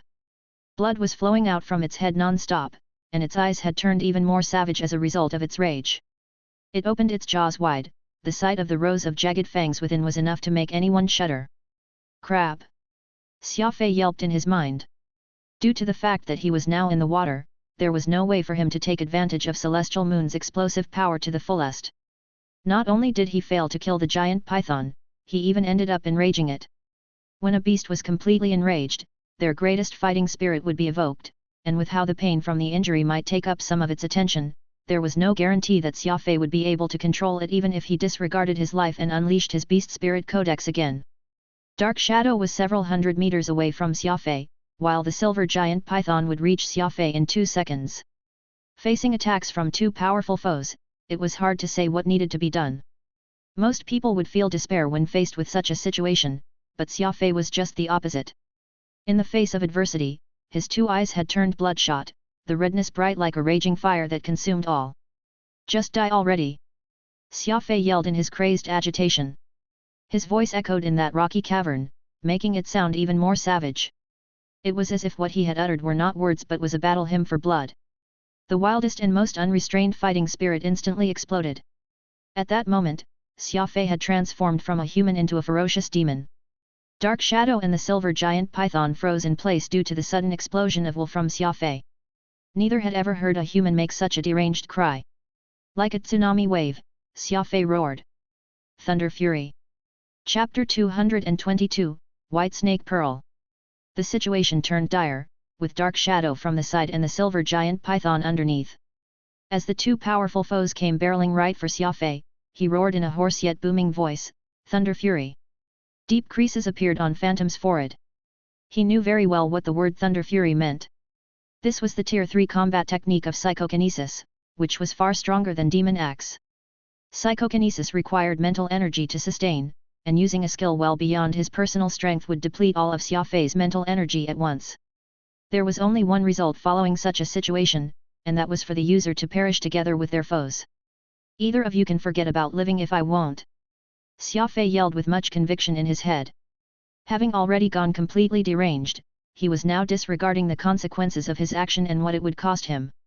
The 18 disc blades gathered to form together in the air, and like a sun that had suddenly appeared in midair, the piercing glare shone so brightly in the cave it appeared to be midday. Dark Shadow immediately recognized that this was Xia Fei putting his life on the line. Actually, his focus was entirely on hearing just what Xia Fei had to say with regard to his stolen techniques remark and not on attacking Xia Fei. It was simply due to Dark Shadow hounding him so hurriedly, and adding to the appearance of that fearsome silver giant python in the water, that Xia Fei's warrior spirit was evoked. Having sensed that he was in a desolate situation, ignoring everything else, Xia Fei unleashed his most powerful move. Everything was as a result of his warrior instinct. He did not even give in to a moment's hesitation. Celestial Moon was akin to a bottomless pit, rapidly drawing Xia Fei's mental energy. That ball of light was glowing brighter by the second in the air. It was so much so that a layer of mist began to drift on the surface of the lake due to the rise in temperature. A careful observant would discover that the light celestial moon was giving off was a result of all the disk blades, which were presently in a single pile, rotating at an unimaginable speed that dazzling sparks formed from the vigorous friction between them. Fortunately, celestial moon was a top weapon among weapons in terms of quality. Most weapons would be torn to shreds on the spot, unable to withstand such a powerful combat technique in play. This was Thunder Fury, the powerful Tier 3 combat technique of psychokinesis. It had its pros and cons. Everything in the universe was about balance, and while there was no doubt just how strong Thunder Fury was, it took some time to unleash the move due to how much mental energy needed to be gathered. Before Xia Fei's suicidal attack struck, both Dark Shadow and that silver giant python made their moves. The silver giant python intensified its attacks after experiencing a moment of shock and hesitation. It unhinged its jaws wide and sucked in plenty of lake water into its stomach, prepared to attack Xia Fei from range with a water cannon blast. Conversely, Dark Shadow promptly sped up, dashing sideways toward that silver giant python. It was unknown when a blood-red beam of light had appeared in his hand. Raising his right arm high in the air, he seemed about to shoot the giant python with that beam of light. Xia Fei did not miss seeing everything that transpired. Could Dark Shadow's target not be me but that giant python?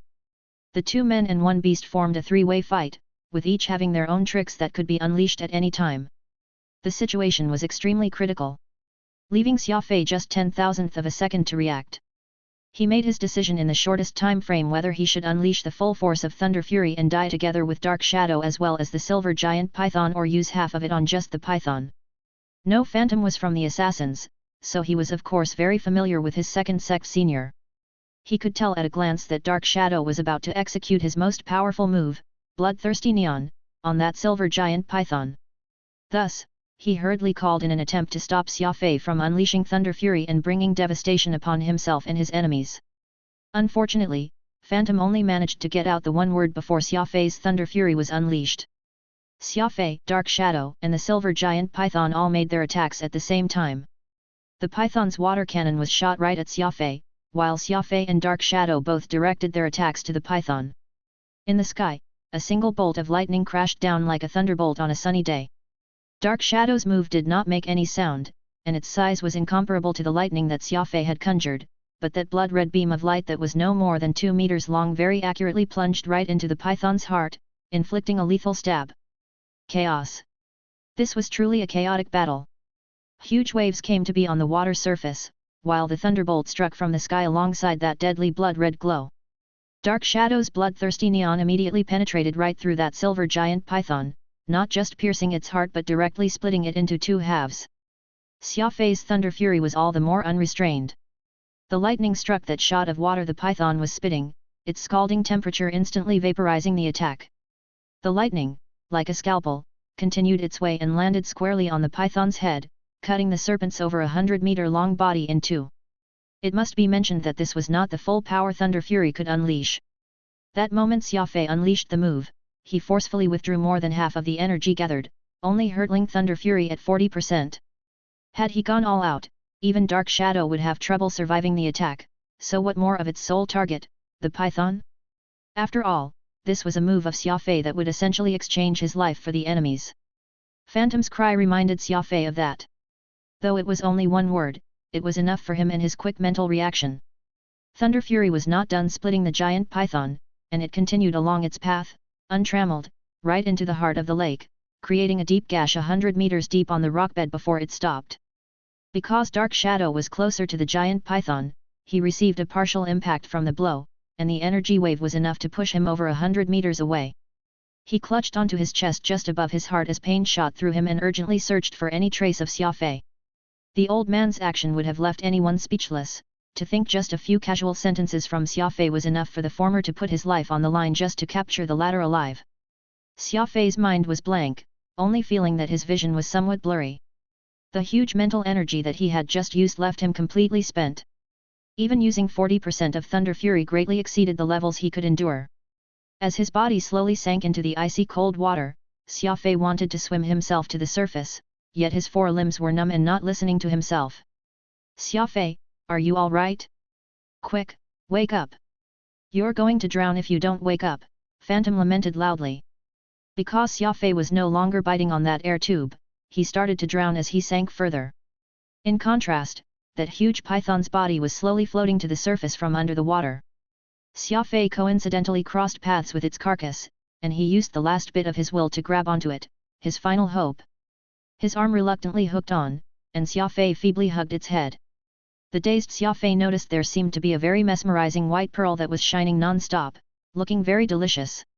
He slightly opened his mouth at the thought and gulped down that pearl. Unexpectedly, that pearl actually existed, and Xia Fei had swallowed it with that one gulp. There was no taste to the pearl, and it was akin to eating a slippery jelly. Due to his half-unconscious state, Xia Fei had perceived everything like a dream, unable to differentiate between what was real and otherwise. All of a sudden, an unmatched energy burst forth from that pearl Xia Fei had just swallowed, throwing his stomach into tumult. Chapter 223, over 6500 m/s. Cold. A chill, similar to staying in an ice cave, went straight to his heart.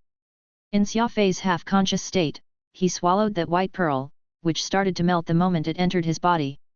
Strands of energy, imperceptible to the naked eye, rapidly traveled throughout his body, aimlessly flowing everywhere. He felt an intense pain in his internal organs, and the cold aura left Xia Fei looking very pale. The pain he was feeling far surpassed any of what he had experienced taking Phantom's medicines before, and it was essentially an inhumane torture. Xia Fei abruptly opened his eyes while still in that lake water, his mind regaining clarity. Those strands of energy had agitated him and accelerated his mental energy recovery. However, the amount of energy released was simply more than what his body could take in. He felt a stab of pain on his chest as if something was about to gush out from his abdomen. It was like a steam building up in a boiler that surpassed its limit, ready to explode at any time. As Xia Fei was recovering, he could vaguely smell the scent of death.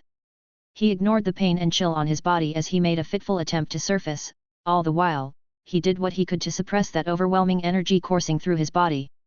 Unfortunately, as the energy did not belong to Xia Fei, he had no means by which to control it no matter how hard he tried. The energy constantly flowing through him turned even more crazed, and he could feel numbness slowly creeping into his 4 limbs. The situation was extremely dire. That was when Xia Fei's 7th brain region came alive once more. Like a dam opening its floodgates, the swell of energy in Xia Fei's body suddenly found catharsis. Everything began to madly rush toward the 7th brain region. The 7th brain region was merely a tiny piece of brain tissue that not even a high-powered microscope could observe, yet it was this minuscule space that absorbed all the energy that his body could not withstand. It was like a black hole, where not even a massive star could escape its draw. No one knew where the energy all went, but it took the small 7th brain region just a matter of seconds to absorb everything. The most up-to-date novels are published on Fruitnoelo. Seemingly unsatiated, the 7th brain region went back into deep sleep once it was done as if nothing had happened. Xia Fei broke to the surface of the water. He had just experienced an astounding recovery in terms of both his mental and physical energy. He swam quickly with his 2 arms as he made his way to the shore, and once there, he lay on a wet boulder, breathing hard. The feeling of surviving a disaster was truly amazing and could be likened to finding a Garden of Eden after having been living in a dark cave all their life. The pleasure he felt was hard to describe. In those few seconds when his 7th brain region was absorbing the overflowing energy, it felt as if he had just emerged from a very comfortable full-body massage. Every single cell in his entire body felt absolutely rested as if he had just finished a very pleasant sunbath.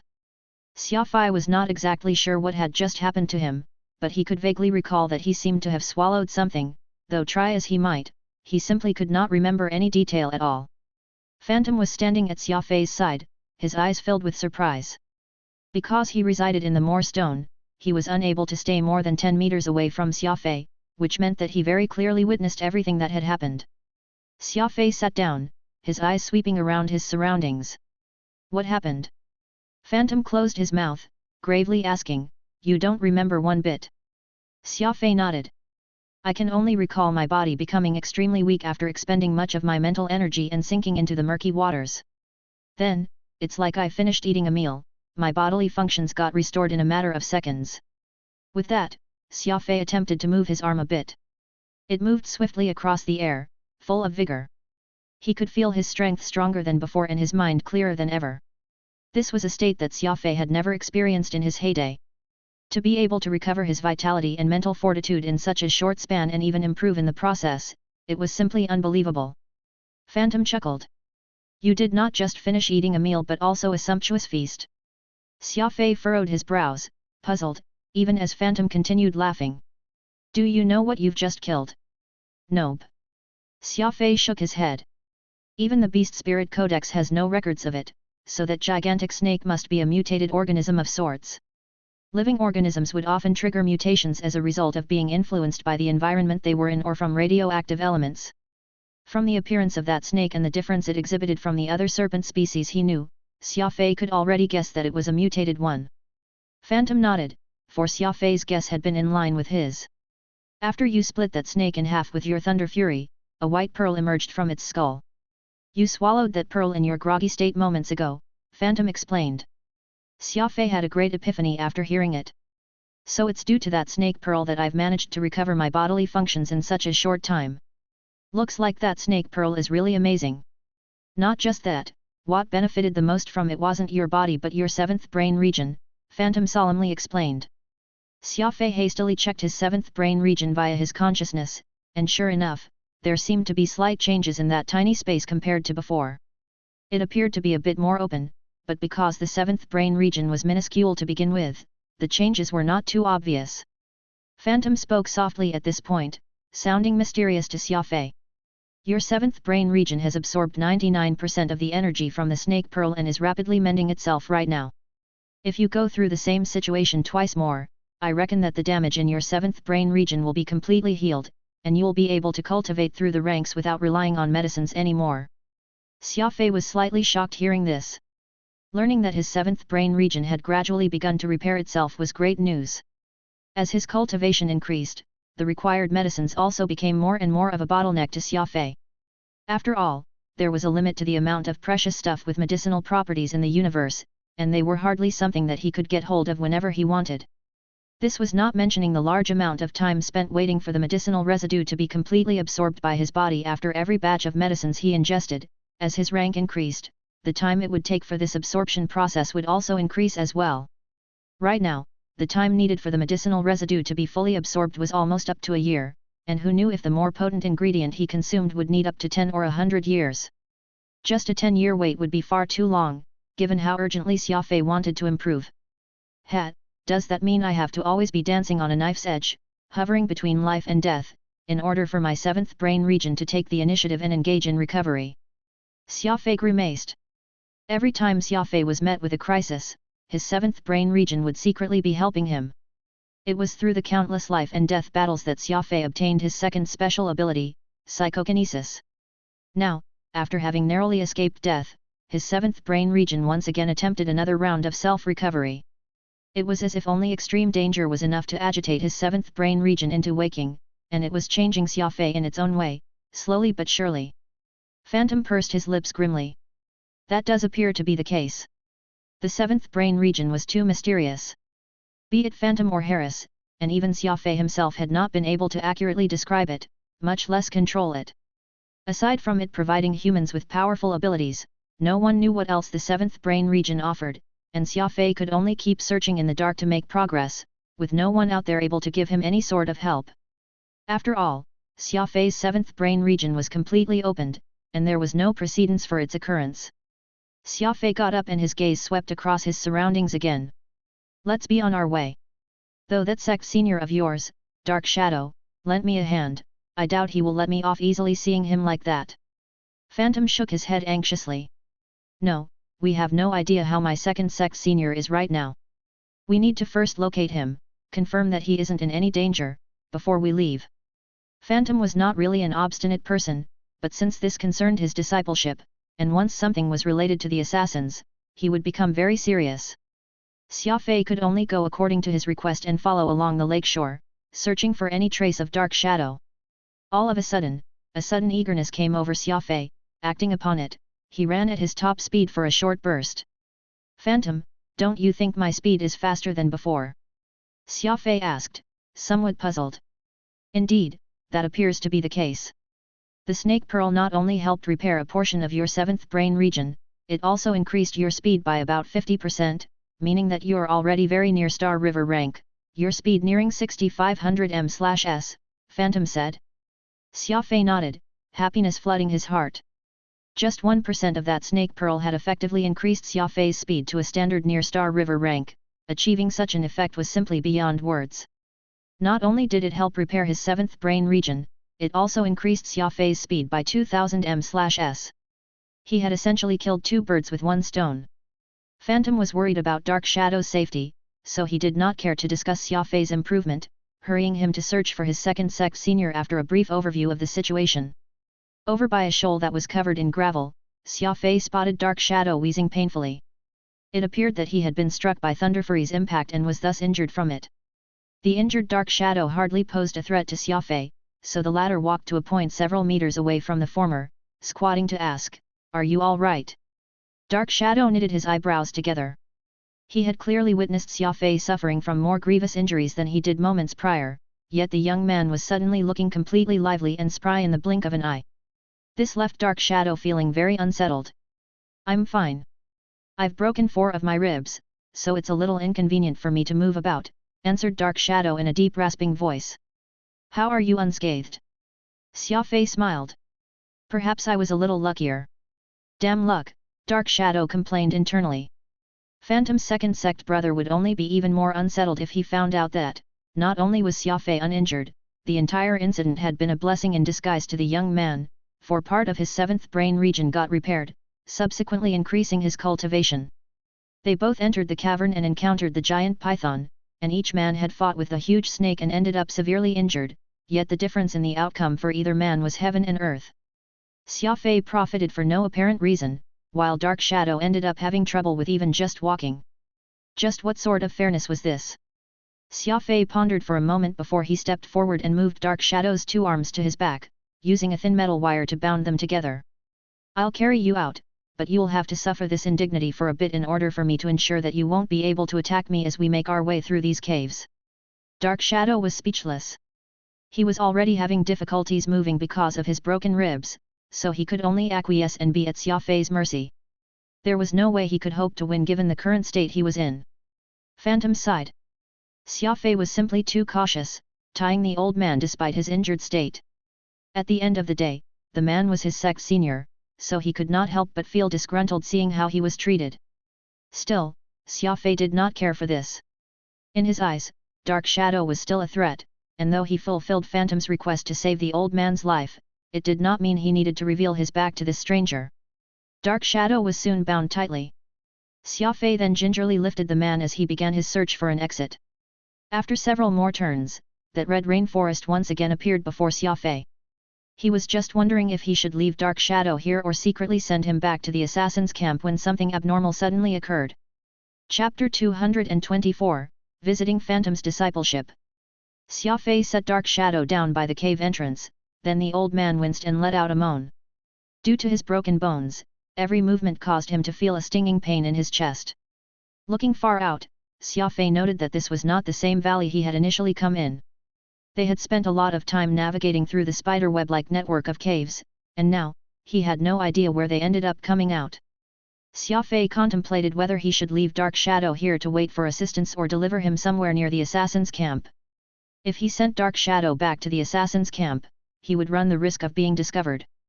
Though his speed had improved, the assassins were engaged in a large-scale trial right now and they had plenty of people around. There was no telling if they had some strange ability users who were capable of countering his speed. Just as Xia Fei was pondering on his next move, several figures came striding over from the forest in front, not at all hiding their presence. These men were all dressed in the same combat suits as Dark Shadow, except that they were all wearing black masks which covered their heads, so Xia Fei could not make out their faces. A very gloomy aura pervaded among them, and Xia Fei could already guess that they were the assassins. "Sect Elder Dark Shadow, are you all right?" asked a muscular masked man in a grave voice when he stepped forward. Dark Shadow coughed twice and softly answered, "I'm okay. This young man has deep roots with us. Please invite him back as a guest." Xia Fei knitted his eyebrows together. Having not even sensed any of these men hiding in the forest before, he was feeling quite vexed. With Dark Shadow so casually making his comment, as if certain that he would have no way to escape, it was a clear indication that he had already made preparations to this end and was absolutely confident of it. Xia Fei only had 2 choices right now, one was to break through this encirclement by force. As long as none of these people was an expert ability user who could counter his speed, he doubted any would be able to stop him. After all, his top speed was close to 6500 m/s now, and he had his psychokinesis to protect him. It would not be an easy task trying to stop him. The other option was to use Dark Shadow and threaten his life, force him to give the order for these men to back down. Though it would make escape much easier for him, he did not doubt such an act would result in animosity with the assassins. The existence of their sect was a secret to the universe at large, and from what Phantom had described them, he could already deduce that they had some strength to back this up, so falling foul with them was hardly the best choice. Xia Fei, these are the death guards that the assassin sect have trained. No matter what you do, don't do anything reckless, Phantom suddenly warned. Xia Fei was slightly stunned, furrowing his brows further. Death guards? Who are they? Xia Fei took 2 steps backward at the same time he wondered about this, positioning himself in front of Dark Shadow. As long as any of these men made any sudden movement, Xia Fei would be able to use Dark Shadow as a meat shield based on the speed advantage he possessed. There are assassination missions that need to be executed with the determination to sacrifice one's life to kill the target, and these men exist for this sole purpose. Don't assume that, with your fast movement speed, they won't be able to catch you. They will have their unique methods to exchange their life for an unrivaled attack power. You don't have a snowball's chance in hell going up against these death guards, for they are more than willing to give up their lives in exchange for your demise, Phantom warned in a deep voice. Xia Fei was shocked. To think there were people out there who would be willing to give up their lives just to kill off some strangers. Just what exactly did these death guards exist for? Could it truly be just to die? This planet doesn't have any working communication, so how did these men find me? Xia Fei asked. Phantom glanced at Dark Shadow's wrist. Second Sect Senior must have secretly activated his nether bell, which was how these death guards tracked us, ready to outflank you. I was too naive in my thinking. Seems that every time we went out for training and trials, my Second Sect Senior and his men would all be here to monitor our every move secretly. Xia Fei followed Phantom's gaze and saw a thin thread looped around Dark Shadow's wrist, which a small bell was tied to. What's the use of the nether bell? Could the signal interference here not be able to stop them? Xia Fei asked. Not at all. Phantom shook his head somberly. Since we, assassins, are willing to train and do trials here in such an enclosed environment, we naturally will have our ways of calling for help. The nether bell is able to penetrate through any interference within a short range, sending out a signal accordingly. My Second Sect Senior should be wearing such a bell, and some of these death guards have the main bell that is able to receive signal and pinpoint location. Upon receiving a signal, they probably swiftly made their way to my Second Sect brother's location, arriving in advance by taking shortcuts. Xia Fei had gotten the full picture by then. It turned out that this nether bell was actually an advanced radar system, able to penetrate through heavy interference within a short range. The radar blueprint that he had found in Black Abyss was even more technologically advanced than this trinket, not only able to overcome interference across a short range but also ensure communication over tens of thousand light years without any interference. Xia Fei mulled over this and suddenly thought of a question. Since the nether bell was able to have such inexplicable effects communicating over such a short distance, and it did not seem to be very complex to construct either, he wondered if he could incorporate the technology in this for his radar system designs? After all, both devices were radar systems used for communication and positional identification, only with slightly different functions. Though the Titan super warship's radar blueprint was advanced, it was also overly complex and intricate. There was no way the Pan-Human Alliance at its present-day production strength could recreate the super radar as it was. He would have to simplify it further if he wanted to mass-produce the device, reducing the cost and difficulty of manufacturing. The nether bell's sudden appearance had given Xia Fei a whole new perspective, and there was no telling that a combination of the two might be successful, which remained to be seen. However, Xia Fei lacked the initiative right now, so any attempt to get a hold of the main bell so he could study it in detail would be fairly difficult. Just as Xia Fei was wondering on how he should proceed, several of the masked death guards, those who were forming the outer cordon of the encirclement, slowly made their way towards Xia Fei. They were neither too fast nor too slow and seemed to be avoiding forcing Xia Fei's hands on making any move against Dark Shadow. Xia Fei smiled. Gentlemen, if all of you get any closer, I'll have to get him to join me in my grave. Xia Fei pointed to Dark Shadow right next to him as he coldly remarked, believe me, I am not one to make jokes. Letting his raw killing intent surge forth, his nameless dagger abruptly appeared from out of nowhere, its sharp edge pointed right at Dark Shadow's throat. Even a fool could tell that Xia Fei was not joking.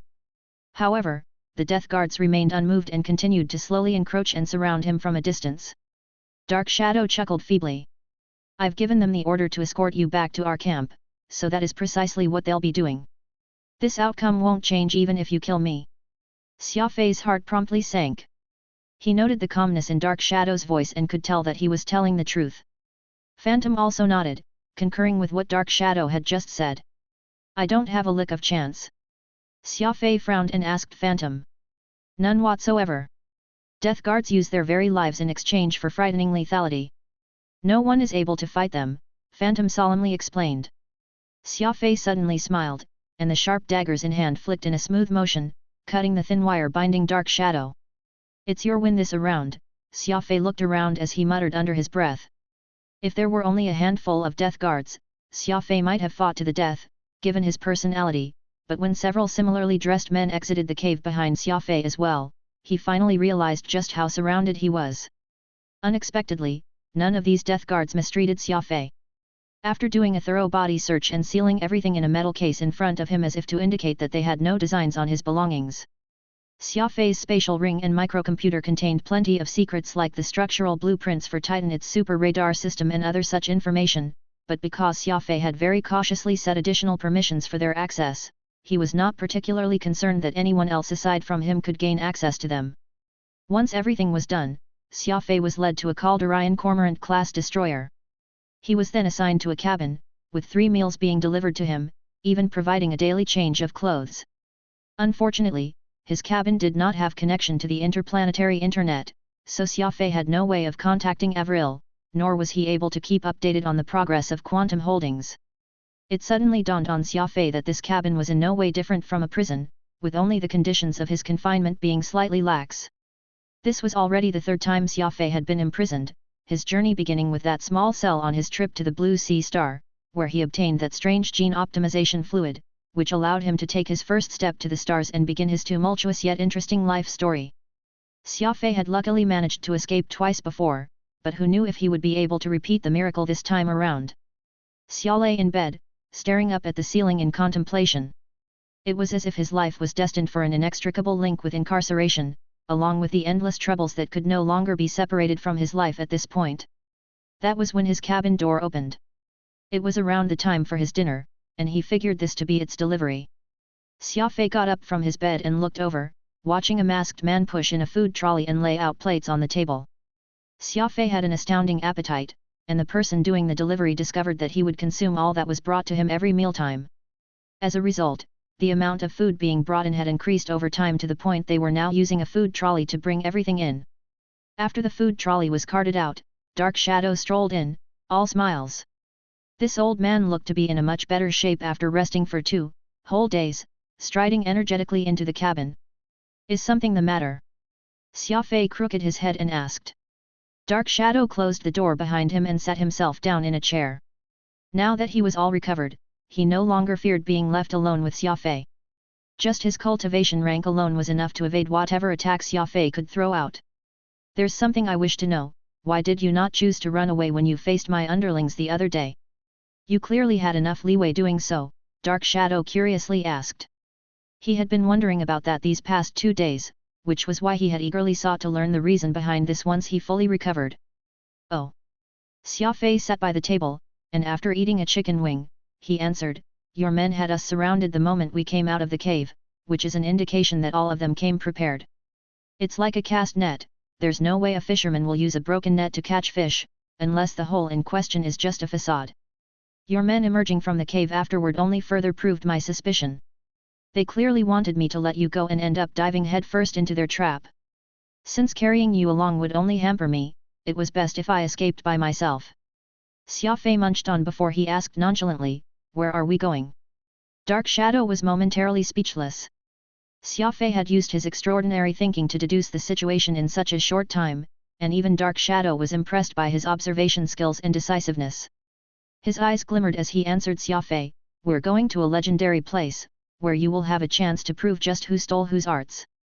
Don't worry, you'll be treated fairly. Chapter 225, the assassin sect. Xia Fei did not like the term fair. Everyone had different perspectives, so the conclusion they drew would of course be different as well. The notion of fairness did not exist in this universe, unless there was an actual god out there in the darkness of space. This was why Xia Fei did not make any comment when Dark Shadow said that he would receive a fair treatment. After wolfing down his dinner, Xia Fei lit himself a cigarette and took a drag. He was wondering how he could escape his present predicament. Though he was interested in learning more about these assassins, he did not enjoy being forced to do so, and in this way. Dark Shadow was very affected by Xia Fei's composure. The biggest concern he had was still those two unique techniques, crafty thrust and breath control. Xia Fei appeared indifferent to the fact that the truth was about to be revealed, and Dark Shadow could not help but begin to have doubts based on how the young man was acting after hearing his words. Could he actually be telling the truth? Are breath control and crafty thrust his family's martial arts? Dark Shadow thought of himself. Shaking his head, Dark Shadow quickly dismissed such an outrageous idea. He could never accept that the assassin sect had actually stolen some family's techniques. Aside from this short interaction they shared, Dark Shadow did not visit Xia Fei in his cabin again. The Cormorant-class destroyer rapidly traveled toward its assigned destination, entering a star system that Xia Fei was completely unfamiliar with. Xia Fei spent his day as per usual, training and cultivating his techniques and skills aside from eating and sleeping as necessary. It was just that his microcomputer had been taken away, so there was no way for him to connect to the interplanetary internet, nor could he read and study the super radar's blueprint.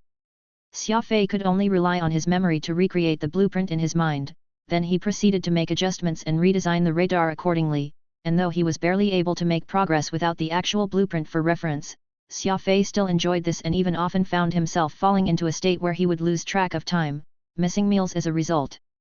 Dark Shadow was of course aware of all the going-ons through the surveillance camera installed inside the room as he was keeping the young man under strict observation. As more time passed, the more he felt that Xia Fei did not seem to have any issues. Only a man with a clear conscience could remain calm in his present situation, so if Xia Fei had been lying, he ought to be very worried over his circumstance right now and not continue with his life of regimentation and peace. It was as the saying went, only a gentleman acts with liberty, while a villain acts with anxiety. Increase our speed, let's head back as quickly as possible, uttered Dark Shadow in a commanding voice. With his doubts digging sharply on his back, he had difficulty sleeping. Even eating was like chewing on wax, the food extremely bland and tasteless. In the blink of an eye, they had been flying for 6 days. Today, as usual, Xia Fei was cultivating his beast spirit codex on his bed, cross-legged when Phantom suddenly said, "We're here, Xia Fei." Xia Fei got up and made his way to the porthole in his cabin. An azure planet came into view. It was not too large in size, about 1/5 of Earth's mass. Its blue sea covered a vast surface, with barely much land in sight. There were even 2 white ice belts on its 2 poles. This planet's called Nameless. It is the base of our assassin sect, Phantom said. His voice was a bit excited, being able to return to the place he had once lived and stayed. Killing without making their names known, nameless assassins, Xia Fei muttered to himself. Phantom, your ancestors are far more poetic than you. The assassins are part of a secret hitman organization. It's fitting that their main base will be on a planet called Nameless. There was only one continent on Nameless, and it was not too large. It looked like a long and narrow island from a high altitude, surrounded by the azure sea, with patches of green here and there, like seaweed floating on the salty waters. The destroyer slowly made its landing on a landing apron at the heart of a jungle. In the backdrop was a mountain covered by dense trees. The flora and fauna in the surroundings were sparse, but the mountain was quite majestic, reaching to the clouds as it stood aloof in a prominent position. Verdant greenery covered the foot of this mountain, its snow-capped peak looked even better than the Himalayas. After the warship landed, Dark Shadow led Xia Fei off the ship. Xia Fei took a deep breath and looked into the distance, spotting the well-maintained small warships parked around. Most were well-equipped frigates despite their small sizes. The cost of maintaining and retrofitting a warship far outstripped its purchase price. As an expert in that particular field, he could tell at a glance from the cost of the equipment, including the expensive black crystal alloy used for the landing apron, that the assassins were fairly well-to-do. A warship abruptly arrived, and it was Xia Fei's vampire. The assassins had men separately piloting this ship over and did not just leave it on the trial grounds. 6 death guards surrounded Xia Fei, maintaining their distance the entire time. Dark Shadow walked shoulder to shoulder with Xia Fei as he brought him to the top of the mountain. Along the way, Xia Fei came across plenty of disciples from the assassin sect. They were mostly very young, with some not even past the age of 5 or 6, clearly still children. All of them wore the same outfits, not making any sound with every step they took, which evidently demonstrated their good training. Perhaps it was because they rarely saw any outsiders, but they all gazed at Xia Fei strangely as if he were a precious panda bear. Xia Fei was unperturbed, smiling at them as he gave each a friendly greeting. Dark Shadow secretly nodded, thinking that Xia Fei was showing respect to his discipleship, somewhat happy that they were being given face. The mountainous road was long, and a platform could be seen after a certain distance. This platform was akin to a series of white links built around the mountain, with several houses constructed on both sides of the road. From an architectural standpoint, the residences and training facilities of these assassins could be called practical, a little too Spartan yet decent. The nearer he got to the top of the mountain, the older the people around them appeared. It was as if the arrangement for where people should reside strictly depended on seniority. The new disciples live at the foot of the mountain, and as the older they get, the higher on the mountain they live. Back then, I got to level 9 from the foot of the mountain. Meanwhile, those disciples deemed unqualified have no right to live on the mountain at all, Phantom explained. Xia Fei nodded. He gazed up and down the mountain, counting a total of 13 levels to reach the peak. Since Phantom stayed on the 9th level, it meant that his position while in the sect was not low. Who knew what sort of people stayed on the peak? The whole lot of them stopped at level 10, where there was an old-fashioned house around 800 square meters built right in the middle. It was the largest house on this level, and Dark Shadow led Xia Fei inside. This old house had a total of 3 stories, its decoration simple, with only chairs and tables for everyone to occupy. This appeared to be a place for gathering of the assassins. Dark Shadow pushed open a door and brought Xia Fei into a smaller side hall on the left. Sit anywhere you like, I'll be coming back in a while, Dark Shadow said. Xia Fei nodded, picking a chair to sit on. As those masked death guards flanked his 2 sides, standing rigidly in position like statues. Soon, Dark Shadow brought 2 elders inside. The death guards immediately exited the room and shut the door behind them, leaving Xia Fei alone with the 3 elderly men. They sat right across Xia Fei, and Dark Shadow introduced the 2 elders to him. The one taking lead was a fat, old man with a fair complexion. His eyes were squinting, and his chin sported a little goatee. This was Phantom's great senior, Silver Shadow. The old man at the end was Phantom's master, Moon Shadow. He was skinny, with sharp eyes. He had a pair of very large ears like 2 palmetto fans, able to produce cool winds on hot days and shelter on rainy days. The assassins were all born orphans, so Shadow became their namesake for the people in the discipleship. Silver Shadow, Dark Shadow, and Moon Shadow were presently in charge of internal affairs, all of them bearing great prestige to their name. Xia Fei looked at Phantom's master time and again.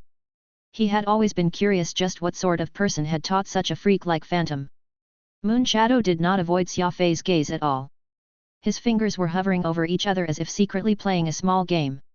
A person's personality could be judged from their usual actions, and Moon Shadow's small movements continued even in front of his 2 fellow sect brothers. It could be seen that he was the sort who was quite active inside. Perhaps he even enjoyed reciting and composing poems, but fate had very unfortunately brought him to the assassin sect, otherwise he would have been quite a suave person. Phantom's second sect senior, Dark Shadow, was more like the serious and inflexible type.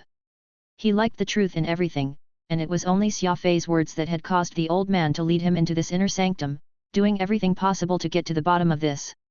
As for the eldest sect senior, Silver Shadow, Xia Fei did not like him at all. This elder was completely motionless, his beady eyes prodding everywhere. He even looked quite sinister. Xia Fei speculated that he was an old fox that was extremely devious, but because he was the eldest, he pretended to look very righteous, though his cunning gaze had already betrayed his shrewd self. Dark Shadow explained the situation regarding Xia Fei to the 2, and when he started to speak about the bloody massacre that had happened in the cave, a hint of menace flashed across Silver Shadow's eyes, but this was very quickly suppressed, without anyone else noticing. Phantom had already told Xia Fei that Green Shadow, the young adulterer Xia Fei had killed, was under this eldest sect senior. As his father was Silver Shadow's direct disciple, it was only naturally for this sect elder to stand up for his disciple's offspring against Xia Fei who had killed Green Shadow. Meanwhile, the cuckolded Leaf Shadow was under the second sect senior's tutelage. Dark Shadow appeared to be a lot more magnanimous compared to his eldest sect brother. He was not in a hurry to pursue responsibility over the deaths but wanted to clear up the air regarding the stolen techniques allegation. This was a much larger humiliation for their discipleship. Xia Fei only felt his head get bigger than a bucket. The men of the assassin sect had such complex relationships among them, and even their names were similar to one another. Most people who ended up in this discipleship for many years might mistake their fellow members' names. With the introductions at an end, Dark Shadow sat back on his seat. Silver Shadow harumphed, asking in a deep and emotionless tone, "What's your name?" Dark Shadow had clearly already introduced him to everyone, yet Silver Shadow simply wanted him to repeat his name. Xia Fei was very disgruntled by this, but he continued to answer with that same smile, "I'm Xia Fei. Where are you from?" "Earth." "Where's Earth?" "It's on the outskirts of the Enduro Star region, a recent addition to the Pan-Human Alliance." The questions that Silver Shadow raised sounded quite official, and Moon Shadow furtively covered his face to mask his yawn as if he was bored just listening to this. "Did you kill Green Shadow?" After asking all the minutiae, Silver Shadow finally got to the crux of the matter. Xia Fei answered with a smile, "Yes, back then." Before Xia Fei could explain the situation, Silver Shadow had already slapped the table angrily, violently interrupting him mid-speech. "I didn't ask for the situation. I'm only interested in knowing if you're the one who killed Green Shadow."